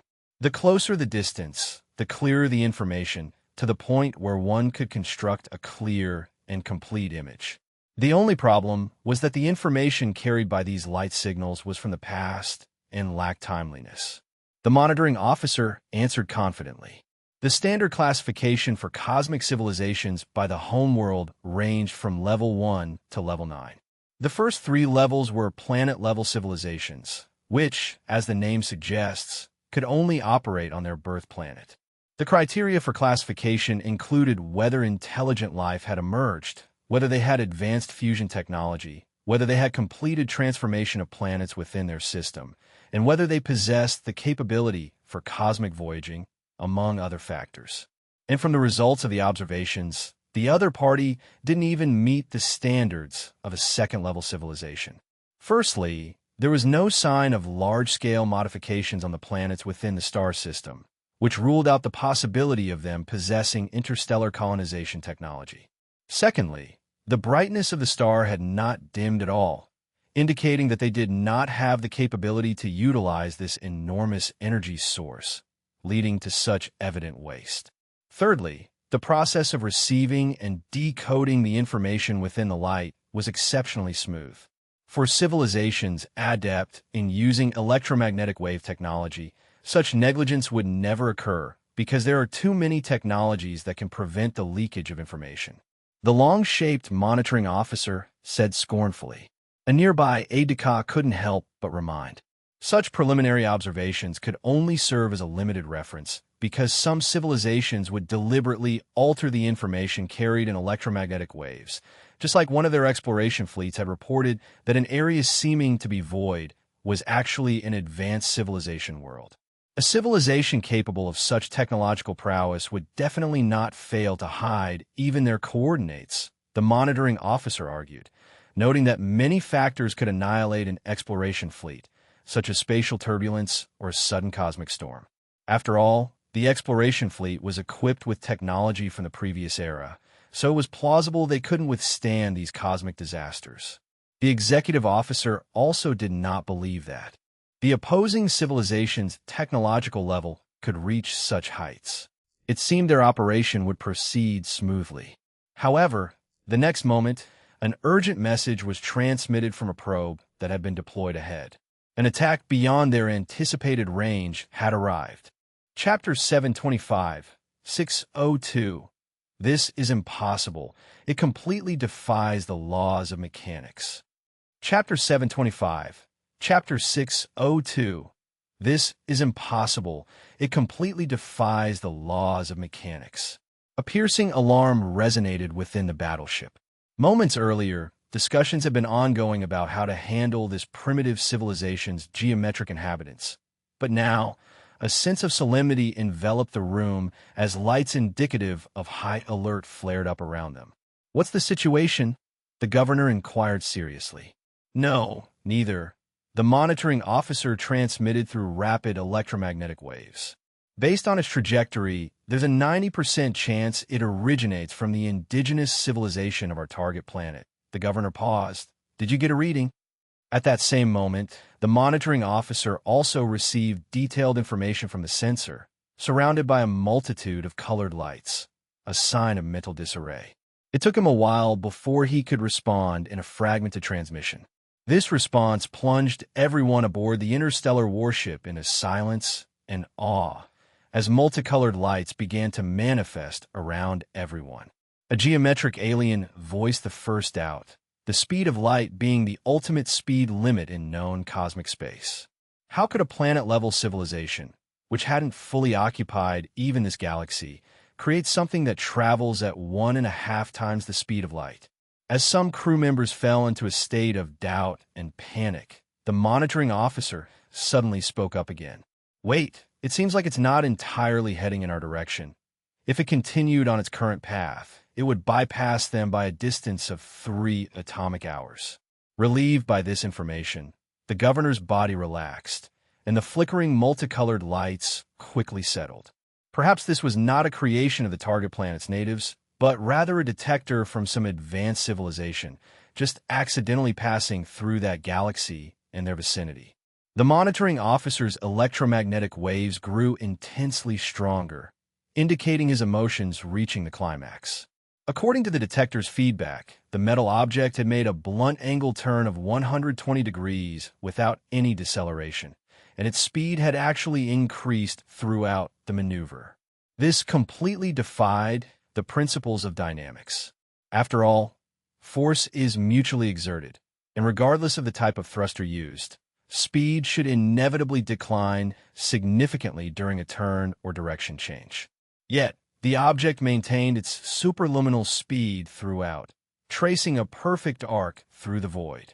No, the monitoring officer suddenly thought of a type of engine that might be capable of such a feat, but before he could speak up, an electromagnetic wave had already transmitted the information. Declared the governor, his body emanating light that signified terror, growing increasingly intense. Like a contagious disease, this terror spread throughout the spacecraft. Everyone understood what the curvature engine implied. It represented the pinnacle of research from their home world, a technology still veiled in secrecy, and yet their adversaries had mastered its use. A geometric alien, square-shaped, was particularly panicked. From a moment they received the coordinates, he had suspected deceit. After all, considering the long time that had passed, the sudden transmission from those missing exploration fleets was utterly abnormal. The only explanation was a bait, a trap to lure them. "The governor transmitted urgently," replied the monitor, filled with terror. The governor commanded decisively with the highest intensity of electromagnetic waves. At such close range, with no signs of deceleration, and instead, a further increase in speed, it meant that the object was not here for peaceful communication or negotiation. There was only one possibility left. The object was here to destroy them. And with their navigational speed at a disadvantage, there was no possibility of escape. Powerful electromagnetic waves transmitted the signal. 15. Disc-shaped warships immediately opened their vessels' launch ports. Dark black dots rapidly formed in the void, and then the point expanded explosively 1,000 atomic seconds later, transforming into intense beams of light from various directions, striking towards the unknown metal object. This was the superweapon capable of destroying a planet in an instant, the Star Annihilation Cannon. Elsewhere aboard the Eternal Star, within the Council's Combat Command Center, a gathering of speakers and senior council members was convened. According to Lynn's estimates, their rudimentary spacecraft would meet the alien fleet within a few days. Everyone was waiting for this final moment to arrive, which, to some extent, would directly determine the fate of their planet. However, the tense mood didn't last long, as the process was too boring. For several days, the images transmitted back to the screens showed no change. It was hard to even spot a stray cosmic meteor in the field of view. Lynn, however, did not let his guard down. On the third day of their surveillance, about 1 billion kilometers away from their location, several man-made objects distinct from meteors and natural debris were detected. Seconds later, these objects, which seemed to be about 10 meters in size and likely detectors, sped towards their spaceship. "It looks like we've been discovered." Vittorio's expression immediately grew serious, and they regretted not having equipped their spaceship with weapons, which could have destroyed these objects. Lynn said calmly. He had deliberately removed the weapon systems from the spacecraft for a reason. One reason was that the weapons on the spaceship were not advanced enough. Antimatter technology was more comprehensively controlled by the opponents, and using scatter neutron cannons was even more out of the question, as that would have been considered plagiarism and could lower the enemy's estimation of their strength, thereby arousing their suspicion. The second reason was to remove the encumbrance, which maximized the speed and flexibility of the spaceship. Lynn was acutely aware of their advantage. The control over high-dimensional space granted them super-high speed. Since the speed of light is the limit in low-dimensional space, either energy or physical weapons would find it difficult to match the spaceship's speed level. If they could not concentrate their firepower, even the most powerful weapons would be meaningless. Lynn, a staunch advocate of the doctrine of speed advantage, undoubtedly took this strategy to its limits. Since they had already been discovered by their opponents, there was no need to conserve energy. The alchemy array set up on the spaceship began frantically drawing divine power belonging to Ayla, 7 times the speed of light. The detectors trying to approach and block them were instantly left behind in this high-speed chase. Lynn's goal was singular: to get the spaceship as close as possible to the alien fleet, then open the space-time gate between the two realms, ideally casting part of their warships through it. If everything went as planned, Ayla's incarnation left in the main world should have formed an alliance with the gods there. Now that their disc-like spaceship had become their symbol, if this fleet suddenly appeared in the main world, it would inevitably be attacked. Moreover, the alien fleet under attack would be on high alert, and the likelihood of the two sides engaging in combat was extremely high. Lynn stood up and sent out an electromagnetic communication. In the kingdom's prisons, wizards who had been prepared for some time executed all of the moon god's believers detained therein. The entire execution process was quite simple. Every prison had been equipped with fire magic, so the more than 300,000 believers of the moon god died almost simultaneously. The immense power of faith quickly transcended the barriers of time and space, flowing into Ayla's divine essence. One moment, Ayla was struggling due to the continuous draining of her divine power, and the next, she felt her divine essence replenished for the first time, recovering from her drained state. With hardly any hesitation, Ayla began to use this surging power to assault the shackles binding her, although she didn't yet understand what had happened. However, the simultaneous death of so many followers hinted at a conspiracy to Ayla. A bright full moon rose in the power room, and the arcane chains binding her began to tremble violently. However, Ayla, who was now fully leveraging her power, was horrified to find that she had lost control of her strength. A familiar yet distinctly foreign divine power burst out within her divine essence. When the distance between the two was only 1,000,000 kilometers, and the 15-star annihilation cannons were primed to fire, the entire spaceship began to distort and disintegrate, and a rift in space-time was torn open. Herav looked at Lin, somewhat surprised. Wasn't it planned to engage once they approached the fleet? No, this isn't my doing. Lin frowned slightly. He had just used a countermeasure installed in the moon god Faith to halt Ayla's resistance, hoping to open the space-time gate between the two realms when needed. There was only one possibility left. Someone from the main world had used Ayla's incarnation to open the channel first. They had indeed come to the same conclusion.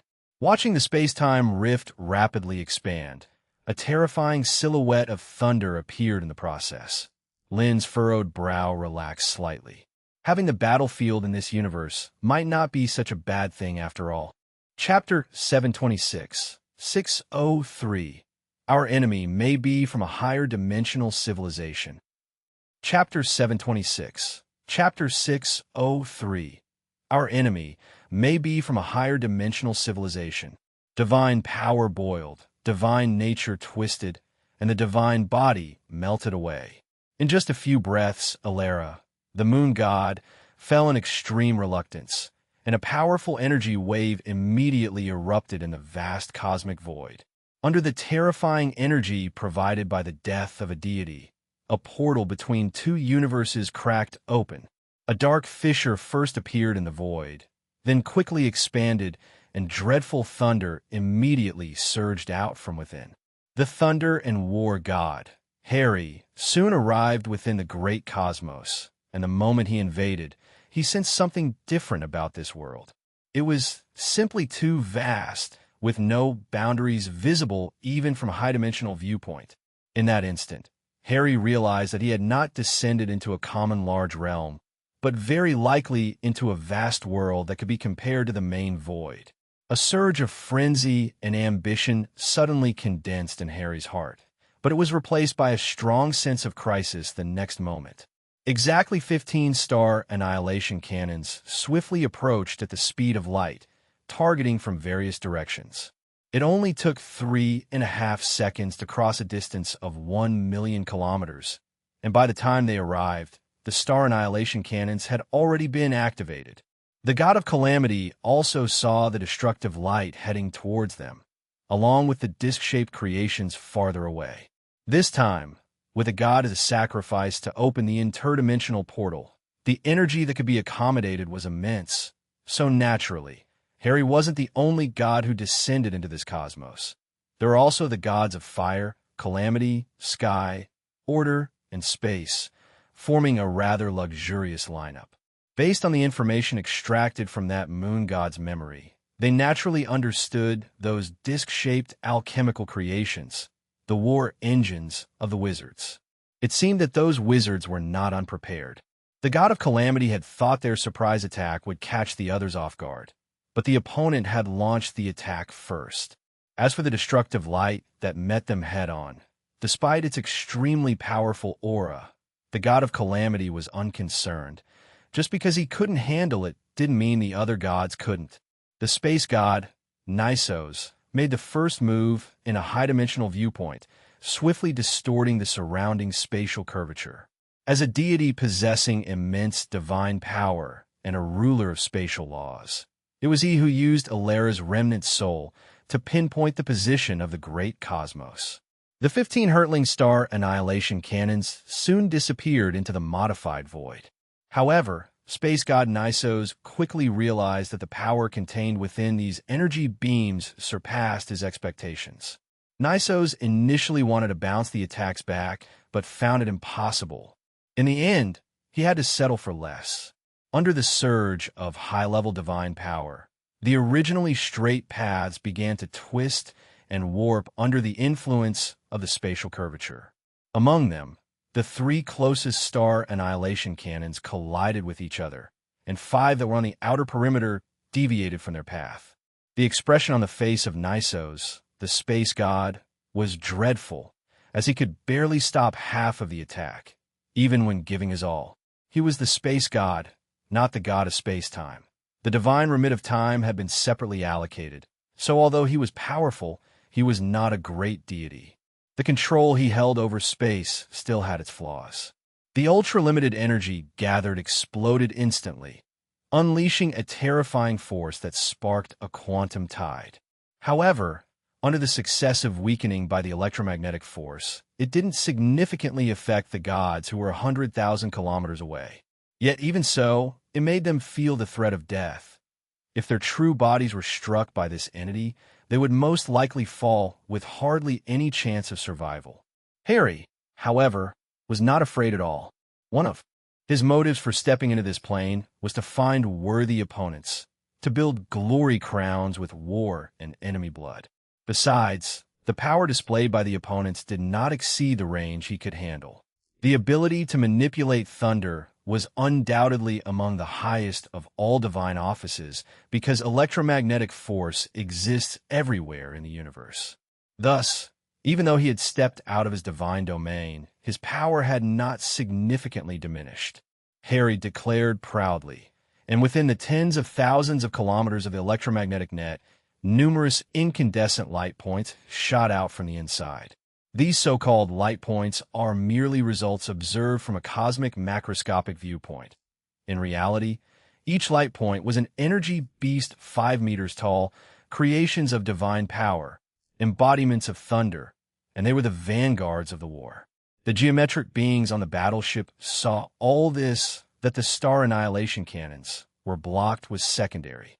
What really shocked them was that the shipborne supercomputer couldn't analyze how the enemy controlled space and electromagnetic force. This meant that the technology used by the opponents surpassed the range of the current technological reserves of their homeworld.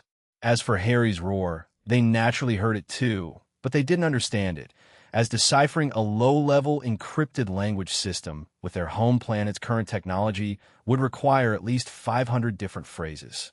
Based on the detection, those unique life forms are surrounded by various distortions in space, and the images transmitted back by the detectors do not conform to usual 3-dimensional perspectives. The adjutant reported urgently, his body flickering with colorful lights, and the attitude of the god's arrival was displayed on the light screen in front of him.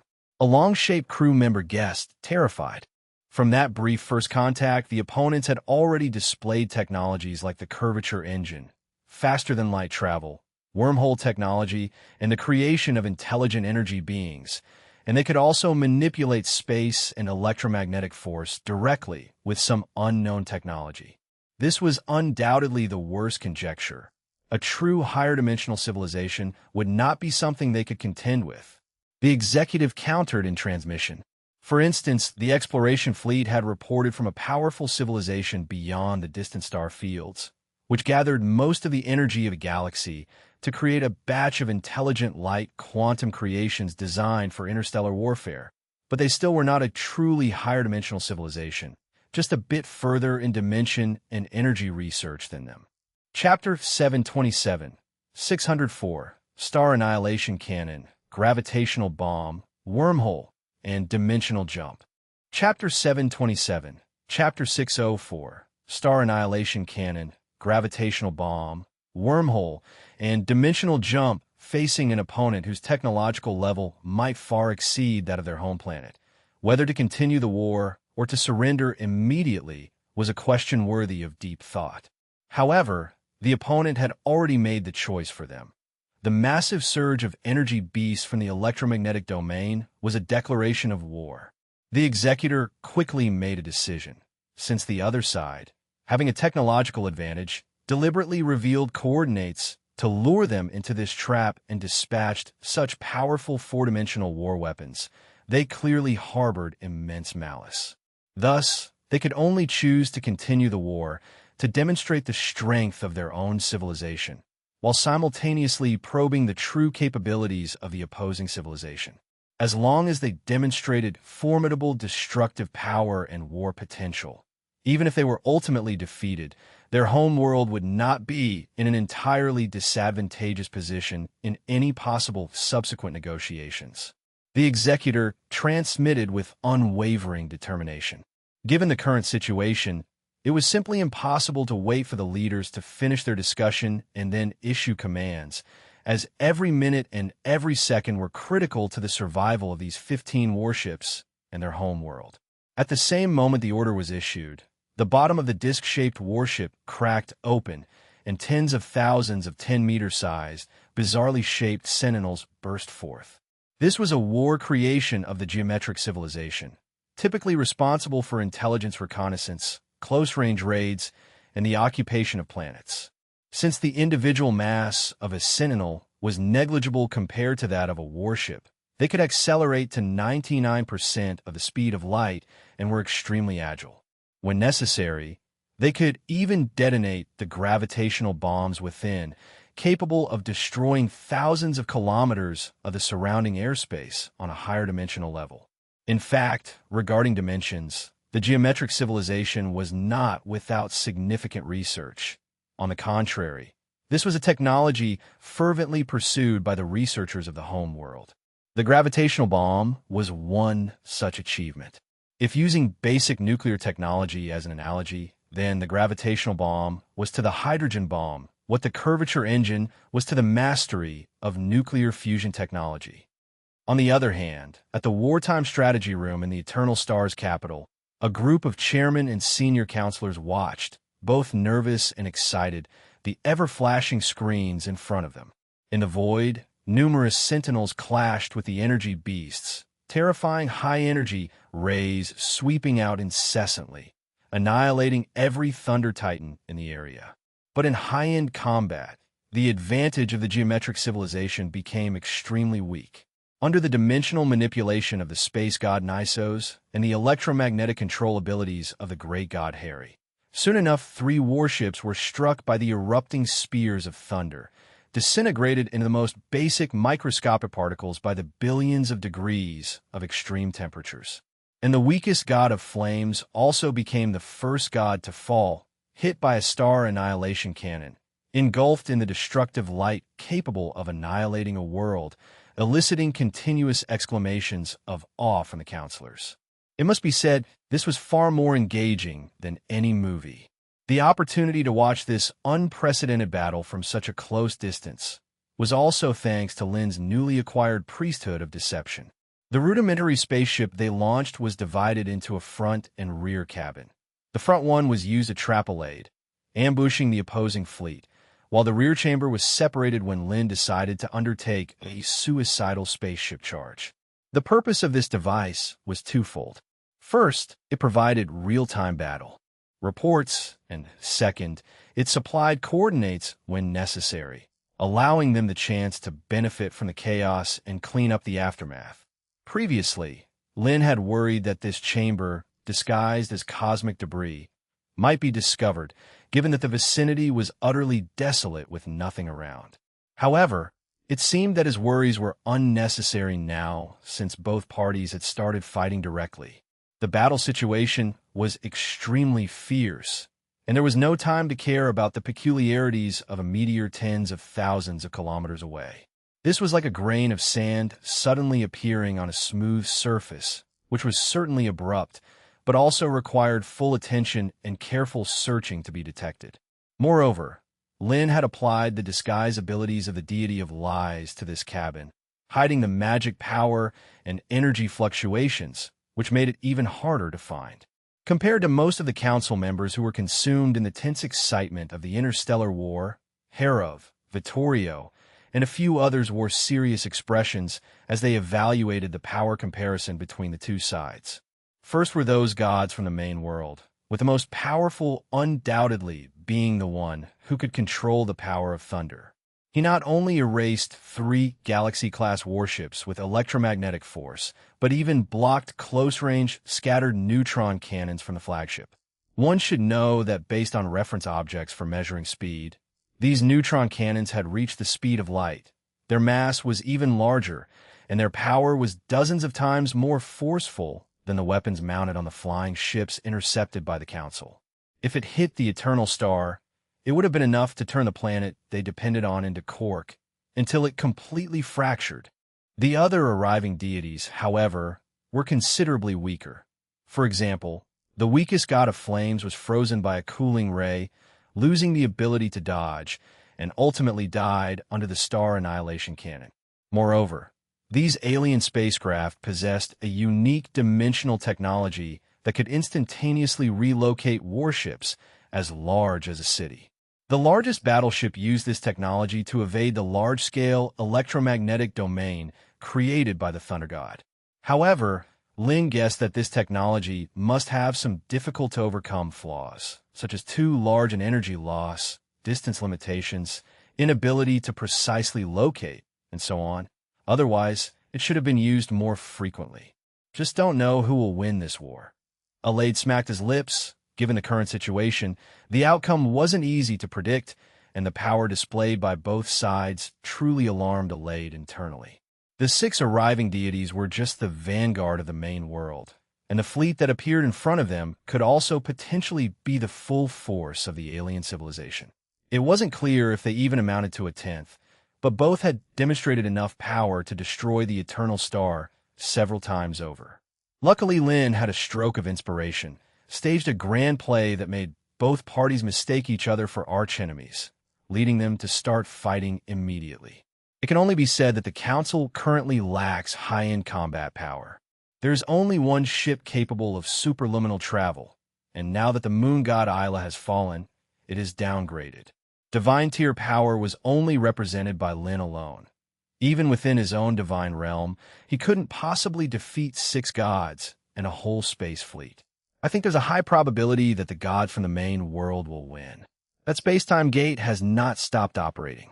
As time passes, perhaps even more powerful beings will descend upon this universe. We should perhaps think of a way to shut down that space-time gate to balance the power comparison, Aurora said worriedly. For the Council, the best outcome would be for both sides to suffer heavy losses. They did not want any side to achieve a complete victory. Moreover, any technological civilization's most cutting-edge technology is in the laboratories, hindered by material supply, technological barriers, and most crucially, cost issues that prevent its use in conventional warfare. The technology that can be massively outfitted is mostly generations behind. Thus, what is happening now is merely an appetizer. The war will mostly escalate further. This was precisely what Lin hoped to see. The decimation of a fleet, the death of a few gods meant little. Only greater casualties would make both sides tread cautiously. Chapter 728, 605, The Dimensional Trap and the Successive Fall of the Gods. Chapter 728, Chapter 605, The Dimensional Trap and the Successive Fall of the Gods in the Vast Universe. Within an unknown star system in the second spiral arm, an extremely fierce cosmic war was unfolding. Although there were no gas molecules in the vacuum of space to carry sound waves, and messages had to be relayed through more complex means such as electromagnetic waves, the high-energy radiation, spaceship wreckage, and repercussions of the wartime weapons still vividly showcase the terror of this silent war. Even from tens of thousands of kilometers away, the chamber disguised as an asteroid inevitably got affected, and the transmitted images became choppy. As the war escalated to a fever pitch, the god of calamity, who bore a striking resemblance to the Moko people, immediately targeted 2 disc-shaped warships that had failed to evade a magnetic bombardment. With a mere flick of his finger, a most peculiar form of magic power enveloped them at the high-dimensional level. Calamity is a very peculiar concept, encompassing all disasters and misfortunes. If on a planet, the god of calamity would only need a thought to trigger landslides, tsunamis, to tear the earth apart, and cause lava to erupt, with no exception for the domains of other divine beings. But in the cosmic void, this power was undoubtedly restricted. There were disasters in the universe as well, but the force of the god of calamity was not strong enough to stir them easily. Fortunately, this did not mean he was completely helpless. In silence, under the purgation of the magnetic bombardment, the energy shield, already on the brink, shattered instantly, and the solid hull of the spaceship began showing signs of corrosion. The ship's computer continuously issued warnings, and the crew of geometric aliens inside was utterly horrified, for the attack was strangely unexpected, not fitting any technology within their knowledge. And this was merely the prelude to the assault. Once the energy coating on the exterior of the spaceship got thoroughly compromised, misfortune descended upon every geometric alien aboard. The elongated geometric aliens got twisted into spirals without warning, and their blue bodily fluids erupted from all over. In a mere moment, the numerous geometric aliens inside the massive ship had turned into twisted, desiccated corpses. Such was the misfortune that all creatures must face, and in an instant, the two warships, each over 5 kilometers in diameter, were left with nothing but their hulls, drifting chaotically in the cosmic vacuum, with all their crew dead. But the god of calamity apparently overlooked one thing. These interstellar warships did not entirely rely on manual control. After confirming that not one person was left alive inside, the shipboard computer suddenly activated a final dimensional jump of the two ships, landing directly on his face. Almost at the same time, the power room was instantly detonated, releasing all the energy from dozens of tons of matter and antimatter stored within. The god of calamity had no time to react before he and tens of thousands of kilometers of space around him were engulfed in the explosion. The duration of this galactic war was less than an hour, and the weaker gods of flame, calamity, and sky had already fallen one after another, while the other side had also lost a full 9 galactic-class warships. The powerful and peculiar divine arts of the gods were a bitter pill for the fleet of the geometric civilization to swallow. Because they were unknown and difficult to counter, once their energy shields were breached, even if just for a moment, the outcome was the destruction of ships and loss of lives. However, the same was true for the other side. Out of the 6 descending gods, 4 had directly perished, leaving only the most powerful thunder and war god Hari, the space god Nisos, and the god of order. Although the descending gods occasionally cooperated and helped each other block enemy attacks, they mostly fought their own battles. In contrast, the other side cooperated seamlessly under the coordination of their shipboard computers, and it was by systematically defeating their foes that the scales of war tipped back in their favor. After the initial panic and fear, the governor quickly realized that the enemy was not as formidable as they had imagined, and they were able to handle them, albeit with difficulty. The shipborne computer also quickly analyzed that the enemy was using a type of energy that was completely new and previously undiscovered, proving that not all of the information transmitted back by the exploration fleet was false. Governor, sir, we have just received a transmission from the homeworld. The leaders have instructed us to immediately activate the coordinates. The monitor excitedly relayed the message. Upon hearing this, the crew aboard the flagship was ecstatic. It meant their reinforcements were on the way. The governor also breathed a sigh of relief, realizing that the leaders of the homeworld had finally made a decision. He immediately consumed all of the element, 7 stored within the flagship, to open a temporary wormhole on the battlefield. Almost at the next moment, one after another disc-shaped warship emerged from the wormhole. To ensure victory in this war, the homeworld had sent no fewer than 40 of their most advanced warships, along with a cutting-edge weapon. The 40 disc-shaped warships arranged themselves in a semicircular formation in the void, each emitting faint blue glows, and the space in front of them began to undulate like ripples. This sudden reinforcement startled the space god, who began to harbor thoughts of retreat. Previously, 15 of these peculiar alchemical creations had given them a hard fight for a century. Now, suddenly another 40 had appeared.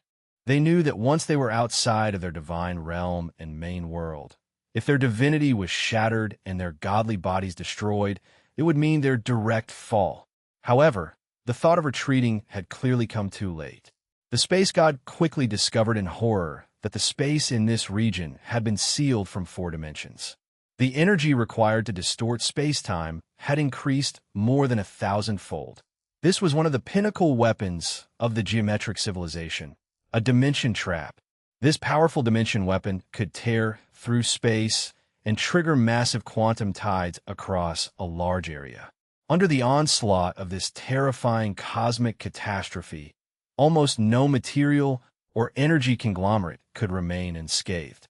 At least before this war, the governor had firmly believed this. But at this moment, that common belief was broken. The dimension trap they had created with all their might indeed trapped these powerful 4-dimensional biological weapons. The space god and god of order, with their mighty divine power, had their robust divine bodies overwhelmed by the quantum tides, leaving only their divinities struggling to persist.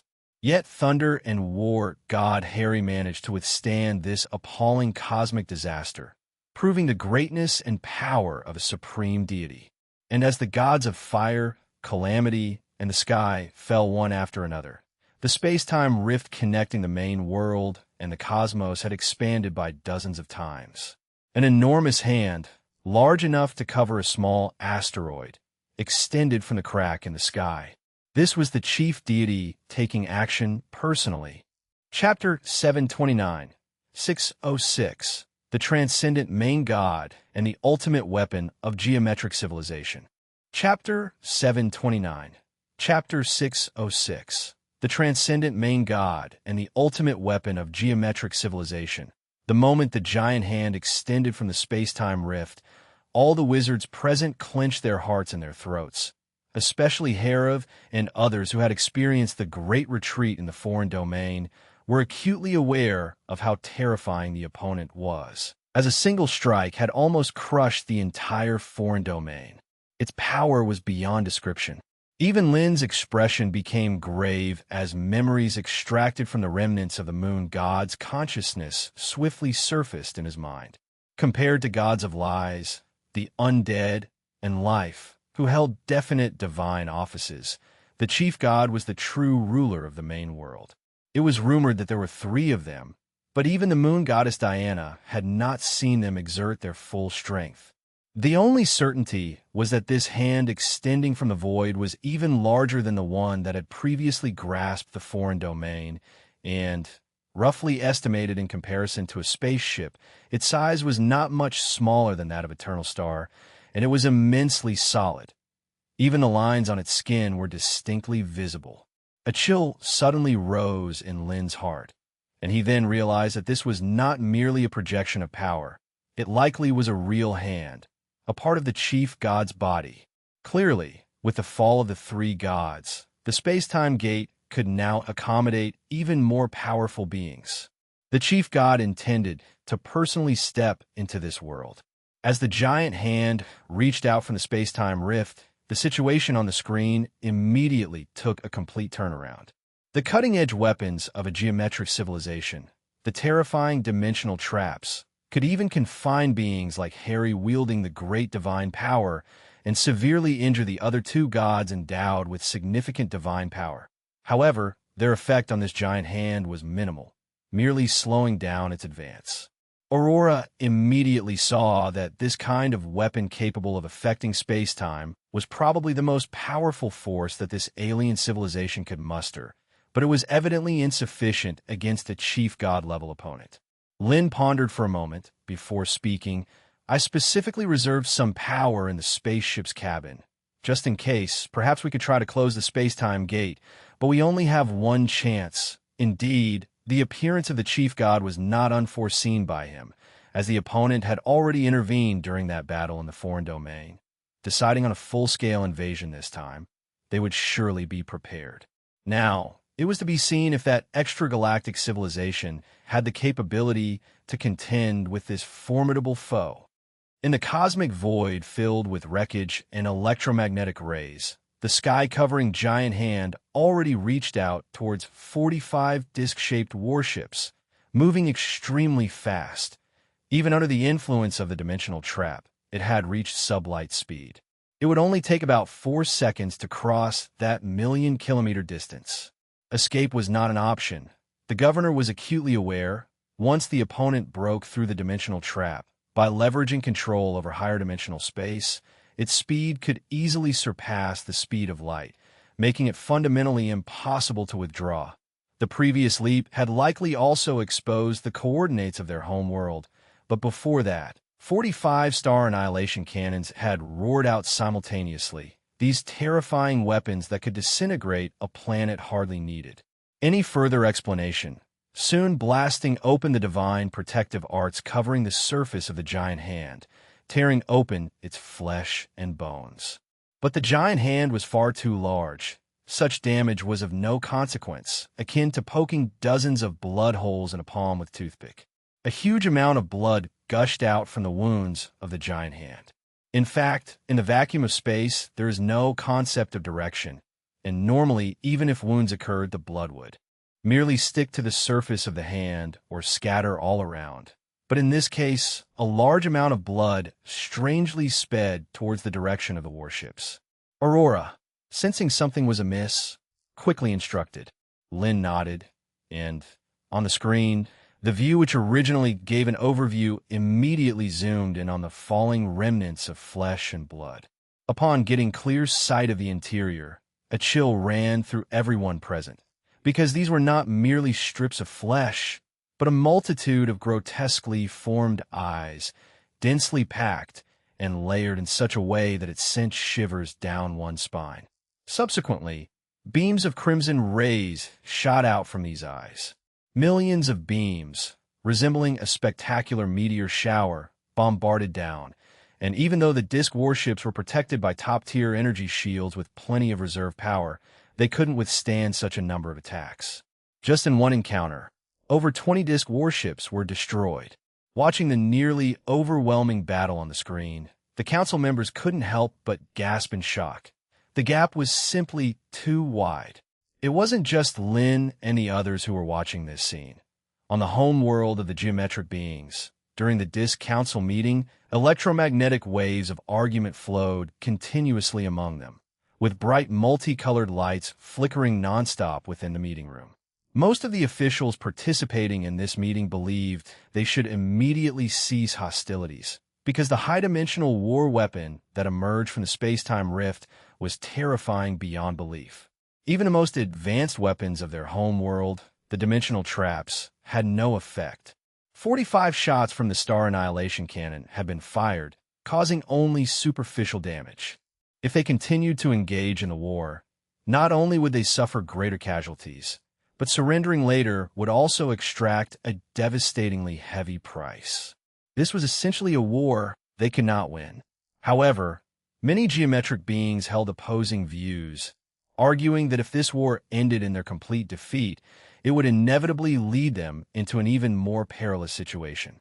As they had just performed a long-range wormhole jump, there was a high likelihood that the coordinates of their home world had been exposed. Surrender also came with levels, and if they could demonstrate the strength of their civilization, making the opponent understand that recklessly attacking would result in significant casualties, it might be possible to achieve a temporary peace by paying a certain price.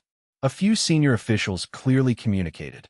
The warships they committed to the battle totaled only 55, but they were among the more technologically advanced active vessels of the geometric civilization, not including any old warships due for retirement. And seeing the situation, it seemed impossible for the home world to reverse the outcomes even if they committed many times more power. A leader of an elliptical shape suddenly proposed. The moment the message was received, the meeting room immediately fell into a dead silence. This so-called ultimate weapon was a superweapon developed over the last 100 years based on curvature engine technology and microscopic particle technology, but 30 years ago, When the weapon development reached a critical moment, a major accident occurred, causing the complete obliteration of a very important scientific research planet, killing a large number of top-tier scientists. The project, which had exceeded the current technological grasp of their civilization, was placed on hold, waiting for a breakthrough in microscopic particle and dimensional technology before resuming experiments. But then someone voiced skepticism. The elliptical leader asserted, as he had secretly continued the research in his dominion, preparing to conduct the first weapon test soon. The other disk leaders also considered this point, but now was not the time to assign blame. The war concerned the survival of the entire home world. They had no choice but to gamble everything. After making their decision, the order was transmitted to the target star system through quantum entanglement, and the warships on the battlefield also received the message.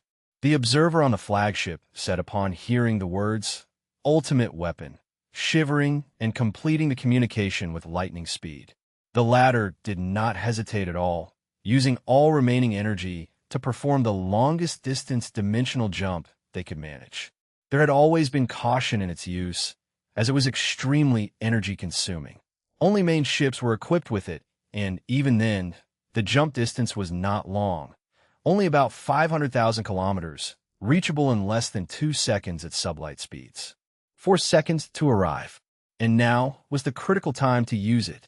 The other major warships also disappeared from their positions, but the remaining disk warships weren't so lucky.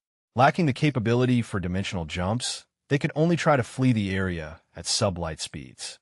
However, destruction got to them first. A 50-kilometer diameter, unremarkable sphere was thrown over by a temporary wormhole. Its surface was incredibly smooth. Since it appeared, its size continuously shrank inward, compressing to the size of a crystal ball within just a second. Like a massive vortex, the surrounding space, light, debris, all matter and energy were utterly torn into it.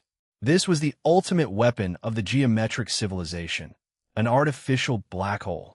Chapter 730, 607, Artificial Black Hole, the Main God Torn Apart. Chapter 730, Chapter 607, Artificial Black Hole, the Main God Torn Apart. What is a black hole? It is one of the most terrifying natural phenomena in the universe, known as a gravitational monster or star devourer, usually formed from the collapse of supermassive stars. This artificial black hole, however, is the ultimate creation of a geometric civilization's research on dimensions and microscopic particles. Its core is composed of highly dense neutrons, surrounded by a huge mass of special metal, with element number 9 used as an interlayer barrier. Once the time was right, they would compress the neutron cluster from a higher dimensional aspect, crossing the neutron degenerate force, making the inward collapse gravity greater than the repulsion between microscopic particles, and thus forming a miniature black hole. To create this super-dense celestial body with a diameter of 50 kilometers, nearly an entire galaxy's resources were depleted, and it took a full 30 years to forge such a superweapon. But its power was indeed terrifying. Its extremely high density produced a gravitational force so fearsome that even light could not escape. 0.1 seconds, a vast gravitational vortex instantly formed. The thunder and war god, just having emerged from the influence of quantum tides, felt an intense threat of death. In the high-dimensional view, the lines representing space, like water being drawn into a vortex, kept tumbling toward the central singularity. The first to be sucked in were the flesh and blood tissues resembling eyes, followed by the remnants and energy residues scattered across the void, and then the three gods within. The weaker god of order, having already been destroyed by the impact of quantum tides, was dragged into the rapidly expanding black hole without any resistance. The somewhat stronger space god Nisos struggled against the terrifying tearing force, but it was in vain.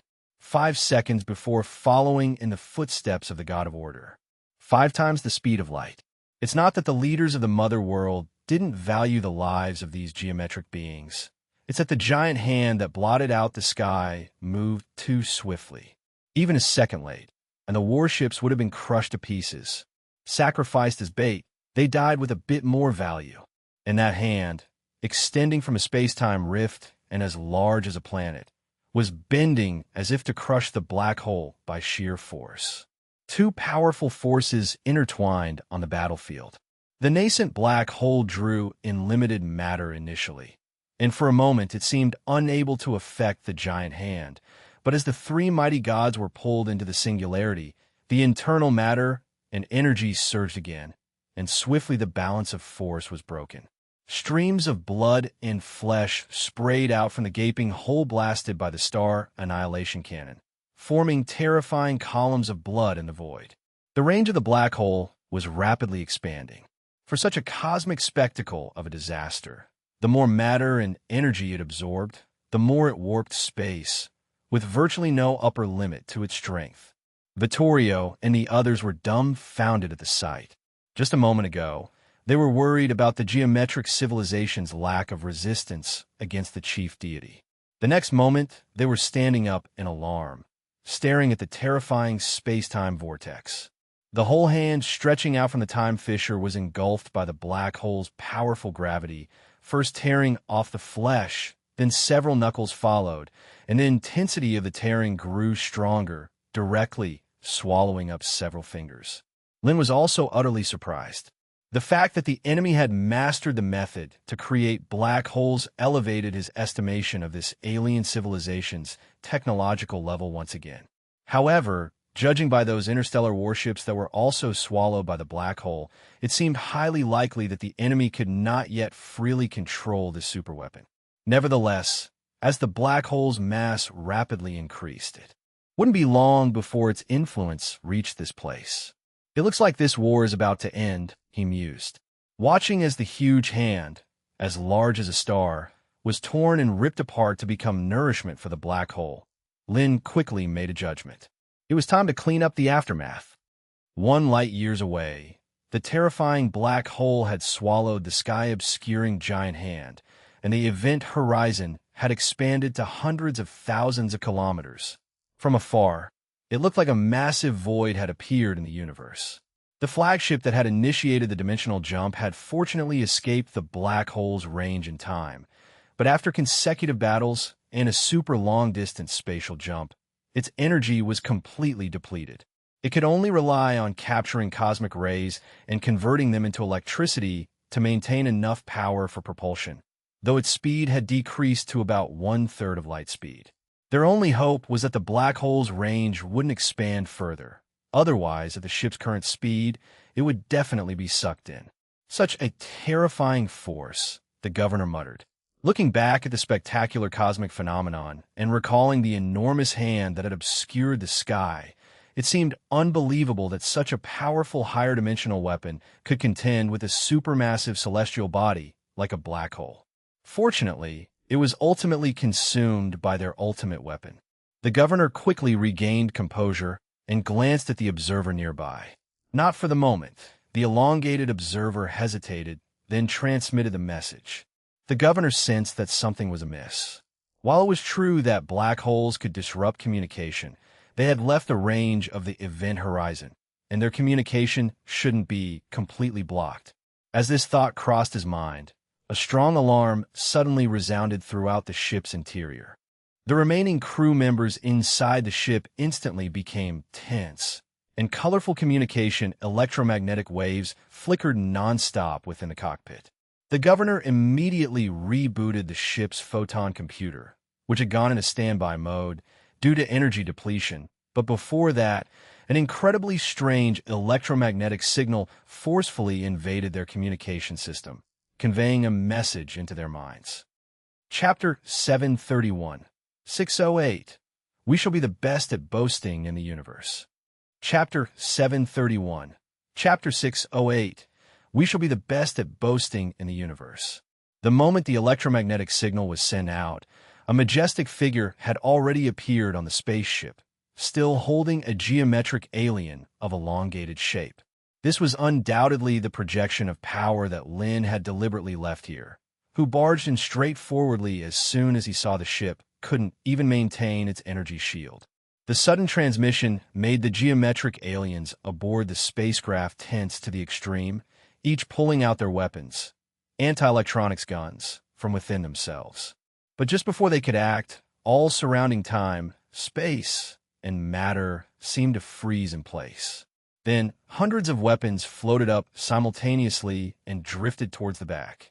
Lin snapped his fingers, and under the great decomposition technique, hundreds of anti-electronics guns were instantly disassembled into their most basic particles. What kind of technology was this? The governor was completely stunned. Although reducing matter to fundamental particles wasn't anything special, as the decomposing devices aboard the ship could do that, the opponent clearly had not brought any technological instruments that were beyond their comprehension. And yet, the opponent had decrypted both their communication signal and language system. Lin was able to learn the language of the geometric aliens so effortlessly, naturally thanks to the power of spiritual energy techniques. In fact, the brains and consciousness of these oddly shaped aliens were also protected by something akin to coding. What a pity it was that it was not at all in the same league as magic, naturally having its weaknesses. So after dealing with the guards outside the ship, Lin successfully extracted some basic information about geometric civilization from these aliens' brains.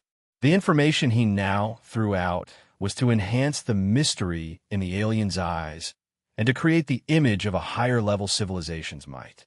After all, the unknown is always the most terrifying. With the previous interstellar war as a prelude, plus such a deliberately mysterious entrance, it was very effective, instantly subduing these aliens who had never witnessed magic. With their weapons completely disarmed and the spaceship's energy totally depleted, the governor did not resist in vain. It was clear that the enemy they faced was a higher-dimensional life form, and they had no chance of winning. The so-called Galactic Covenant Lin had also learned about from the brains of the guards, but he had no intention of paying attention to it. It was nothing more than a set of rules that had been established in past wars by a dozen or so larger civilizations within this galaxy and was useless beyond it. Similarly, Lin had no intention of wiping out these people. Although the tearing force of subsequent black holes and some of the main god's body had erased most of the disc-shaped battleships, a few energy-rich main ships had escaped. Therefore, capturing a spaceship for direct negotiation, ensuring they held a position of advantage, became extremely important. Seeing that Lin completely ignored the so-called Galactic Covenant, the governor's heart sank, but there was nothing he could do. He could only grit his teeth and report that the spaceship no longer had energy for long-distance travel. The energy you use should be antimatter, right? That shouldn't be too hard to manage. Lin reached out his hand, and a large amount of anti-hydrogen began to gather in his palm, eventually forming a fist-sized liquid sphere that floated in the air. Handling antimatter with his bare hands, Lin once again displayed an ability that made the present geometric aliens widen their eyes, completely beyond their understanding. A range of colorful light also leaped up from the governor's body, but he managed to maintain his composure. He had the antimatter collection device brought back, ready to restart the matter-antimatter power reactor. After marking these geometric aliens, Lin let them proceed to the eternal star on their own. Then he alone reached the outer regions of space. Looking from afar, it resembled a pitch-black abyss, with a brilliantly bright ring on the outer edge. This was the residual energy from the battlefield, spiraling and being drawn ceaselessly into that bottomless darkness. It was the first time Lin had the chance to witness such a spectacular cosmic wonder up close. No, it should be called an alien-made miracle. Fortuitously, the gravitational capture range of the black hole was right on the edge of the open spatial rift, blocking the invasion channel to the main world. It seemed there was no need to worry about threats from the opposite side for the time being. Of course, this was not 100% certain. The part of the main god's body that emerged from the spatial rift had exhibited the ability to contend with a nascent black hole. Lin could not guarantee whether they had the ability to overcome black holes. But the following bad news was also not scarce. While the black hole provided them with protection, it also conveniently cleaned up the entire battlefield. The divine powers and positions, as well as the divine essence that fell from the main world deities, were all absorbed into the singularity at the center of the black hole, making it nearly impossible to secure these treasures. The rest could be let go, but Lin was particularly covetous of the godhood of thunder, as it concerned the most fundamental force of the universe, the electromagnetic force. Should he fully master it, his power could reach an unimaginable level. Lin, not willing to give up, circled around the black hole's event horizon a few times, attempting to find any overlooked spoils of war, but in the end, it was to no avail. He had to settle for the next best thing. Since he could congeal divine essence in this universe, could he also recreate the other divine positions? Meanwhile, on the Eternal Star, in the royal capital's war room, as the appalling interstellar war finally came to an end, with almost a Pyrrhic outcome, Vittorio and the others breathed a sigh of relief. But now was clearly not the time to celebrate, as there was a very urgent matter to deal with: how to conduct the follow-up negotiations to secure as many benefits as possible. They had to remember that their current deterrence relied entirely on the main world gods fighting on their behalf.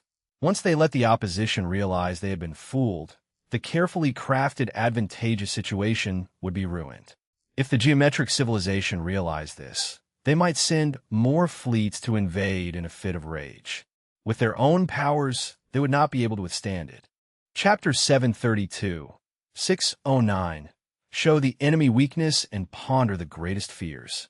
Chapter 732, Chapter 609. Show the enemy weakness and ponder the greatest fears. How to disguise an advanced civilization is a question worth pondering deeply. Inside the War Council room, the counselors energetically suggested ideas, with some believing that the council should build gigantic towers, as high, spacious, and majestic as possible, on the meeting grounds with the geometric civilization. Others thought they should showcase all their most cutting-edge technology to the others, then inform them that this was their weakest, most insignificant technology in order to intimidate them. Noise from the lively debates filled the conference room nonstop, with various feasible and outlandish suggestions being brought forward. Amongst the most exaggerated was Raphael's plan, which proposed creating a region entirely made out of antimatter for negotiation purposes. Vittorio shook his head, dismissing the idea since the other party also controlled antimatter technology and might even surpass them in skills, which would make it easy for them to spot any flaws. Harov nodded in agreement. As far as they understood, the Eternal Star was likely the junction of two different universes, and magic power was something that did not exist in other star domains. Utilizing something completely beyond the other's comprehension for displaying their power should yield an impressive effect. Aurora and Anthony were also in favor of this view, but how to create an oppressive negotiation locale was giving them all a headache. While everyone was caught up in the discussion, Lin, who had been focusing on his avatar, suddenly opened his eyes and interrupted.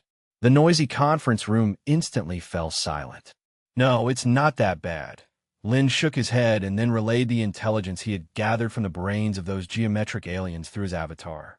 Though the fleet was light years away, they were not entirely unfamiliar with this star domain. They could capture light reflected from the sun through a special device and decipher the information it carried.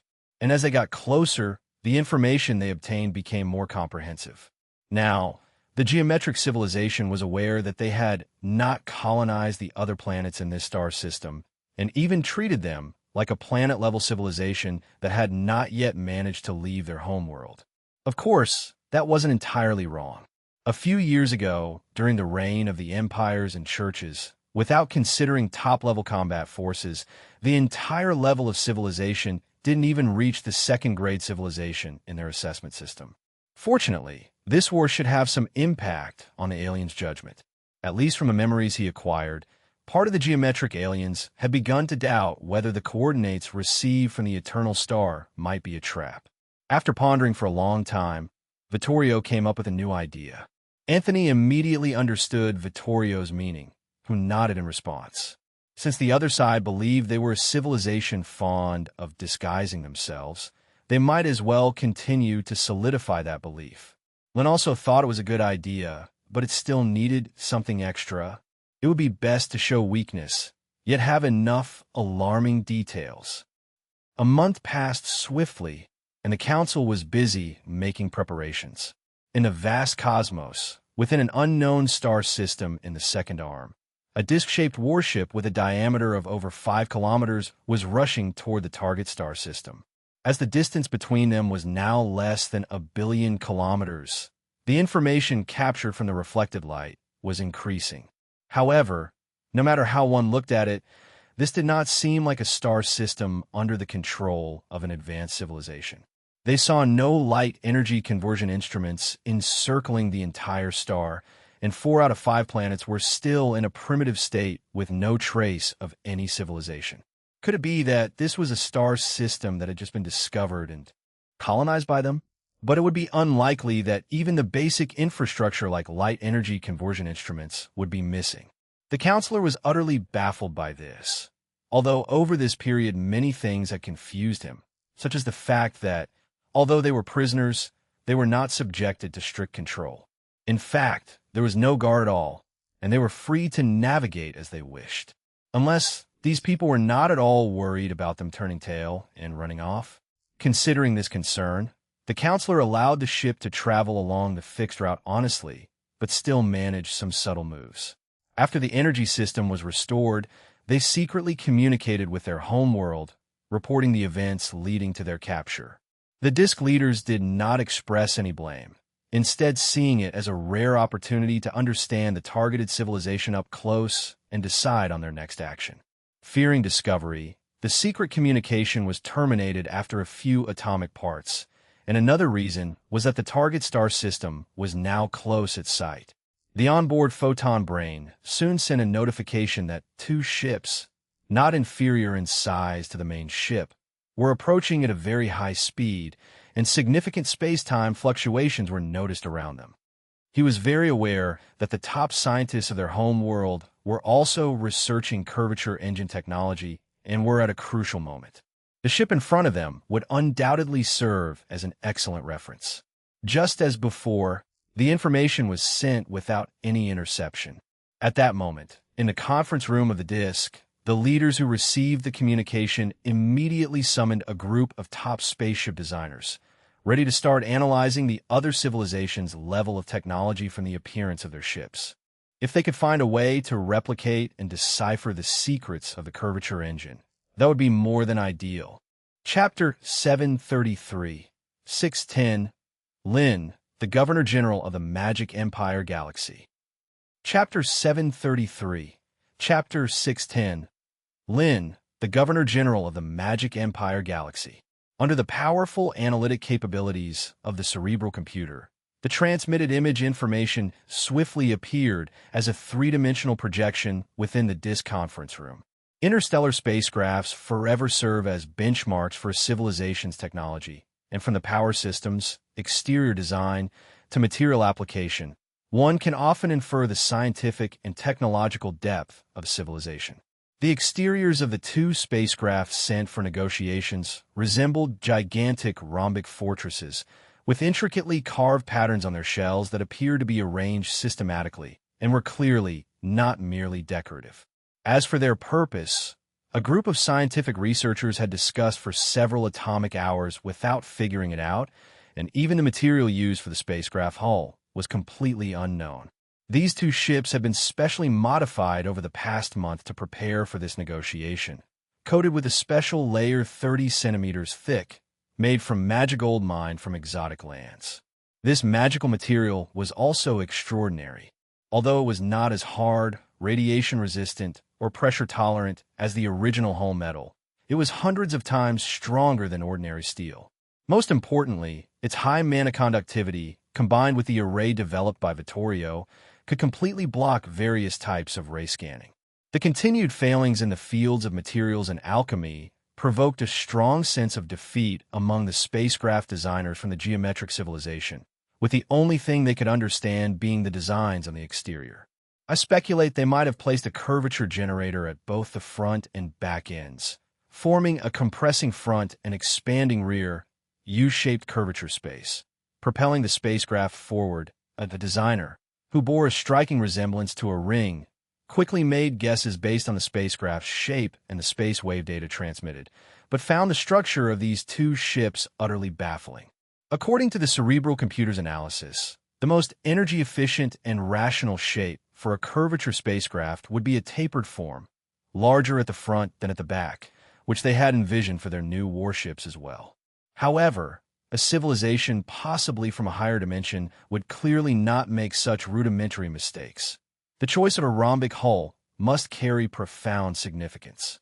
Given their double failures in materials and alchemy, no designer dared suggest that the opposing spacecraft's design had significant flaws, which would only have invited ridicule. They couldn't understand it, and there was only one possibility: that a significant technological gap had emerged between the two sides. Amid the intense debates of the spacecraft designers, a spectrum of colors flickered throughout the disk conference room, and a variety of quirky propositions were raised. For instance, one designer believed that the deliberate rhombic structure might be meant to carry a specific type of weapon or house a long-range track accelerator. Some geometric aliens put forward a new idea. Could it be possible that the curvature spacecraft was rhombic simply because the higher civilization liked that shape, just as they like circles? Compared to the designers who were fervently pondering the spacecraft structure, the geometric aliens who had become captives at the other end of the galaxy faced even greater pressure, escorted by the two curvature spacecraft to their destination. The moon. This was a desolate moon, devoid of massive cities or any protective measures, with nothing but barren land as far as the eye could see. Emitted the governing official, unable to resist sending a message through a beam of white light. In the universe, many civilizations favored constructing prisons at the core of satellites, utilizing their massive shells as natural protective layers, typically to detain dangerous galaxy-level felons. But looking at the barren terrain, the governing official felt this was unlikely, as every satellite prison he had seen was heavily fortified to prevent rescues or escapes, with at least space-based weapons and planet-level energy protective devices always being present, right? Otherwise, if attacked by an enemy fleet, wouldn't they lack even the ability to retaliate? In response to the governing official's inquiries, Raphael showed no intention of replying, merely revealing a thought-provoking smile at the perfect moment. The hundreds of captured geometric aliens were completely baffled, continually analyzing the meaning behind Raphael's expression, utterly unaware that Raphael simply did not know how to respond. According to the strategy previously discussed by the assembly, if you don't know how to answer, then just respond with a smile. This was undoubtedly a very simple yet effective method. It might not solve the problem, but it was enough to plunge someone into confusion and bewilderment, precisely the effect they sought to achieve. All right, we have arrived. This is the place. Raphael led the group of geometric aliens to a flat clearing and then, under their puzzled gazes, clapped his hands. The entire ground then began to shake. Under the scrutiny of hundreds of eyes, a magnificent building imbued with magical alchemy and federal design styles rose from underground. Hundreds of pillars inscribed with runes encompassed everyone, and the barren ground beneath their feet rapidly hardened, becoming as smooth and firm as gold. In just a few tens of seconds, a lavishly transformed conference hall had formed. Subsequently, thousands of radiant figures emerged on either side of the hall. These were some kind of unknown energy life forms. The governing official quickly confirmed this through electromagnetic waves. The group of geometric aliens was also horrified, only then realizing that this planet was not as empty and unprotected as they had anticipated. They simply had not discerned it earlier. The energy beings appearing in the conference room were precisely the divine servants, fashioned in the style of God from the main world using divine power by Lin. As for the suddenly appearing conference hall, the entire moon was now enveloped within the divine domain, not to mention molding a structure.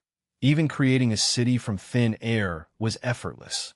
Lin, who covertly oversaw all these proceedings from the shadows, did not allow these alien entities to reflect too much, appearing at the main seat of the conference hall through a nearby wormhole and straightforwardly spoke. "Welcome, travelers from afar. I am the Galactic Governor of the Magic Empire." Magic Empire, Galactic Governor.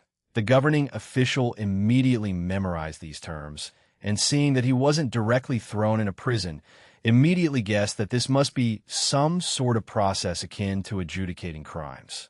Chapter 734, 611 War Trials and Exorbitant Reparations. Chapter 734, Chapter 611 War Trials and Exorbitant Reparations. Respected Governor, I am the Captain and Chief Executive Officer of the 37th Corps of the Geometric Civilization. We beg your understanding for the offense we incurred previously. The aura around the Chief Executive Officer faintly glowed white as he communicated. His spire-like body also split open, forming a 90-degree fold, a gesture usually reserved for inferiors in the presence of their superiors. After a major interstellar war and several attacks, the Chief Executive Officer was nearly certain that the other party belonged to a super-civilization with technological prowess far surpassing that of their homeworld, so his attitude was humbled to an extreme. After all, this conversation was of paramount importance, directly relating to the survival of their homeworld. The Chief Executive Officer hastily explained, "We detected that the probe, even when close, continued to accelerate towards us, which may have indicated a significant threat, so we decided to carry out The Chief Executive Officer struggled to squeeze out the term after some thought. "That is merely your side of the story. We have precisely calculated the trajectory of the attack. If we hadn't evaded in advance, those 15 energy cannons would have struck the probe from different angles." Alade retorted with a sneer, and Raphael also chimed in. "Furthermore, that probe was just routinely patrolling the borders of the star system. It accelerated only to verify the situation upon detecting your movements, and did not expect such a fierce attack." The pair's remarks left the Chief Executive Officer speechless. Indeed, theirs had been the first hand to strike, but if the other side hadn't taken such easily misunderstood actions, he would have been more cautious for sure. But the next moment, the Chief Executive Officer realized he had made a significant misjudgment by interpreting the probe's acceleration as a prelude to an attack. For traditional propulsion systems, this might have been the case, considering deceleration required a period. The most advanced warships of the geometric civilization typically needed about 20 atomic seconds to come to a complete halt from sublight speed. But the curvature engine was different. It could potentially slow from maximum speed to a standstill within 1,000 atomic seconds. Understanding this, the Chief Executive Officer felt a shiver run down his spine, as if on the verge of disintegration. It meant that his misjudgment had indeed led to an interstellar war that should never have occurred. Now, even if he were to return to his home world, he would likely be imprisoned or even executed for instigating a war. But now is clearly not the time to consider personal honor or disgrace. The Chief Executive Officer quickly tried to explain, "I think this is just a rather unfavorable misunderstanding, Governor. Our ships employ antimatter source propulsion, and it is relatively difficult to change direction or decelerate at ultra-high speeds, so accelerating within a range of 1 million kilometers is usually regarded as a prelude to an attack."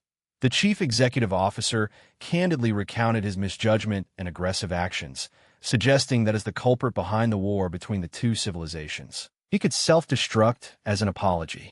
Of course, that could not completely compensate for the losses of war, but the geometric civilization could also offer corresponding reparations. Compensation. And how do you intend to compensate?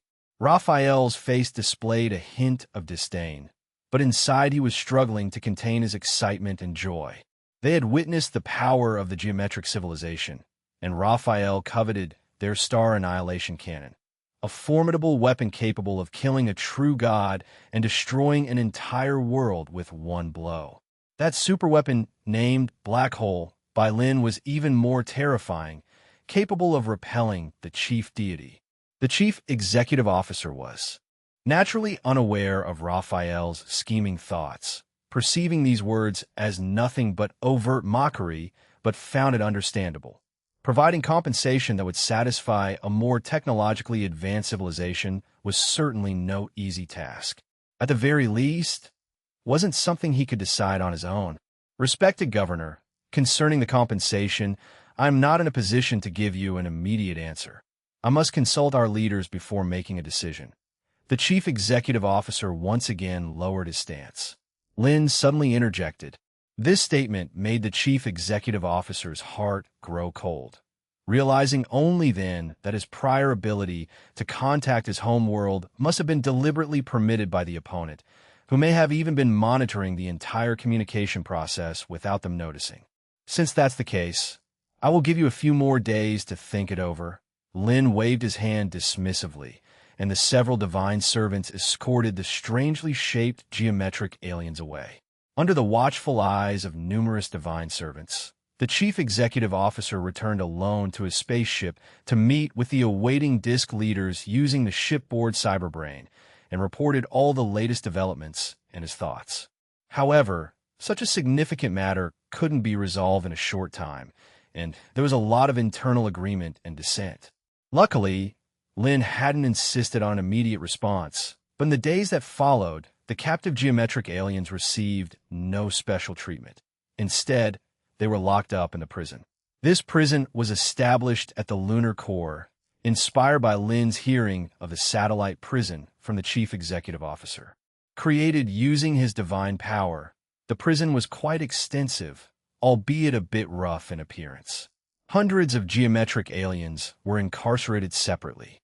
In addition, Lin deliberately used the intelligent beings from the main world, such as the Moko people and Rape people, as models, crafting some prisoners with divine power to serve as their cellmates, facilitating the next step of his plan. This extraterrestrial civilization's technology level was high, and even a slight leak could greatly benefit them, since they were now masquerading as a civilization from a higher dimension. Asking directly for some low-end technology was likely to arouse suspicion. Additionally, the barrenness of this star system seriously contradicted their own boastful narratives. It might confuse the opposition for a moment, but in time it may prove inconsistent, so a more plausible explanation was necessary. Chapter 735, 612. You call this a high moral civilization? Raphael imprisoned the Geometrician governor and his two deputies deep within the satellite prison, then took out a piece of uranium or a clump of moon soil and a bottle of nutrient solution and asked, "Do you need food?" The governor glanced at the food in Raphael's hands, but shook his head. He dared not consume even a seemingly legitimate nutrient solution and explained that they usually relied on hibernation to solve the problem of energy consumption, which could last up to 1,000 atomic hours without needing any sustenance. Raphael didn't care and, leaving the group behind, promptly departed with his divine servants. Once the energy life forms had left, the governor began to observe the satellite prison. He had to admit it was quite rudimentary overall. Aside from the unknown metal from which the cages were constructed, he saw no signs of technological artifacts. The only good thing was that the space was large. This prison seems a bit too careless in its defenses. One of the deputies couldn't help transmitting mentally. If they had kept that piece of uranium, they could have created a miniature decay bomb by hand and blown the cage wide open. The governor was equally puzzled. From their recent interactions, the civilization's behavior seemed oddly inconsistent. The aspects where they were backward were significantly so, yet where they were strong, there seemed to be no limit in sight. It was true that civilizations with skewed tech trees could exhibit extreme strength in some areas while being weaker in others, but the disparity shouldn't have been this exaggerated. Moreover, the production of interstellar ships involved various aspects, and without a very powerful industrial force and technological reserve, mass manufacturing of long-distance ships would be impossible. Just as the governor was about to collect his thoughts, a voice suddenly rang out in their minds. This voice was very strange. It wasn't electromagnetic waves, yet it managed to bypass mental protection and was accurately received by them. This bizarre occurrence caused the geometricians to radiate a faint glow of fear as they turned to realize they were not alone in the cell. There were also two other prisoners, who until then had gone completely undetected by their electromagnetic scanning. The one who spoke was a light being whose body, completely still, could almost blend into the surrounding environment and even shield against electromagnetic probing. The other prisoner was curled up in a corner, soundly asleep. Without waiting for a response, the light being continued to mock. Just 3 days ago, an idiot confined here had the same thoughts as you. And the result? The light being didn't continue, but from the tone of voice, the outcome for the other party must have been quite gruesome.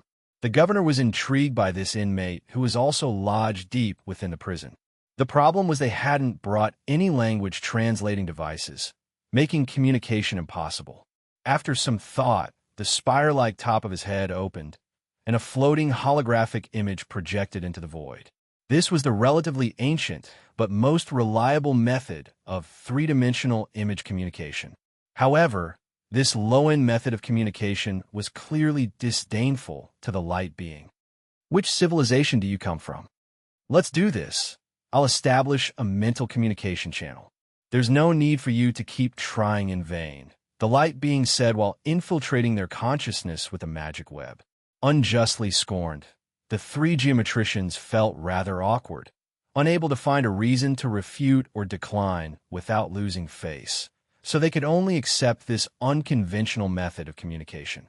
Once the language barrier was resolved, the communication between the two sides flowed smoothly. When they learned that the other party had been defeated by the Magic Empire while leading their fleet and subsequently captured and imprisoned here, their attitude softened somewhat, and with a hint of sympathy, they cautioned, "Don't be fooled by the prison's seemingly crude appearance, with no defenses whatsoever," asked a surprised lieutenant.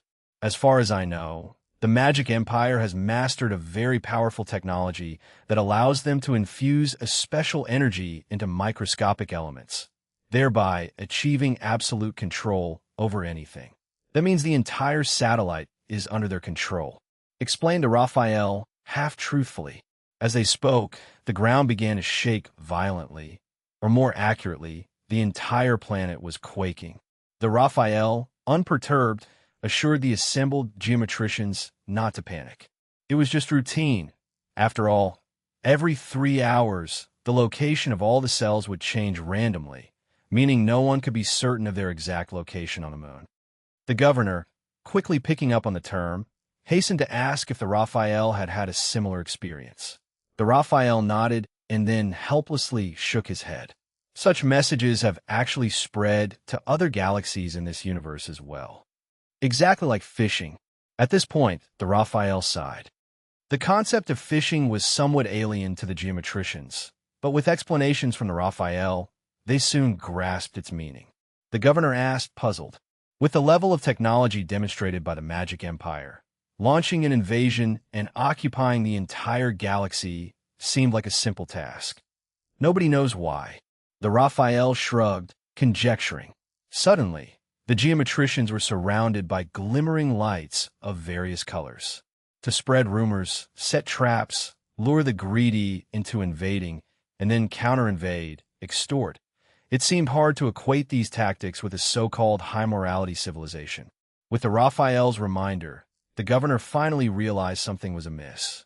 Although he had ordered his fleet to attack first, before their assault could reach the enemy had already opened a space-time wormhole and dispatched powerful four-dimensional biological weapons to meet them in battle. It certainly didn't seem like they were merely on patrol. Now it was clear the enemy had lured them into launching the attack first, so as to hold the moral high ground. Sinister. It was indeed too sinister. Chapter 736, 613.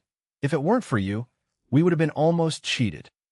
Chapter 736, Chapter 613. If it weren't for you, we would have been almost cheated. From the inexplicable message from the exploration fleet of a millennium ago to the defeat and capture in the interstellar war, and then to entering this satellite prison, all the oddities that baffled them were explained in an instant. There are numerous civilizations in the universe, each emerging from different environments for survival and evolution, so it's not uncommon to encounter civilizations with high moral standing. Some powerful civilizations possess extremely advanced technology and never worry about precious energy resources. They don't need to expand outward to amass rare elements, instead preferring to maintain order in a region over aggressive conquests and slaughter made possible by technological superiority. The civilization they faced this time might meet the mark technologically, but morally, it was another oddity. The magistrate suspected that the main intelligent species of the Magic Empire preferred peace over war due to their abundant materials and long period of stability. However, the upper echelons apparently thought otherwise, resulting in such a unique defensive and counterattack strategy. If the enemy initiated the attack, then the war and judgment against the evil invaders would be justified, and that was the purpose of the bait. The more the magistrate thought about it, the colder he felt inside, but fortunately, it wasn't all bad news. At least without solid justification, the other party probably wouldn't launch a large-scale invasion against the geometric civilization. The magistrate asked, looking at the fellow prisoner from the Light Tribe, feeling a sense of camaraderie in their shared plight. No, in fact, I'm a leader of an interstellar mercenary group. I was tasked to rescue some serious criminals held in this satellite prison. Because of previous agreements, I'm not at liberty to disclose more, but as for the outcome, well, you can see for yourself, replied the Light Tribesman, releasing a long sigh. Although he didn't share the details, everything was clear without being spoken. The geometrics couldn't help but feel sympathy. No wonder the Light Tribesman had warned them how deceptively dangerous the prison appeared. It was based on his own direct experiences. After mutually denouncing the Magic Empire's deceitful tactics, their relationship instantly grew closer. Despite the outward show of friendliness, both sides harbored their own motives, each trying to glean more information from the other. The Light Tribesman mostly talked about various settings related to the Magic Empire, only occasionally mentioning his experiences as an interstellar mercenary before his capture, boasting of his once great reputation. Still, the exaggeration was quite apparent to everyone. Meanwhile, the geometrics shared basic information about the current star system without any intention of concealment, maybe because they considered such low-level intelligence of no value. However, that was exactly what the Parliament was lacking. By the end of the negotiation, the Light Tribesmen made a point to remind the geometrics that after their defeat in the war, the enemy would likely make outrageous demands, creating a pretext of weakness that the geometrics might see as a chance for battle in order to take over the entire star domain. The magistrate agreed wholeheartedly, now wary of falling for superficial deceptions after becoming aware of the other side's cunning tactics. While they were in discussion, within the capital city of the Magic Kingdom on Eternal Star, senior members and speakers of the council were observing the satellite prison through projection magic. Lin shook his head. The advanced technology they had shown was genuine, but it took the previous war to lay the groundwork for such an effective deception. This attempt to extract intelligence from the prisoners was undoubtedly very successful, not only explaining why this star system was backward, but also gaining information without raising any alarms. According to the geometrics, there were 15 civilizations in this galaxy capable of interstellar travel, with 3 level 6 civilizations that matched their strength. Due to similar technology levels, the overall situation was relatively peaceful. It couldn't be helped. The galaxy was simply too vast, with diameters reaching hundreds of thousands of light years, meaning light itself would take that long to travel from one side to the other. Without wormhole technology, a civilization might never cross the entire star system from its birth to its demise. Vittorio pondered aloud. This was undoubtedly a rare opportunity, as a star system-level civilization held many technologies they needed. But they certainly couldn't ask for these lower-end technologies directly, as it might arouse suspicion. Suggested Harif. With the actual objects, they could use material analysis magic to decode and replicate the technology, another advantage of magic. The other speakers, however, were concerned about whether the other party would agree, as a whole star system. After all, included a sun and several modified planets, and had not previously been considered tradable commodities. Just one star system shouldn't be a problem, Lin said confidently. The star systems under geometric control were exceedingly vast, and there were hundreds of connected points of light when the quantum entanglement message was sent. Lin even felt they were asking too little. Since they had already told the other side about their high demands, they had to demand even more to follow through. The broken window theory should be quite effective on most intelligent species. During the search of those geometric memories, one thing, in particular, caught Lin's interest, the so-called Element 7. It was this peculiar element that allowed the geometrics to leap technologically and become one of the most powerful civilizations in the star system. After several hours of deliberation, the terms of reparation were officially set. 5 star systems, 100 active warships, and 10,000 tons of Element 7. When this message was relayed back to their homeworld, the leaders of the geometric civilization were outrageously angry. The terms were considered humiliating, and Element 7 was the cornerstone of their power, not to be easily relinquished. Many of the disk leaders believed they were far from defeated in the previous star system war. Although they lost over 50 of their most advanced interstellar warships, they had also destroyed the high-dimensional biological weapons dispatched by the other side. Formally speaking, it wouldn't be an exaggeration to claim that the battle was evenly matched. Chapter 737, 614, A Sudden Windfall, Becoming a Magic Empire of a Galactic Civilization.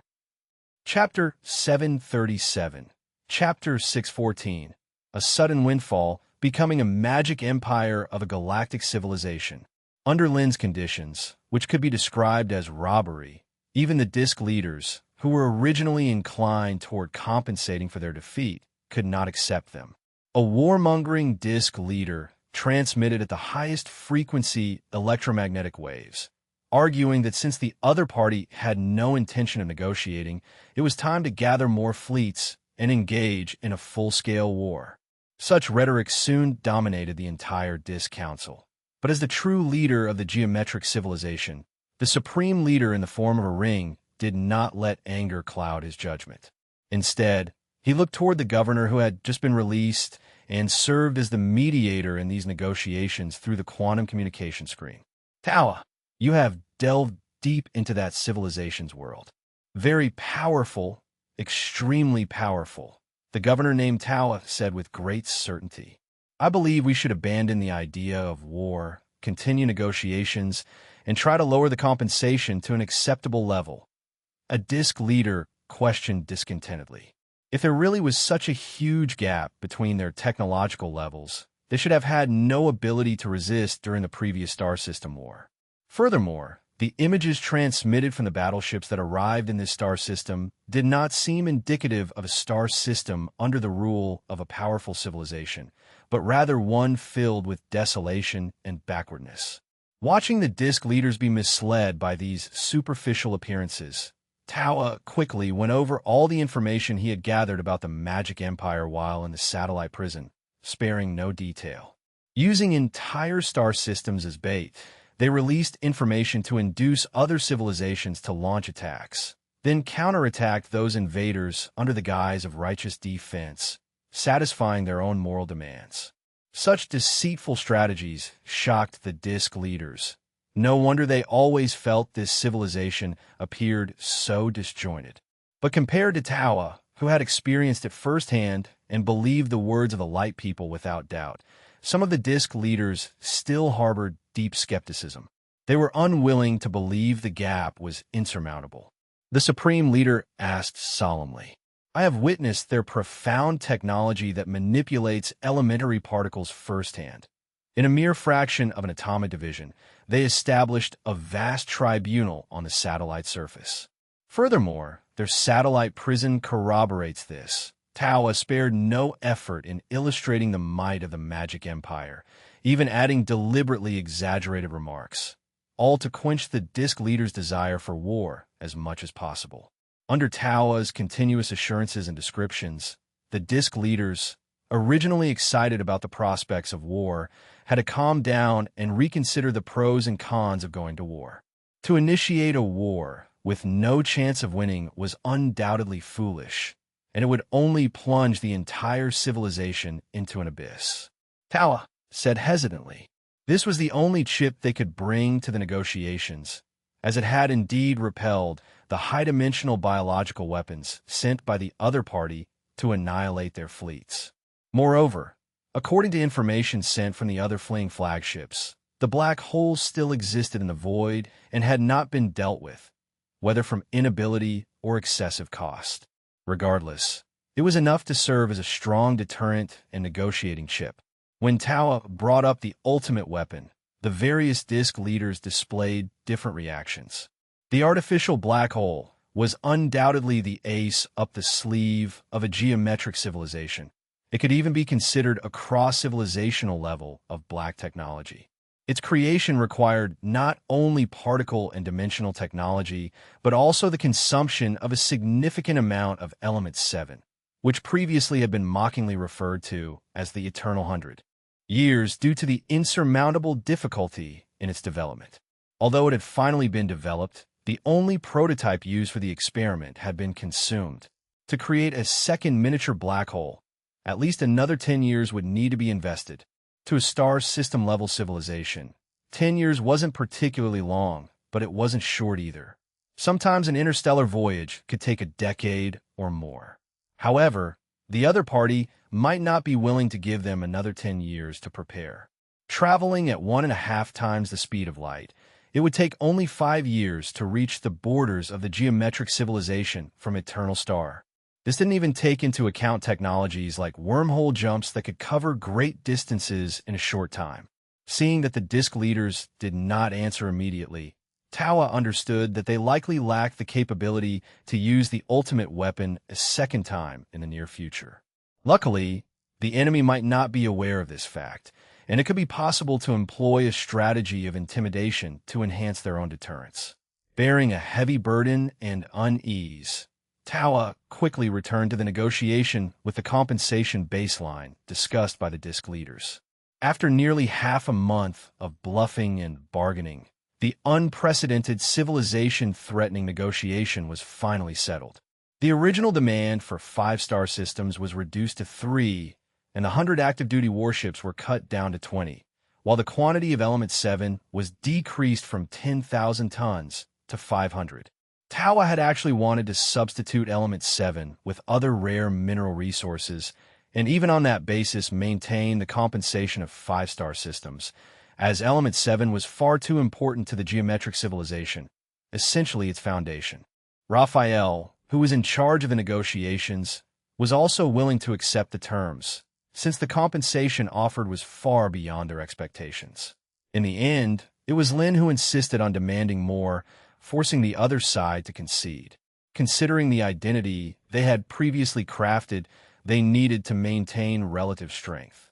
The more the other side was willing to offer, the more they would appear indifferent. The less the other side wanted to give, the more they would insist on obtaining it. This conflict brought them to the brink of war at its worst, and both Raphael and Tawa were frightfully shaken, yet had no choice but to negotiate with determination. Although nobody wanted the war to truly break out, they had to convince the other party that they were prepared to wage a major war at any moment. So much so that when Raphael returned from the negotiations, he was somewhat drained, but in contrast, his face was beaming with an irrepressible smile because they had achieved a great victory without any casualties or deploying a single soldier. With 3 whole star systems and 20 spacecraft capable of long voyages, the Magic Kingdom. No, it should now be said the Magic Empire had become a bona fide star system-level civilization starting today. Chapter 738-6-15 Lin. Don't be surprised by what I'm going to do next. When Raphael announced the results of the negotiation to the public, the entire Wizard Council was instantly plunged into great joy. They had actually succeeded in robbing a powerful interstellar civilization, and the compensation they received exceeded everyone's imagination. It was like a hardworking laborer suddenly receiving a huge inheritance. The excitement was simply indescribable. The happiest were undoubtedly the legendary councilmen, because in a sense, a planet represented a divine position. It should be noted that the council currently had 15 legendary wizards, although the most powerful among them, Vittorio, had only recently broken through to the ninth circle. There was still a considerable distance to go before the ceremony to ascend to godhood could be held, but with the abundant resources now at their disposal, that day would surely come. The star system they were in had only 5 planets, obviously not enough to go around. Some councilmen even worried that Lin, who would ascend to godhood first, might monopolize all the resources of the entire star system. Now, there was no need to worry about that problem anymore. With a little manipulation, they had gained control over 3 star systems. The universe was incredibly vast, with resources that were nearly infinite. Raphael hesitated in his response, realizing at the same time that he might have made a serious mistake, which was that the concept of time for a universal civilization might not correlate with theirs. Thanks to earlier negotiations and the intelligence they had intercepted in the satellite prison, they had figured out the basic units of time of the geometric civilization, which were divided into atomic seconds, atomic minutes, and atomic hours. As the name suggests, this method of timing calculates according to the natural vibration frequency of atoms, very similar to the atomic clocks they manufactured, with the only difference being the element used. The other side used hydrogen, which is listed as number 1 on the periodic table and also has the smallest mass. Moreover, in the language of the geometric civilization, there was also the concept of a year, which when converted, meant that a year for the geometric people was roughly equivalent to about 10 months on this side, also based on the orbit of their home planet around its star. This was probably the easiest and most applicable method of timekeeping for a primary civilization, and it had been retained even after the geometric civilization took to the stars. Just as Lin had guessed, although the matter of compensation had been settled, the other side clearly had no intention of paying immediately, and instead came up with all sorts of delaying excuses. For example, the reserves of element 7 were limited, and the geometric civilization did not have much inventory. The mining and separation of the ore would take time, so the 500 tons of element 7 would be delivered in batches, expected to be completed within 10 years. As for the 3 star systems that were seeded, they had only provided a star map indicating the locations of these star systems and had not given them specific coordinates. 20 system-class warships were stationed within these star systems. Raphael, who had previously been buoyant, was suddenly stunned because from the star map, these star systems were roughly estimated to be over 70 light years away from them. Even with the power of the original godlike spacecraft, it would take a full 50 years to arrive. Aurora frowned as she looked at the star map that had been sent over. "No, this is probably just a test," Lin said thoughtfully. The range of the geometric civilization was broad, and they hadn't purposely chosen those star systems more than 100 or even several hundred light years away, which indicated that it wasn't specifically meant to be difficult, nor could inconsistency be pointed out in this regard. The only problem was the lack of direct coordinates. This test was assessing whether they possessed the ability to deploy to unknown star regions over long distances in a short time, suggesting that their earlier manipulation hadn't entirely convinced the other side. Raphael was somewhat annoyed. During the negotiations, he had been so focused on discussing the pros and cons, engaging in debates over the range of compensations with the other party, and trying to increase his side's leverage as much as possible, that he had neglected the equally important issue of timing, giving the other side the opportunity to manipulate. Of course, the main issue was that the pressure of pretending was simply too great. One careless move, and he might become the spark that triggered another war. So he really couldn't afford to fuss over these details. You can't blame yourself, Councilman Raphael. A minor loss in a small-scale war. Expecting the other side to bleed heavily, anyone would be unwilling. Even without this, they would find another excuse. Lin shook his head, suspecting that such small tests would probably not be infrequent in the future. The geometric civilization would most likely continue to observe their subsequent actions, whether accepting these star systems or managing these newly annexed territories into their empire's domain, all of which would become metrics by which the other side measured their strength. If they found differences in the style of action between them and high-dimensional civilizations, or if they failed to show sufficient deterrence, it was very likely that trouble would ensue. Raphael asked, furrowing his brow. That would be tantamount to admitting that we can't make long-distance space-time deployments without the coordinates, Lin vetoed. This technology was obviously very important. If they lacked such capability, it would mean that even if they could win a direct war, eradicating the geometric civilization would take thousands of years, given the vast territories of a star system-level civilization. Lin's words caused the councilmen present to frown. Without the coordinates, they certainly couldn't really pilot a spacecraft for 50 years, could they? Lin suddenly revealed a smile on his lips. Vittorio and others paused, looking at Lin in surprise. Harov seemed to suddenly think of something, and his face lit up. Yes, Lin nodded. Raphael listened, completely confused. Well, had they acquired the coordinates for these star systems? He didn't know about it. Raphael was utterly perplexed, but seeing the other councilmen appearing to suddenly understand, he really couldn't bring himself to ask. Go and notify those geometric beings right away. We'll send someone to take over these 3 star systems in a day, Lin declared resolutely. Chapter 739, 6:16. We must act as arrogantly as possible. Chapter 739, Chapter 6:16. We must act as arrogantly as possible. The vast universe, an unknown star system. On the second spiral arm, leaders of the geometric civilization gathered in the disk conference room via holographic projection, waiting for a response from the Magic Empire. Although the matter of war reparations had been settled long ago, the timing of the payment had not been agreed upon in the contract, which undoubtedly became an opportunity for some minor manipulation.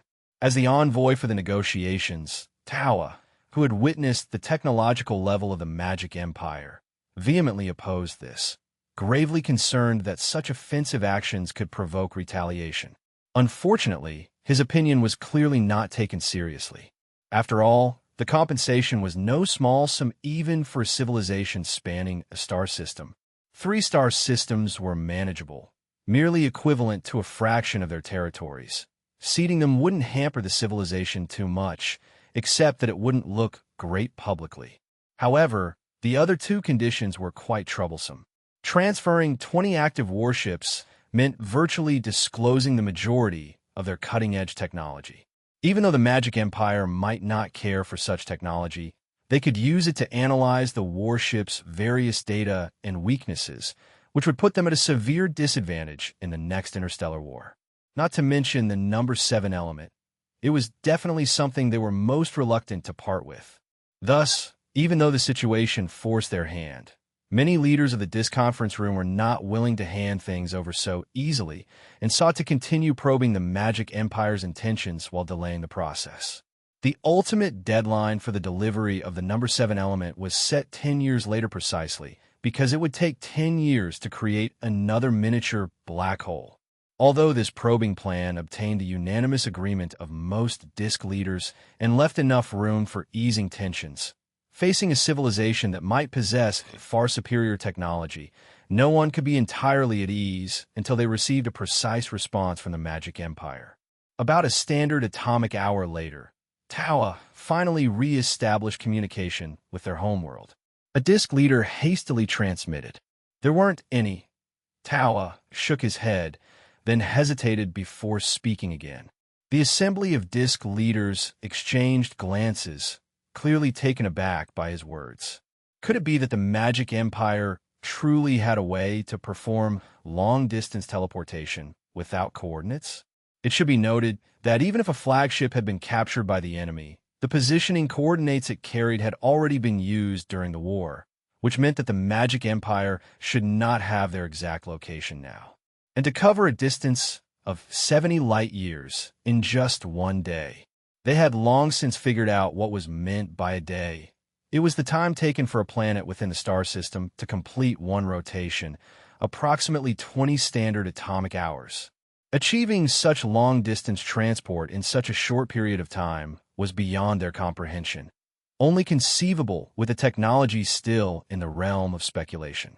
Since the speed of light is the ultimate limit in three-dimensional space, achieving this feat in low-dimensional space is utterly impossible. It would require some method of directly projecting coordinates from a higher dimension. For instance, the probability cloud of a free electron covers a wide area and can instantly appear anywhere. If a civilization could control this probability and had established a high-dimensional model of the entire galaxy, they might be able to project a large number of electrons back, providing sufficient energy. Then, through entanglement reactions between microscopic particles, they could establish a space-time channel. However, to date, this technology remains purely theoretical, and not a single researcher dares to guarantee its actual existence. Several leaders of the DISC conference even doubted whether the other side was simply boasting without substance. But normally, no one would tell a lie that could be so quickly exposed. Therefore, they must be quite confident. The supreme leader felt an unease, suspecting that the other side's intentions might not be just to send people to take over the three-star systems. It couldn't be that simple, or else they wouldn't specifically remind them not to be too surprised. The supreme leader suddenly asked. Tawa quickly responded. According to the time of the Magic Empire, they had been notified in the evening. If their tomorrow was to be punctual, then there wasn't much time left for them. The supreme leader declared solemnly. While the leaders of the DISC conference room were discussing, on the moon, a massive rhombus-shaped warship hovered over a flat stretch of land. Just as Raphael was among them, he was extremely curious about the method Lin had mentioned. Too proud to ask directly, he had decided to come and observe instead. Lin showed no intention of concealing anything. Seeing that the time was nearly midnight, he extended his right hand, and a phantom bottle floated in his palm. Inside, one could vaguely see a red that was incessantly moving round and round. Raphael finally recalled, and instantly understood everything. Lin smiled and nodded his head. Long ago, he had discovered this device was actually a stable coordinate, so it was able to continuously send messages to a geometric civilization dozens of light years away, without interruption for 1,000 years. The only problem was establishing a stable channel required both sides to have a huge energy source to twist spacetime. The energy contained in the coordinate was very limited, so the geometric civilization could only locate it without being able to open the door directly. However, they could solve the problem with magic power. As for the energy source of the entangled particles on the other side, there was no need to worry. Presumably, to meet the needs of the interstellar warship's return, the opponent had placed energy furnaces that could be used for space-time transmission in many star systems within their territory, connected to the devices that receive the coordinates. Lin could feel that vast energy through entangled state particles. They could completely turn this around to their advantage. Directly invading another's territory, if not handled well, could lead to a siege, which was no joke. Moreover, after leaving the divine realm, the power of the gods would diminish, and there was a risk of falling. Don't worry too much. Lin spoke with a smile. Since they had already made contact before, the probability of them being attacked was not high. This time, he had to go personally because now that Era had perished, the divine momentum spaceship was as good as without an energy source, incapable of superluminal flight, unless he took it upon himself. Chapter 740, 617. Don't be nervous, we are just passing through. Chapter 740. Chapter 617. Don't be nervous, we are just passing through. The cosmos, an unknown galaxy, the second spiral arm, Raven Star, within the Interstellar Protection and Security Office. Upon receiving a first-level crisis alert from the homeworld, the Governor Nide immediately passed down the command. A senior deputy of triangular shape asked with great concern. The senior deputy recalled immediately. They were extremely surprised when they originally received this message. If it weren't for the log of the brain-like computers, they would have long forgotten about it after 1,000 years. Upon hearing that the homeworld had dispatched fleets to investigate, he calculated that they should have arrived by now. To avoid causing panic, This news was currently only being circulated among their rank. The lower-level civilians didn't even know that such a war had taken place. The worst-case scenario would be a small-scale conflict erupting at the border.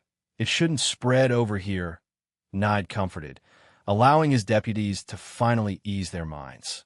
However, just a second after his words fell, the ground beneath their feet suddenly began to shake violently, followed by a terrifying rumbling sound. Governor Nide rushed to the side, peering through the protective window towards the distance. The gargantuan energy generator, towering above the land, was collapsing at an alarming rate, its dreadful energy aftermath breaking through the protective barriers like a tsunami, completely obliterating everything around. Dazzling red lights lit up around Nide, a display of utmost terror because the energy generator contained a vast amount of antimatter. If it all erupted, the entire planet would be shredded to bits in an instant. Fortunately, such a disaster did not occur, as the horrific energy did not act directly upon the planet, instead shooting straight up into the sky, ripping the azure firmament apart. The red lights around Nide intensified, for he had realized someone was preparing to create a wormhole above this planet. Nide roared in anger. Immediately send a message to the homeworld, report what's happening here, and also get all space-based weapons ready. Attack immediately. The deputies immediately activated quantum communication. Thanks to the previous first-level battle readiness command, the planet's defense systems had already been initiated. In fact, at the moment the energy generator exploded, hundreds of space-based cannons had already aimed at the torn sky, and upon receiving the command, they immediately began charging. Dark, annihilating lights coalesced in the muzzles of the guns, each strike powerful enough to bring about the destruction of a small asteroid.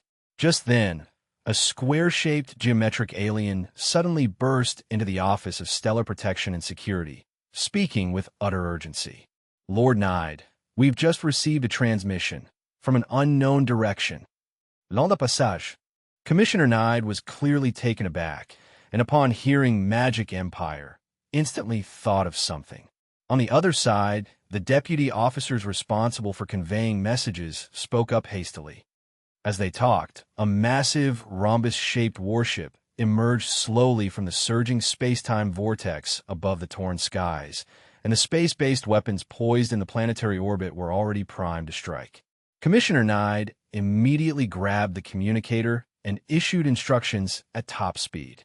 Inside the warship that had just jumped through the space-time gate, the wizard Ignar looked at the magnificent city projection displayed on the screen and spoke with a sense of wonder.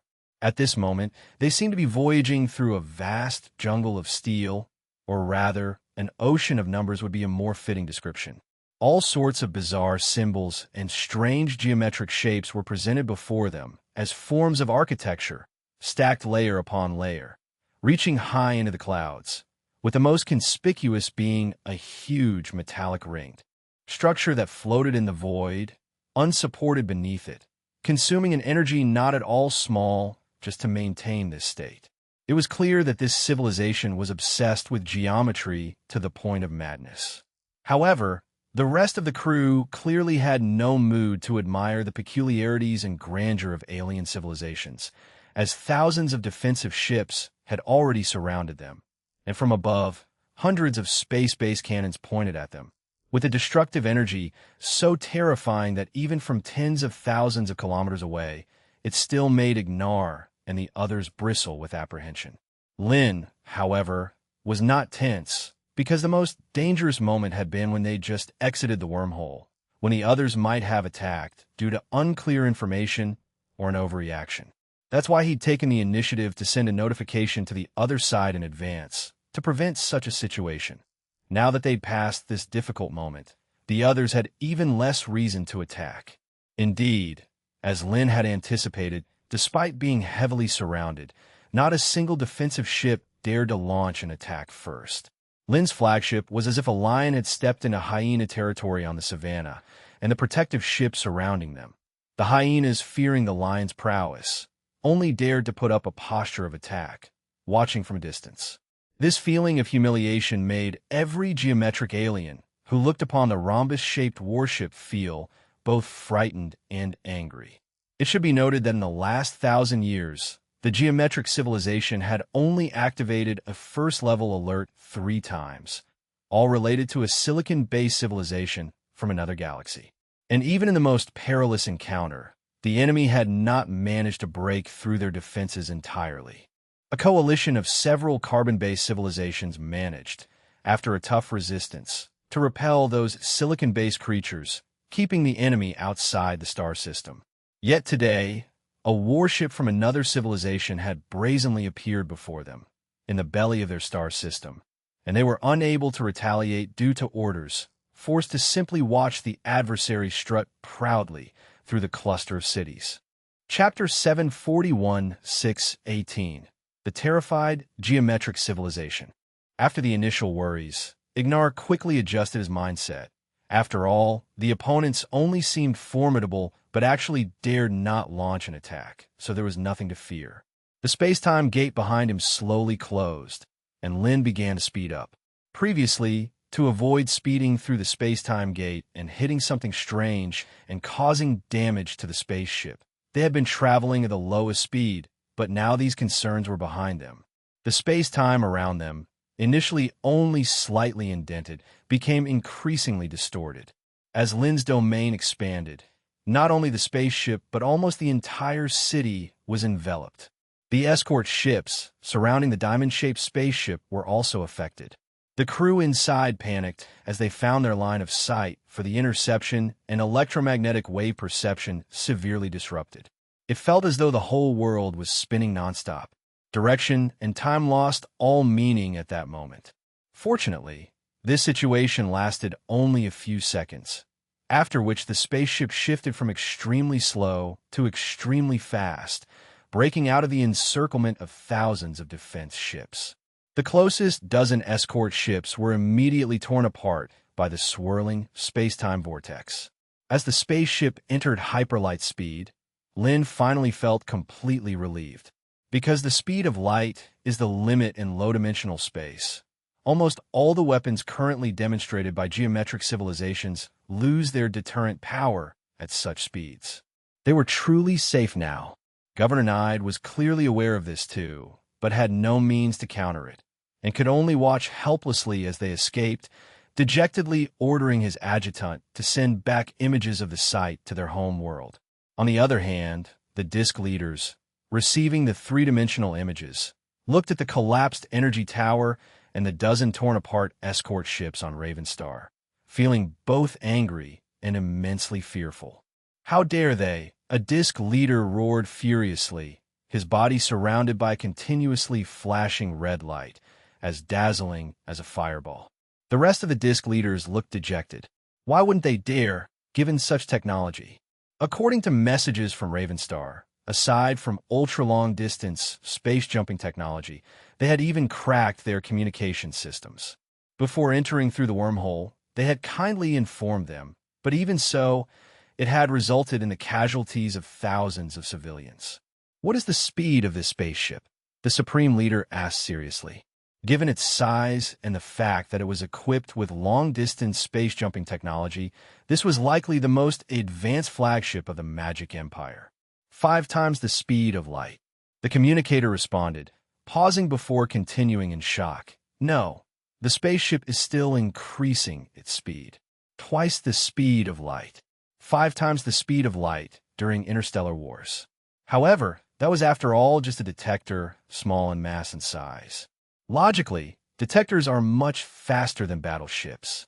However, this common knowledge had been overturned, or rather, in the last interstellar war, the power displayed by the adversary was just the tip of the iceberg, and they mistakenly believed that the Magic Empire had already given it their all. Another leader, resembling an elliptical disc, asked in confusion, especially since the energy tower had been destroyed, which led him to suspect that there must be certain restrictions on opening such wormholes. Most leaders did not see it this way. In their view, it was a warning, a strong countersurge in probing their attitudes, and it represented an alarming fact. For the Magic Empire, distance was not an issue, They could strike at the heartland of the geometric civilization whenever they wished. Governor Tawa was also convinced of this. No wonder the adversary was so casual during the negotiations and did not even set a specific time for delivery. It seemed they did not care or worry about them reneging. Tawa asked cautiously. The disc-shaped council chamber, once bright and bustling with discussion, fell silent again as everyone understood that weather star systems or warships, they were merely incidental. What really interested the adversary was likely the element number 7. Let's dispatch the first batch of materials as soon as possible, the Supreme Leader said with a sigh. Although the adversary had abruptly charged into the heartland of the geometric civilization, the damage they caused was limited, and they even sent a communication beforehand, which was somewhat a sign of not completely turning hostile. If they continued to be unaware of the proper action and waited for the adversary's fleet to come by themselves, it would likely not be so courteous. How is your research on those rhombus-shaped ships coming along? The Supreme Leader asked the invited group of top-notch scientific researchers. We haven't made any progress yet, the designer, resembling a triangle, communicated awkwardly. The warships of the Magic Empire were simply too bizarre for analysis with their quantum computers, and aside from discovering that the curvature engines used a U-shaped spatial configuration, they had achieved nothing substantial. There was absolutely no intelligence on the ship's weapon systems. The baffled group of top-notch scientific researchers did not know that to avoid detection and analysis, the Council had not installed any weapons on the ships. If they encounter meteor showers or other disasters, they could only rely on Lin's god-level combat abilities to cope, and the quantum computer would certainly not be able to analyze that. Meanwhile, traveling at twice the speed of light, a rhombus-shaped warship had already successfully left Ravenstar. The star systems under the rule of the geometric civilization seemed very prosperous and not as empty as their own. Hundreds of thousands of ships shuttled between various planets, probably used for trade or transporting materials. The glowing star was enveloped by a huge circle of energy extractors, continuously drawing in and storing fusion energy. I wonder when such a scene will appear in Eternal Star, Wizard Ignar said wistfully. Lin said confidently. Chapter 742, 619. A century of hard work goes up in flames. Chapter 742, Chapter 619. A century of hard work goes up in flames. Traveling through the vast and boundless space proved to be incredibly dull. Besides darkness, there was only darkness, with only the occasional twinkle of a distant star, each point of light representing a sun. And this time their destination was a star system 4 light-years away. Fortunately, Lin had already advanced and broken through to the intermediate level of divine power, gaining more comprehensive control over space and dimensions. The spaceship speed also broke through to a new milestone, a full twice the speed of light. But even so, it would take a full 2 years to reach the destination. The only silver lining was the time dilation inside and outside the spaceship. For them, the wait wasn't as long, and by Lin's calculations, it would take roughly a month to get there. During this month, Ignar and the others didn't waste any time, focusing their efforts on studying star charts. They were seemingly fortunate as the journey remained calm, except for one large vacuum meteor shower. They encountered no other universal calamities. The faint starlight ahead, twinkling like a distant fire, grew increasingly large, signifying that they were approaching their destination. The wizards inside the spaceship were thrilled, for they were heading toward a star domain soon to be theirs. After closing in to the last 100 million kilometers, Lin gradually began to decelerate, and the twinkling sun finally appeared before them. Unlike the sun's orange hue, this sun bore a blue tint, indicating a surface temperature exceeding 10,000 degrees Celsius. The innermost planet of the star system, due to its proximity, had its surface turned into surging lava, becoming an utter wasteland for any living being. Of course, this star system was not just this. Otherwise, the geometric civilization wouldn't have had the guts to offer it as compensation. On the outer orbit of the system, another planet lay in the habitable zone, which the geometric civilization had transformed to be highly suitable for carbon-based life to thrive and reproduce. The warship quickly docked at a station on this planet of life, and 7 geometric beings had been waiting for a long time. Upon seeing Lin and others emerge from the cabin, they hurriedly greeted them. "Respected Governor, I am a manager of the Planetary Ecology and Control Office. You may call me Moni." The leading geometric being conveyed with electromagnetic waves respectfully. The order from their home world had been issued more than a year ago, requiring them to treat these visitors, who may come from a higher dimensional civilization, with the highest courtesy. They were to meet any requests, provided they were not too outrageous. This was a direct edict from the Supreme Leader, and Moni naturally did not dare to show any negligence. After welcoming Lin and his party into the residence, they presented 2 spheres the size of human heads. "Governor, these are coordinates to 2 additional star systems. Once activated, they will open the corresponding wormholes. The leaders had intended to dispatch a fleet to deliver them to you, but they didn't expect that before they could set out, you had already taken action," Moni said diplomatically, indicating that their concealment during the previous negotiations was not intentional and they were unable to deliver in time due to the great distance. Although the Magic Empire had shown their ability to precisely transport over long distances without the exact coordinates, it wasn't that others didn't want them, but they couldn't fail to provide them. It was a matter of attitude. "If it's just a misunderstanding, then I'm at ease," Lin said with a smile, nodding in understanding. His previous assertive attitude and the subtle demonstration of his ability to disrupt communications and transport across long distances had successfully evoked a wariness in the geometric civilization. With these 2 coordinates, there was no need for them to travel by spaceship to take possession of the other 2 star systems. The universe was indeed vast. Twice the speed of light seemed fast, but the distances that needed to be crossed were still measured in light years. As soon as he left the spaceship, Lin found that he could no longer use the intercepted communication coordinates to sense the communication stations set up on various planets by the geometric civilization. This indicated that they had upgraded their communication system, meaning he could no longer open space-time gates using the communication coordinates as before. One could say they were quite timely. The things they delivered came just at the right moment. Lin extended his hand, and the 2 human head-sized spheres floated before him as if drawn by a force, then were disintegrated into fundamental particles under the effect of the great decomposition technique. He wouldn't dare use the things that were voluntarily offered without caution, even though the geometric civilization had a very low probability of tampering with them. And they only needed the coordinates, as they were not lacking in energy resources.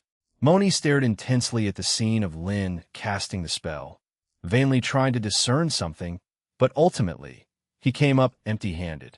In the 2 years it took Lin and his party to journey from the Raven Star, the geometric civilization had also developed many speculations based on the intelligence they had collected. Having witnessed the strength of the Magic Empire, the leaders were even considering whether to direct their scientists to research the technology of energy ascension.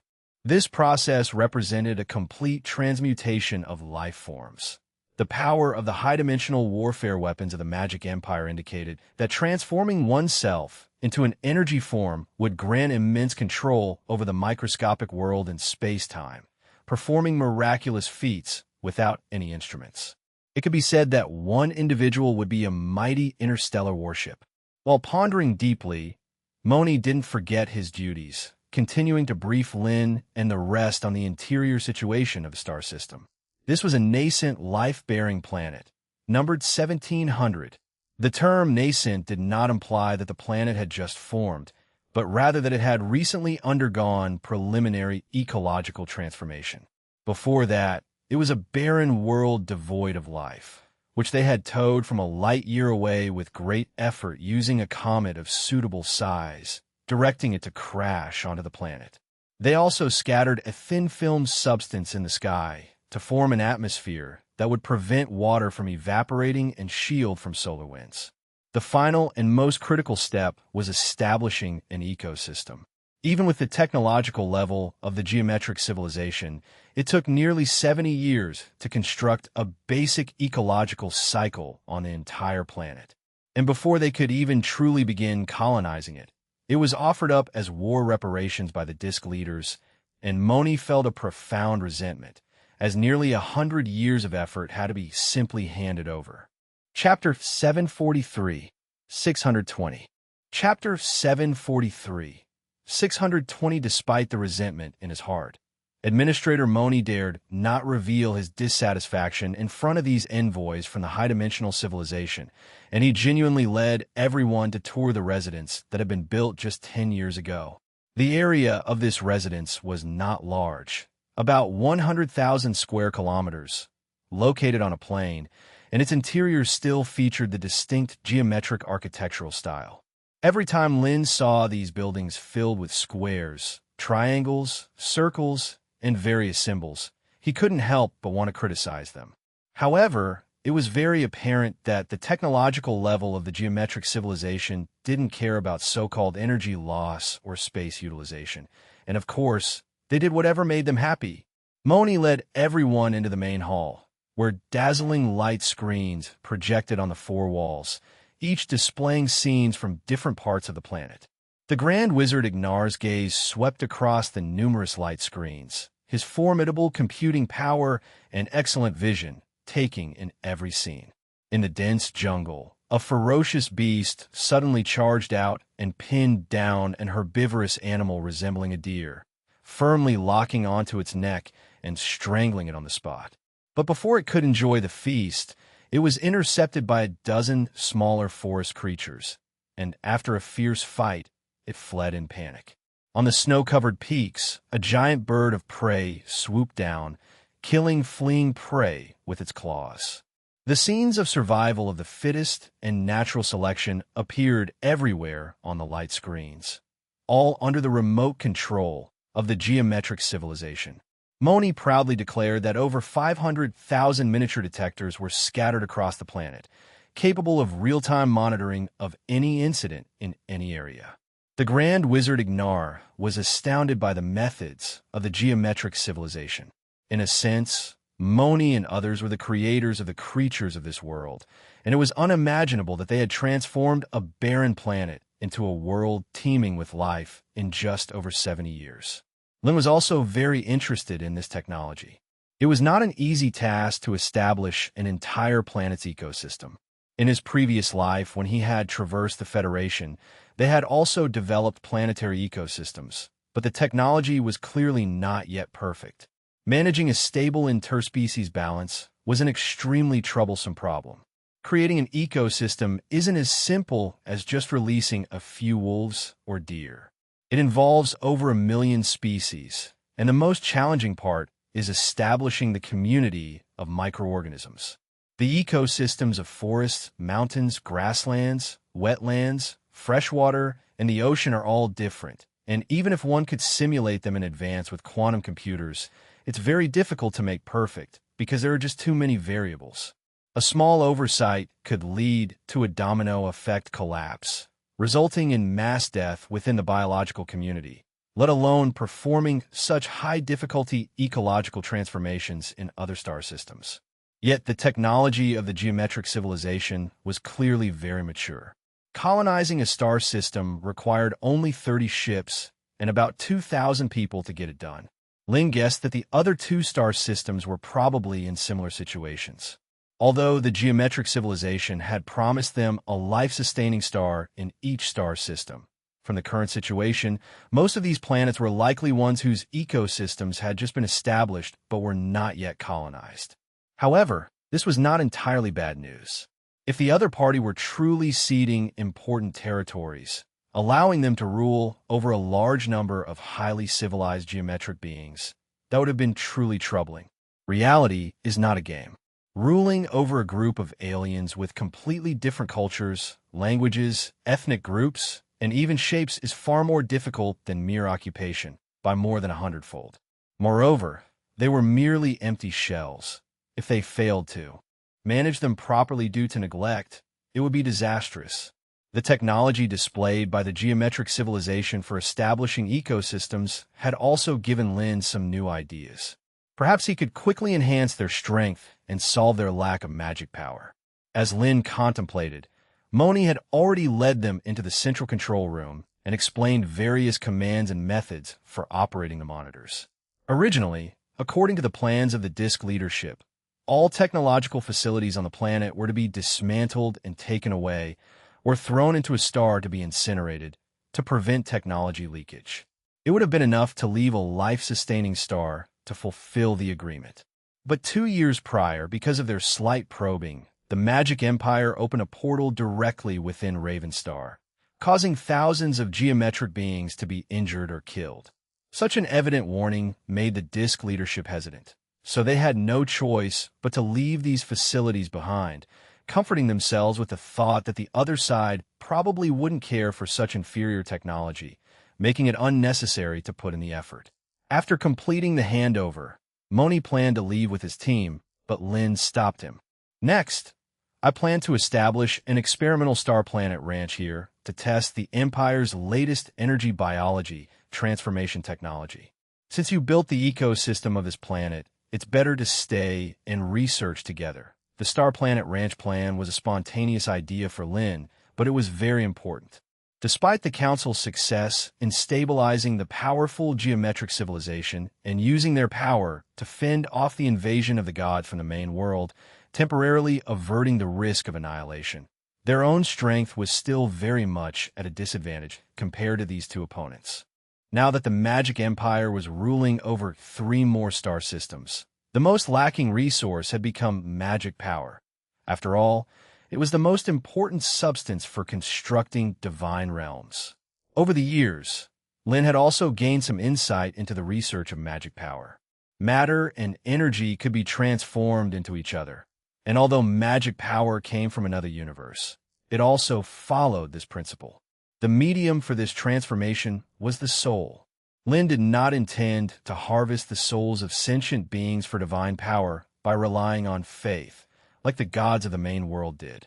Instead, the ecosystem created by the geometric civilization offered him new inspiration.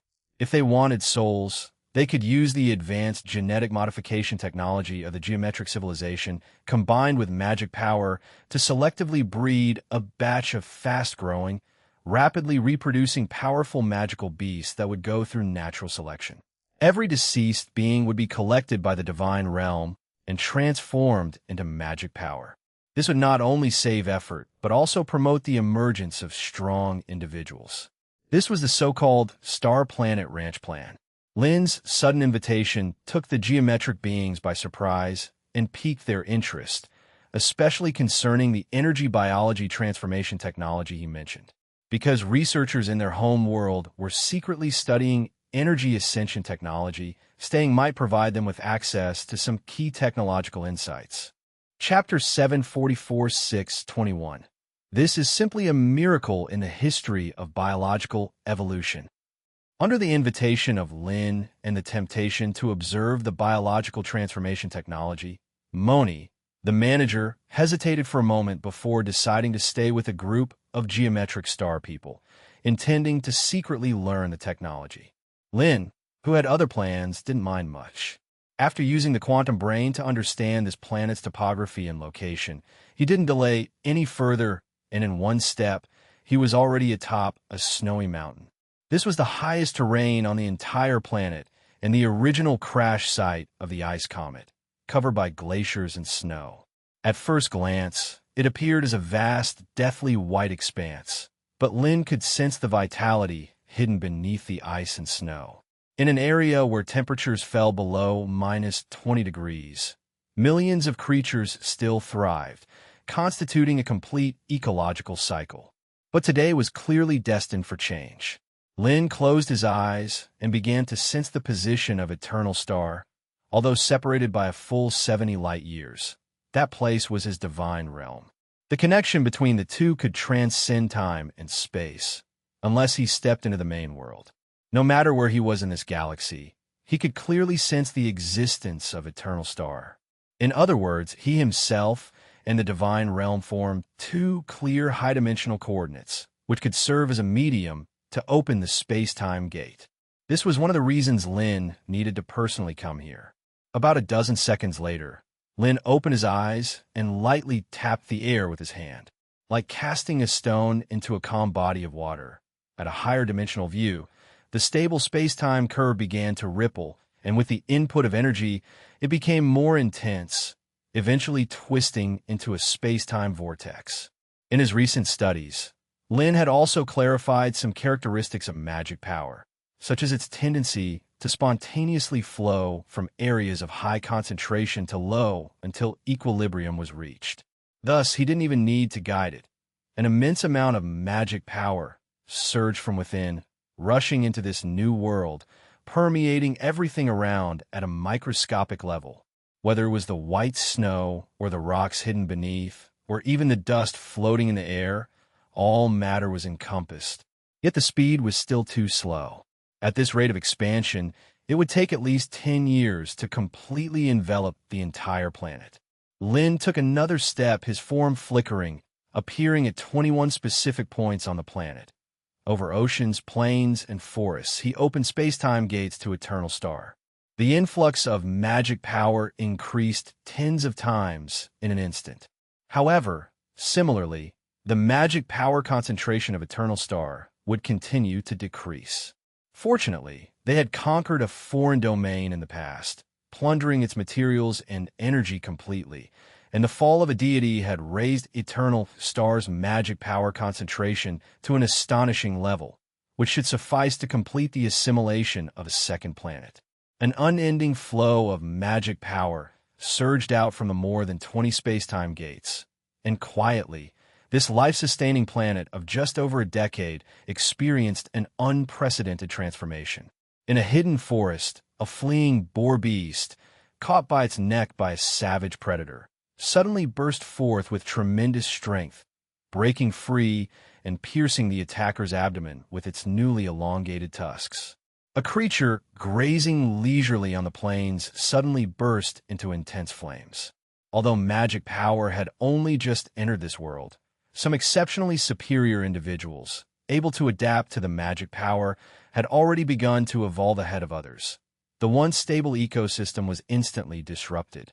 Lin witnessed all these transformations, and also sensed the micro-detectors of the geometric civilization, which were extremely small, about a millimeter in dimensions, making it hard to imagine how such devices accomplished various complex tasks. Fortunately, he would soon find out. With a thought, Lin caused tens of thousands of detectors covered under the magic domain to instantly disintegrate, then reassemble and restore. The entire process lasted only about a dozen seconds, but their internal information was already under Lin's control. These detectors were constructed using some kind of quantum-level micro-engraving technology. Though small, they contained over 2 trillion tiny circuits, invisible even under a high-magnification microscope, capable of capturing specific electromagnetic wavelengths to observe and collect surrounding scenes, and converting them into corresponding images projected onto the control room's light screen. Meanwhile, in the control room, seeing Lin casually open 21 wormholes on the planet, Manager Moni and a crowd of geometric star people were terrified, also noticing the drastic changes in some creatures. Was it a gaseous catalyst capable of promoting genetic modifications? Moni instinctively thought of this because the geometric civilization possessed similar technology, releasing growth-stimulating gases to cause carbon-based life forms to evolve towards their anticipated direction in a short time. However, Moni soon realized it was not as simple as a gaseous catalyst. Some of the contaminated creatures demonstrated abilities beyond logic, such as walking on flames, emitting lightning, or even briefly floating. The analysis by the quantum brain corroborated this, as the air was filled with an extremely special energy not recorded in the database. Said Moni, extremely excited, as this was simply a biological miracle. The rest of the geometric star people immediately got busy, pulling up the control light screen, ready to execute Manager Moni's orders. However, after some manipulation, The detectors scattered across the planet remained immobile, their commands having no effect whatsoever. Having received the report, Moni incredulously accessed the quantum brain's privileges, only to discover that the detectors had completely escaped their control without them noticing. Moni suddenly remembered that right after Lin had opened all the transport gates, the light screen projection of the detectors had been interrupted for a while. At the time, Moni hadn't paid much attention, assuming it was just electromagnetic interference blocking the transmission of electromagnetic waves. Now it seemed that it was at that moment that the other party had seized control of the detectors through some unknown method. Chapter 745, 622, The Creator and Creation. Chapter 745, Chapter 622, The Creator and Creation. Suddenly losing control of the monitors plunged Moni and others from their intense eagerness into an immediate slump. Still, upon reflection, they understood that with such cutting-edge technology, how could the other party allow them to study it freely without taking any protective or supervisory measures? Now, the Magic Empire had taken control of all the monitors and had cut off the communication systems, essentially placing them under house arrest on this planet. Moni immediately regretted his impulsive decision to agree to this, but it was now obviously too late for second thoughts.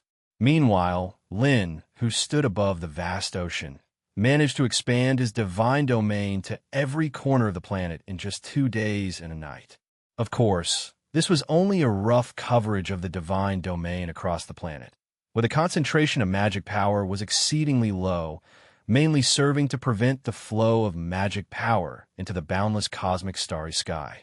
To truly permeate the entire planet, even to its core, would require more magic power to flow from within the eternal star, which at best would take about half a year's time. Having completed this preliminary task, Lin had no intention of lingering and headed straight back to the control room. The sudden disappearance and reappearance of Lin made Moni take mental note. The Magic Empire likely possessed the technology for miniaturizing wormholes. I have scattered a kind of energy source across the planet that can induce the evolution of living beings. Your tasks are twofold. First, to accelerate the evolution of these creatures to give rise to legends. That is energy life forms. Second, to breed not one, but a batch of thriving and rapidly proliferating, powerful magical beasts. Lin didn't see himself as an outsider and went straight to issuing orders, his authoritative tone putting great pressure on all the geometric alien beings. And even as a leader, Moni could only bristle under the pressure and spoke out. Supreme Governor, our mother world has very strict restrictions on biotransformation technology, and for some of it, we would likely need to apply to our mother world for permission to use. Moni's words were not entirely an excuse. In fact, not just the geometric civilization, but many star system-level civilizations in possession of high-end biotransformation technologies impose similar restrictions. In the cosmic starry sky, there are instances of sentient beings and even digital life forms created by the Creator turning against their makers. So, to prevent fleets tasked with constructing planetary ecosystems from causing havoc and potential threats, such restrictions are generally put in place. After pondering for a while, Lin agreed to allow Moni to send a message, but required that the results of their research be kept confidential for the time being, and he would have someone responsible for monitoring communication. Hearing this, Moni let out a slight sigh of relief. His biggest concern was that after getting the job done, they might be silenced. Now, judging by the fact that they were not prohibited from communicating with their mother world, the situation probably wasn't as bad as it could be. Lin informed Moni and the others of the modified commands for operating the detectors, then allowed them to begin their research, with the requirement to report the data every 10 days. After leaving the control room, the great wizard Ignar expressed his concerns anxiously. Magic power was their important bargaining chip in deceiving and deterring the geometric civilization. Now that they were allowing the other side to conduct research, if their bluff was called or if some significant discovery was made, it would be problematic. Lin smiled without explaining. The involvement of Moni and the others in the research into biotransformation wasn't simply due to their technical expertise and experience in the field. He believed that the preliminary research on magic power would confirm to the geometric civilization their status as a high-dimensional civilization. For this unique form of energy could influence all matter and energy, even the more mysterious dimensions. The Magic Empire might seem behind the times, but that was only because they hadn't had enough time to fully showcase the marvels of magic power. As for the minor issue of magic power leakage, it wasn't a big concern. To some extent, the magic power in the divine domain was part of his body. If the others conducted research in secret, the outcome would depend solely on the characteristics he chose to demonstrate, and he could even confuse their research direction by introducing anomalies. If they chose to emulate his methods and transform themselves into energy life forms through magic power, that would be even better, for it would mean they were completely under his control. But the time for action wasn't right just yet. For now, he was only laying out the bait. This is why Lin had restricted Moni and the others' communication with their mother world, so that in the future, when their power grew strong enough, they might reap the rewards. After consoling the great wizard Ignar and instructing him to keep a close watch on these geometric aliens, Lin led a group of alchemists to the docking areas within their quarters. He had noticed during the expansion of his divine domain that the planet housed a total of 30 interstellar warships, 20 of which were restitution prepared by the geometric civilization, with the remaining 10 being engineering ships tasked with planet modification. Considering Moni and the others had no immediate need for them, Lin decided to take all the ships back for research. By the timing of the Eternal Star, they had been traveling for a whole 2 years, and it was about time to see how the Magic Kingdom had developed. In the Magic Universe, within the primary plane, the news of the defeat in the interdimensional war had long since spread after several months, causing major tumult among the Pantheon. It's worth noting that this war was initiated by the lead god, Morags, who mobilized gods of thunder, fire, disaster, sky, order, and space as his vanguard. Even the supreme god himself took part, but the end result was a devastating defeat. All 6 gods who ventured to the new plane fell without exception, and even the lead god Morags suffered serious injuries, a fact made apparent by the continual natural disasters that plagued the primary plane for the past few months. The god of life and creation, who narrowly escaped disaster, felt secretly relieved at having witnessed the fall of the god of lies in the foreign realm, realizing that the so-called wizards were not so easily dealt with. He promptly found excuses to take a back seat, gladly relinquishing the opportunity to earn credit. Otherwise, he would have certainly met his end by now. Even the grand god Harry couldn't escape, and he didn't fancy his chances of survival. However, his relief was premature, as the god of life and creation soon sensed another summons from the temple of all gods. With a resigned sigh, the god of life and creation understood he had no choice but to comply, silently hoping that this time he wouldn't be the one to bear the misfortune.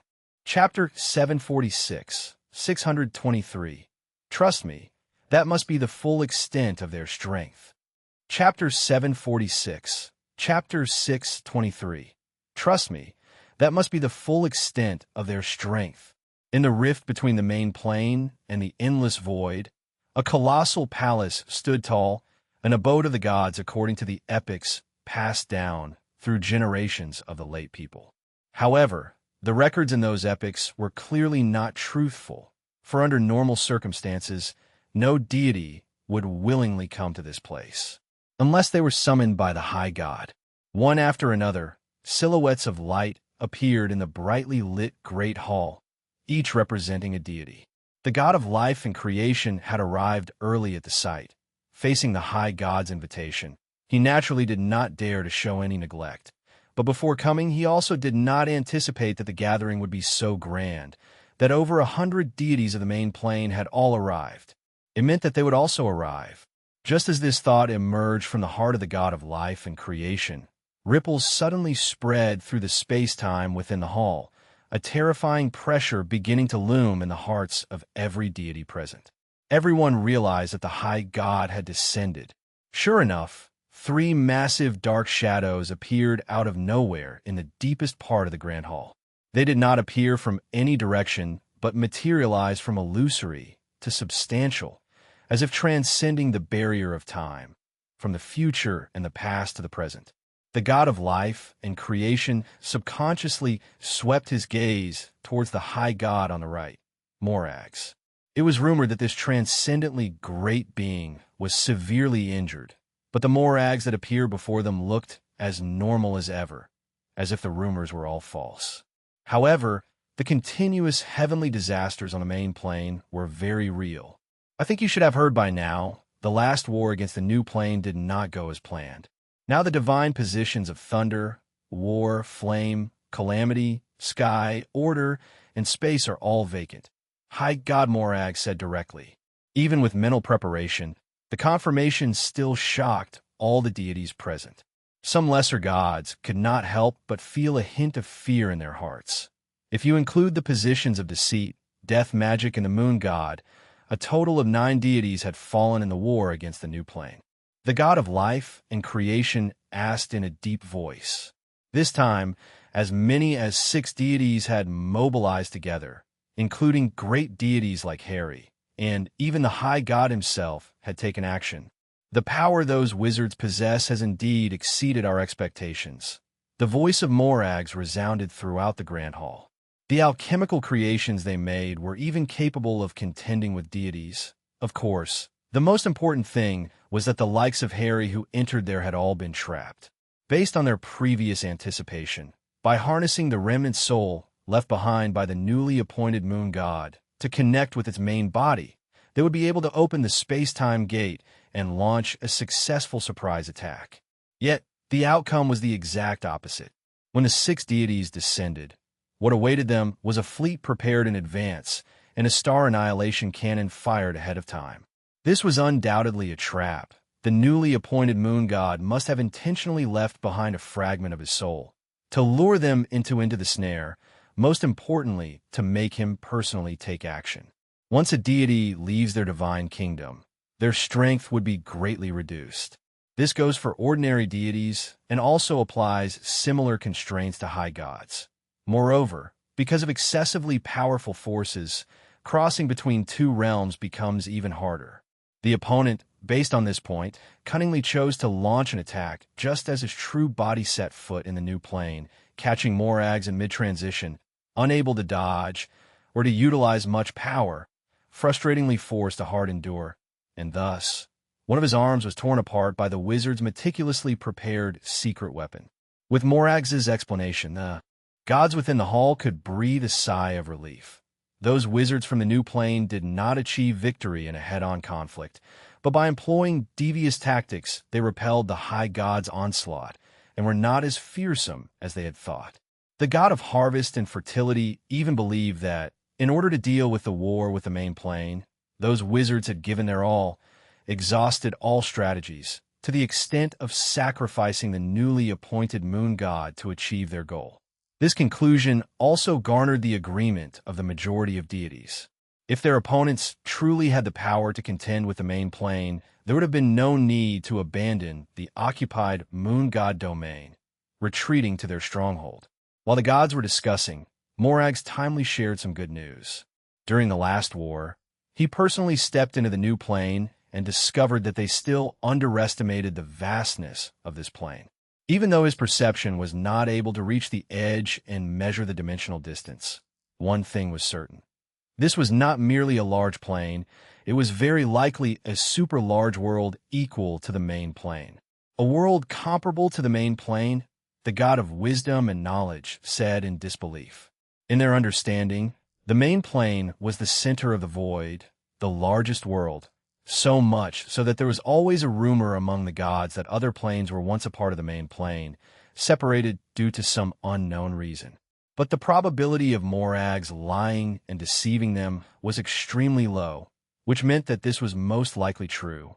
Realizing this, the gods present all became excited.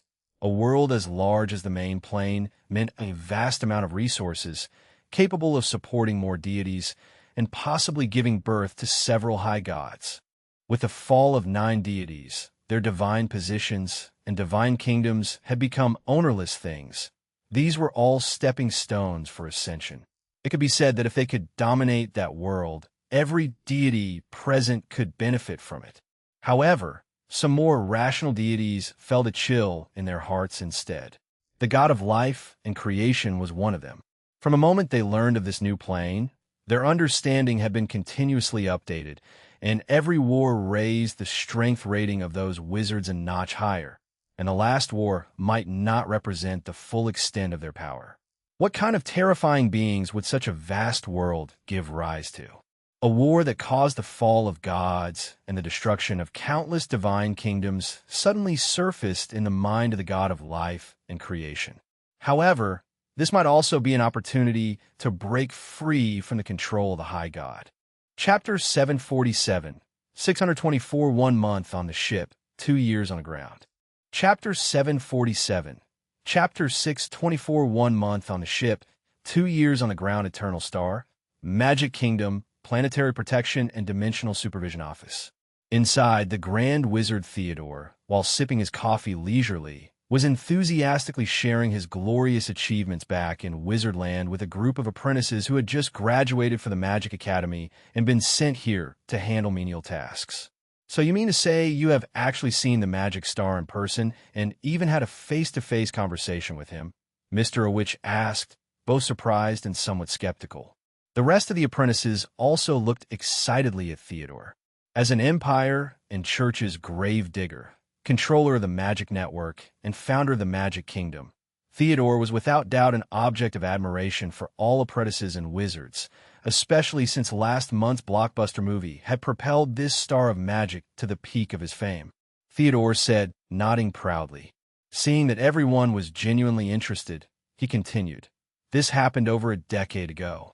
Back then, Councilman Lin, under pursuit by the church, took the knowledge and heritage of the secret magic society and sailed to Yaida Harbor. I just happened to work under the Grand Wizard Hellram at that time, in charge of maritime transport and the inspection of foreigners. Theodore, quite pleased with himself, recounted this story to the audience. If he really thought about it, he would have been the first wizard in Wizardland to have made contact with Councilman Lin and had personally witnessed how Lin had risen from a mere official wizard to become the supreme ruler of the council. The group of newly graduated apprentices naturally listened with fiery enthusiasm. They had just last month learned in a cinema about the Magic Star's wide-reaching influence within the Empire, his revelations of truth, and his remarkable deeds fighting against the wicked powers of the Church. Even when faced by dozens of bishops and cardinals besieging and pursuing him, Councilman Lin, still only an official wizard at the time, had skillfully managed the situation and had eventually dealt a crushing defeat to the pursuers at the Imperial Border Harbor, killing thousands of the Empire's elite guards. It was said that a cardinal had to employ divine descent technique to turn the tides of the battle. Now, Theodore's narrative undoubtedly linked directly to that sequence of events.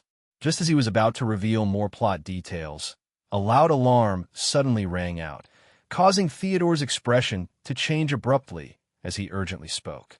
This planet-covering dimensional inspection system was the latest invention from the Magic Research Institute. Put simply, it could detect abnormal spatial fluctuations in the region, which were usually precursors to the opening of a space-time gate. Meanwhile, upon receiving the communication, the Council also reacted promptly. 15 Galaxy-class warships and over 20 legendary councilmen mobilized, and thousands of annihilation cannons also adjusted their barrels, aiming toward the sky. Fortunately, soon after, as a quantum communication arrived, Herav and the others who had been on edge could finally relax and felt a burst of joy. It was Lin and his team returning from the deep territories of the geometric civilization. About 3 seconds later, a diamond-shaped battleship burst through the surging space-time gate, followed by a second, third, and fourth. The changes to the capital weren't just about size. A new, even larger new city had been constructed nearby. It was rather empty inside and filled with numerous large signboards, not appearing to be meant for residents. Another alchemist corrected. During their travels abroad, many had experienced a time flow that was 7 times faster than normal, but now that it had suddenly increased to 20 times, they still found it hard to adapt. Thankfully, it had only been a month. If they had stayed on the ship for a few years by the time they returned, who knew what the kingdom would have turned into? Lin, however, wasn't particularly surprised by the changes in the kingdom. During the past month, although he too had been on the spaceship, Eternal Star was his divine domain. He couldn't possibly be unaware of the internal happenings, and all information transmitted to his brain at tens of times the normal speed. Communication from the kingdom quickly came through, directing them to proceed to the starport for docking. The crew then realized that the new city erected next to the capital was actually a newly established interstellar port by the Council, designed to accommodate up to 50 Galaxy-class warships and provide inspections, repairs, and energy supply services. Under the intense surveillance of countless capital citizens, more than 30 massive battleships, each exceeding 5 kilometers in length, hovered one by one inside the port. The surrounding area had to be shielded with anti-force field magic. Otherwise, no floor tiles could withstand the frightful mass of the battleships. Herav and others were already waiting inside the starport and immediately came forward to greet them. Since 2 years ago, when Lin and his team had opened the space-time gate to the geometric civilization's territory, they had been in a semi-lost contact state. Although connected to the divine domain, and therefore able to receive messages from the outside, the differing rates of time flow made communication inconvenient.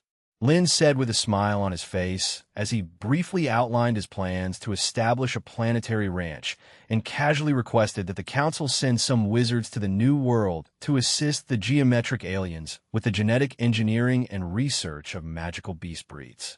Using an entire planet as a ranch and artificially cultivating magical beast breeds through genetic techniques. Lin's grandiose plans once again left Herav and the others speechless. However, this effectively resolved the most pressing issue currently facing the Council. 5 million.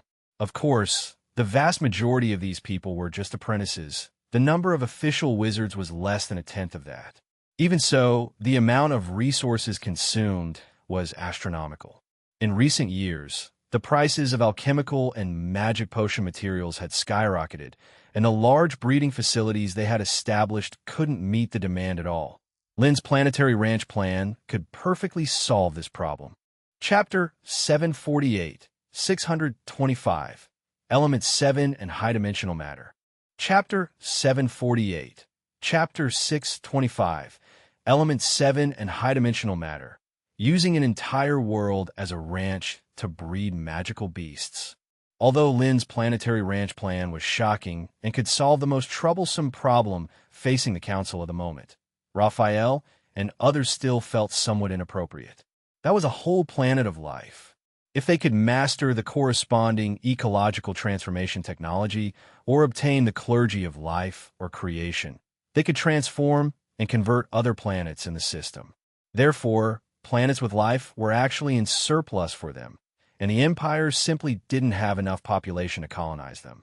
Lin exclaimed, "Over the past 1,000 years, under the rule of the Empire and the Church, the combined population of this continent was about 20 million. Thanks to their lightning-fast end to the war that swept across the continent, the population didn't decrease on a large scale, but rather increased significantly. The increase in population was mainly due to the liberated slaves and the hidden households, who were not counted in the imperial census before. But now it was different. All those oppressed by the nobility and the church were the kingdom's most loyal subjects. Plus the barbarians from the northern territories that had been annexed, and the half-human refugees who had fled from other lands, the population increased by about another 5 million. However, over these 10-plus years, childbirth was the main contributor to population growth. With living standards skyrocketing and no protective measures, the birth rate soared like a rocket propelled, causing a surge in population from 25 million to 60 million. In just over a decade, the population nearly doubled, an undoubtedly frightening speed, but also quite normal. Roughly calculated, the average annual growth rate was only 9%. In fact, if not for the tightly scheduled working hours, adding a few million more to the population wouldn't have been a problem. Under the imperial system of child labor, the first batch of children over 10 years old was already able to work, significantly filling the gap for technical workers with basic education. Even so, in Lin's view, it was far from enough. To support a vast stellar civilization, a population of 100 billion was not enough, and 1 trillion was barely passable. The speed of population growth still needs to accelerate. In fact, we could consider using some rewards or honors to encourage childbirth. Lin suggested to Herav and others, combining policies from his previous world that encouraged childbirth. If he remembered correctly, in a previous era, when the agricultural civilization was stepping into the industrial age, some countries even achieved an annual natural population growth rate of more than 20%, going from 60 million to 1 billion in just 16 years, such as the terror of exponential growth. Anyway, they didn't need to worry about the lack of resources now. The more people, the better. If they waited for the rise of humanitarianism, dreaming of such fertility would be absurd. By the way, Chairman Lin, Vittorio, who was beside him, seemed to have thought of something and hurriedly spoke.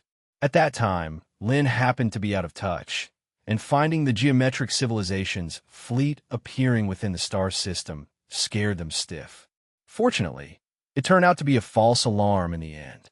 Lin paused, quickly guessing what the compensation was, and immediately became interested.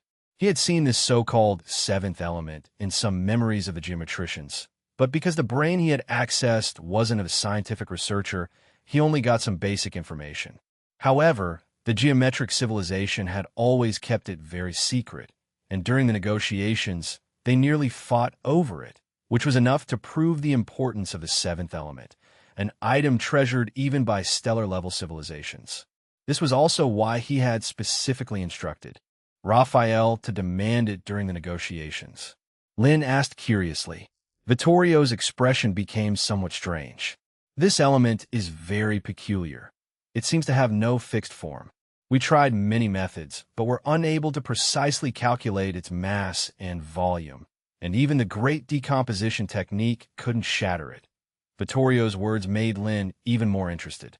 He promptly postponed the original welcoming process and went to see the seventh element first. The council clearly knew the importance of this item, so after completing the handover with the fleet of the geometric civilization, they placed it in the lowest level of the Sky Dome Tower, heavily guarded. About half an hour later, Lin, passing through a door engraved with runes, finally saw the long-anticipated seventh element. It was a fist-sized clump of material, faintly glowing, constantly changing shape, just as Vittorio had described, and Lin also noticed a subtle change in the surrounding space. This wasn't like the distortion caused by mass. It was a more profound influence. Herav, who had the most research on the seventh element, couldn't help speaking.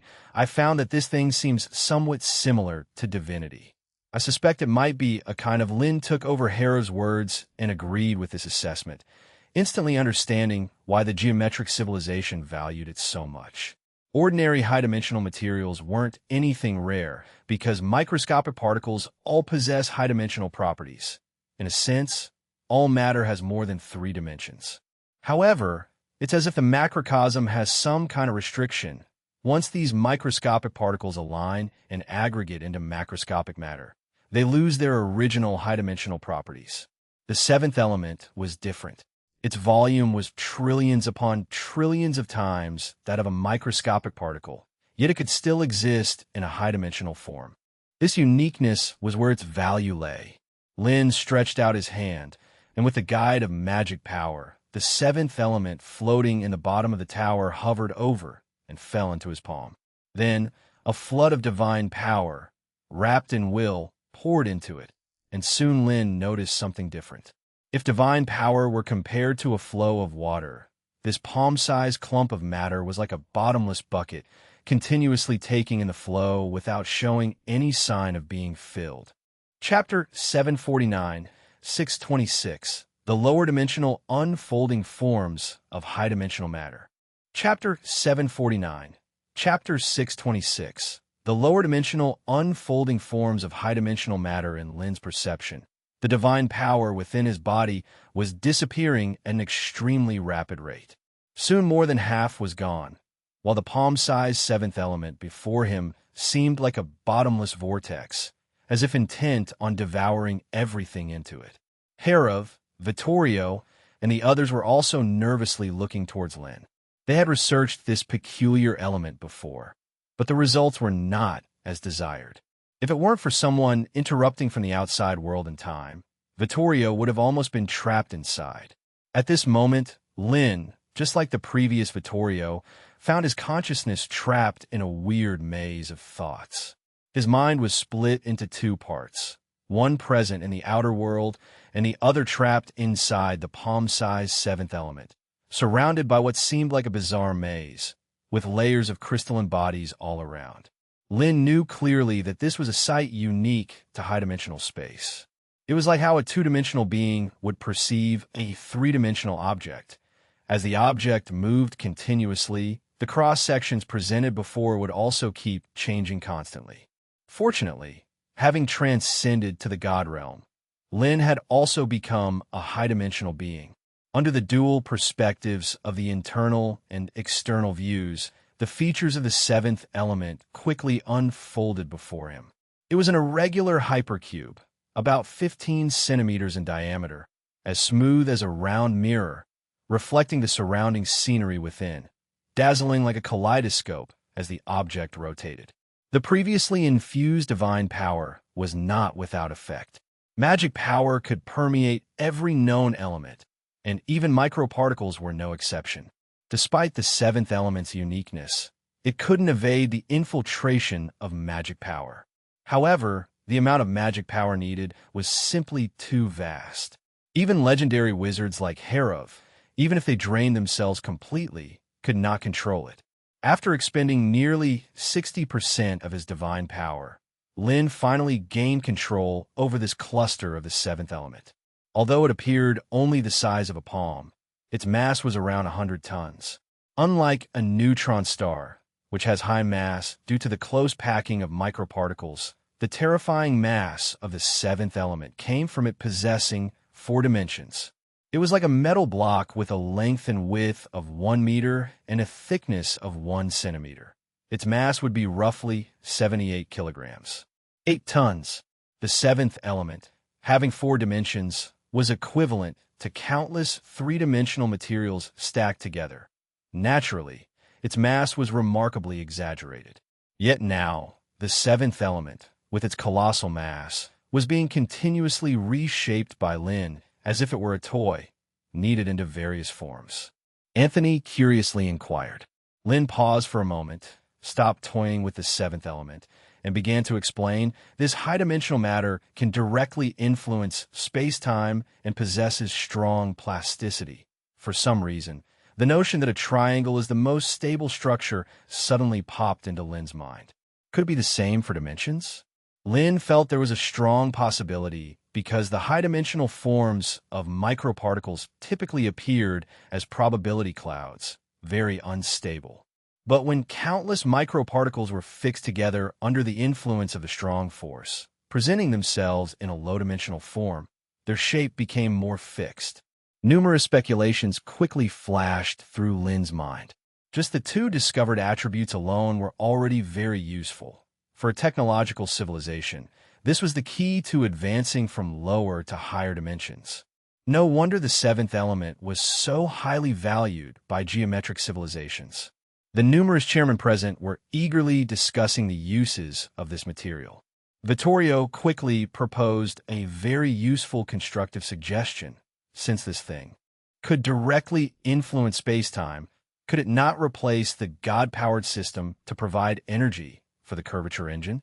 Upon hearing this, the dozen or so chairmen suddenly saw a light. After losing the energy source of Haro, the moon god, the curvature engines they developed had become nothing more than attractive decorations without the capability of superluminal flight. Unless Lin was willing to act as the energy source, but as the head of the Wizard Council, it was clearly impossible for him to expend too much effort here. Moreover, a superliminal spaceship was fine for deterrence, but was far from decisive in warfare. If the seventh element could now be used as a substitute, mass production of superliminal spacecraft would become possible. Cough, cough. Just as everyone was discussing, Harrow suddenly coughed lightly, redirecting everyone's attention. Postponing the research on the seventh element for later would not be too late. The celebration banquet I had prepared has most likely already begun. Lin nodded, put away the seventh element, and was not very interested in this ceremonial banquet, but the alchemists who had returned with him deserved some proper rest and ample reward. This grand celebration banquet was set up inside a lavish exhibition hall, attended almost exclusively by great wizards. In just 2 short years, with the power of the magic network, the number of great wizards had increased to around 5,000, and the count of legendary wizards had also breached the significant mark of 20. For these new magic network users, Lin also made acquaintance with each one, getting to know them by face. Once the banquet was over, Lin couldn't wait to return from the Sky Dome Tower to his residence, starting more in-depth research on the seventh element. He tried cutting it open, breaking it apart, or mixing it with various elements and particles to observe its properties. The initial attempt at cutting did not go smoothly.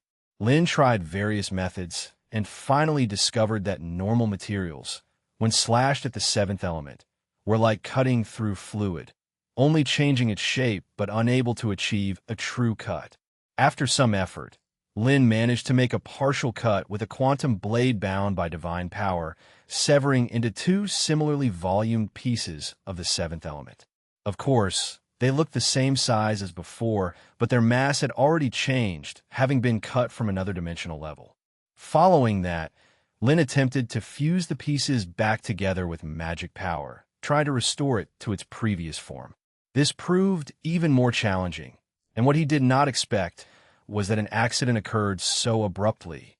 One of the palm-sized pieces of the seventh element suddenly began to expand rapidly, absorbing everything around it.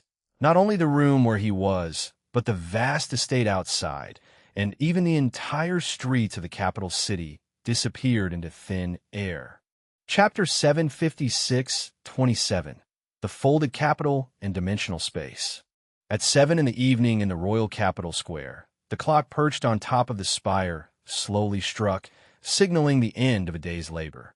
As a member of the glass workshop's labor force, Dalit set down the blowing pipe in his hands and left the steamy factory with his colleagues, heading towards the tavern under the street lamps.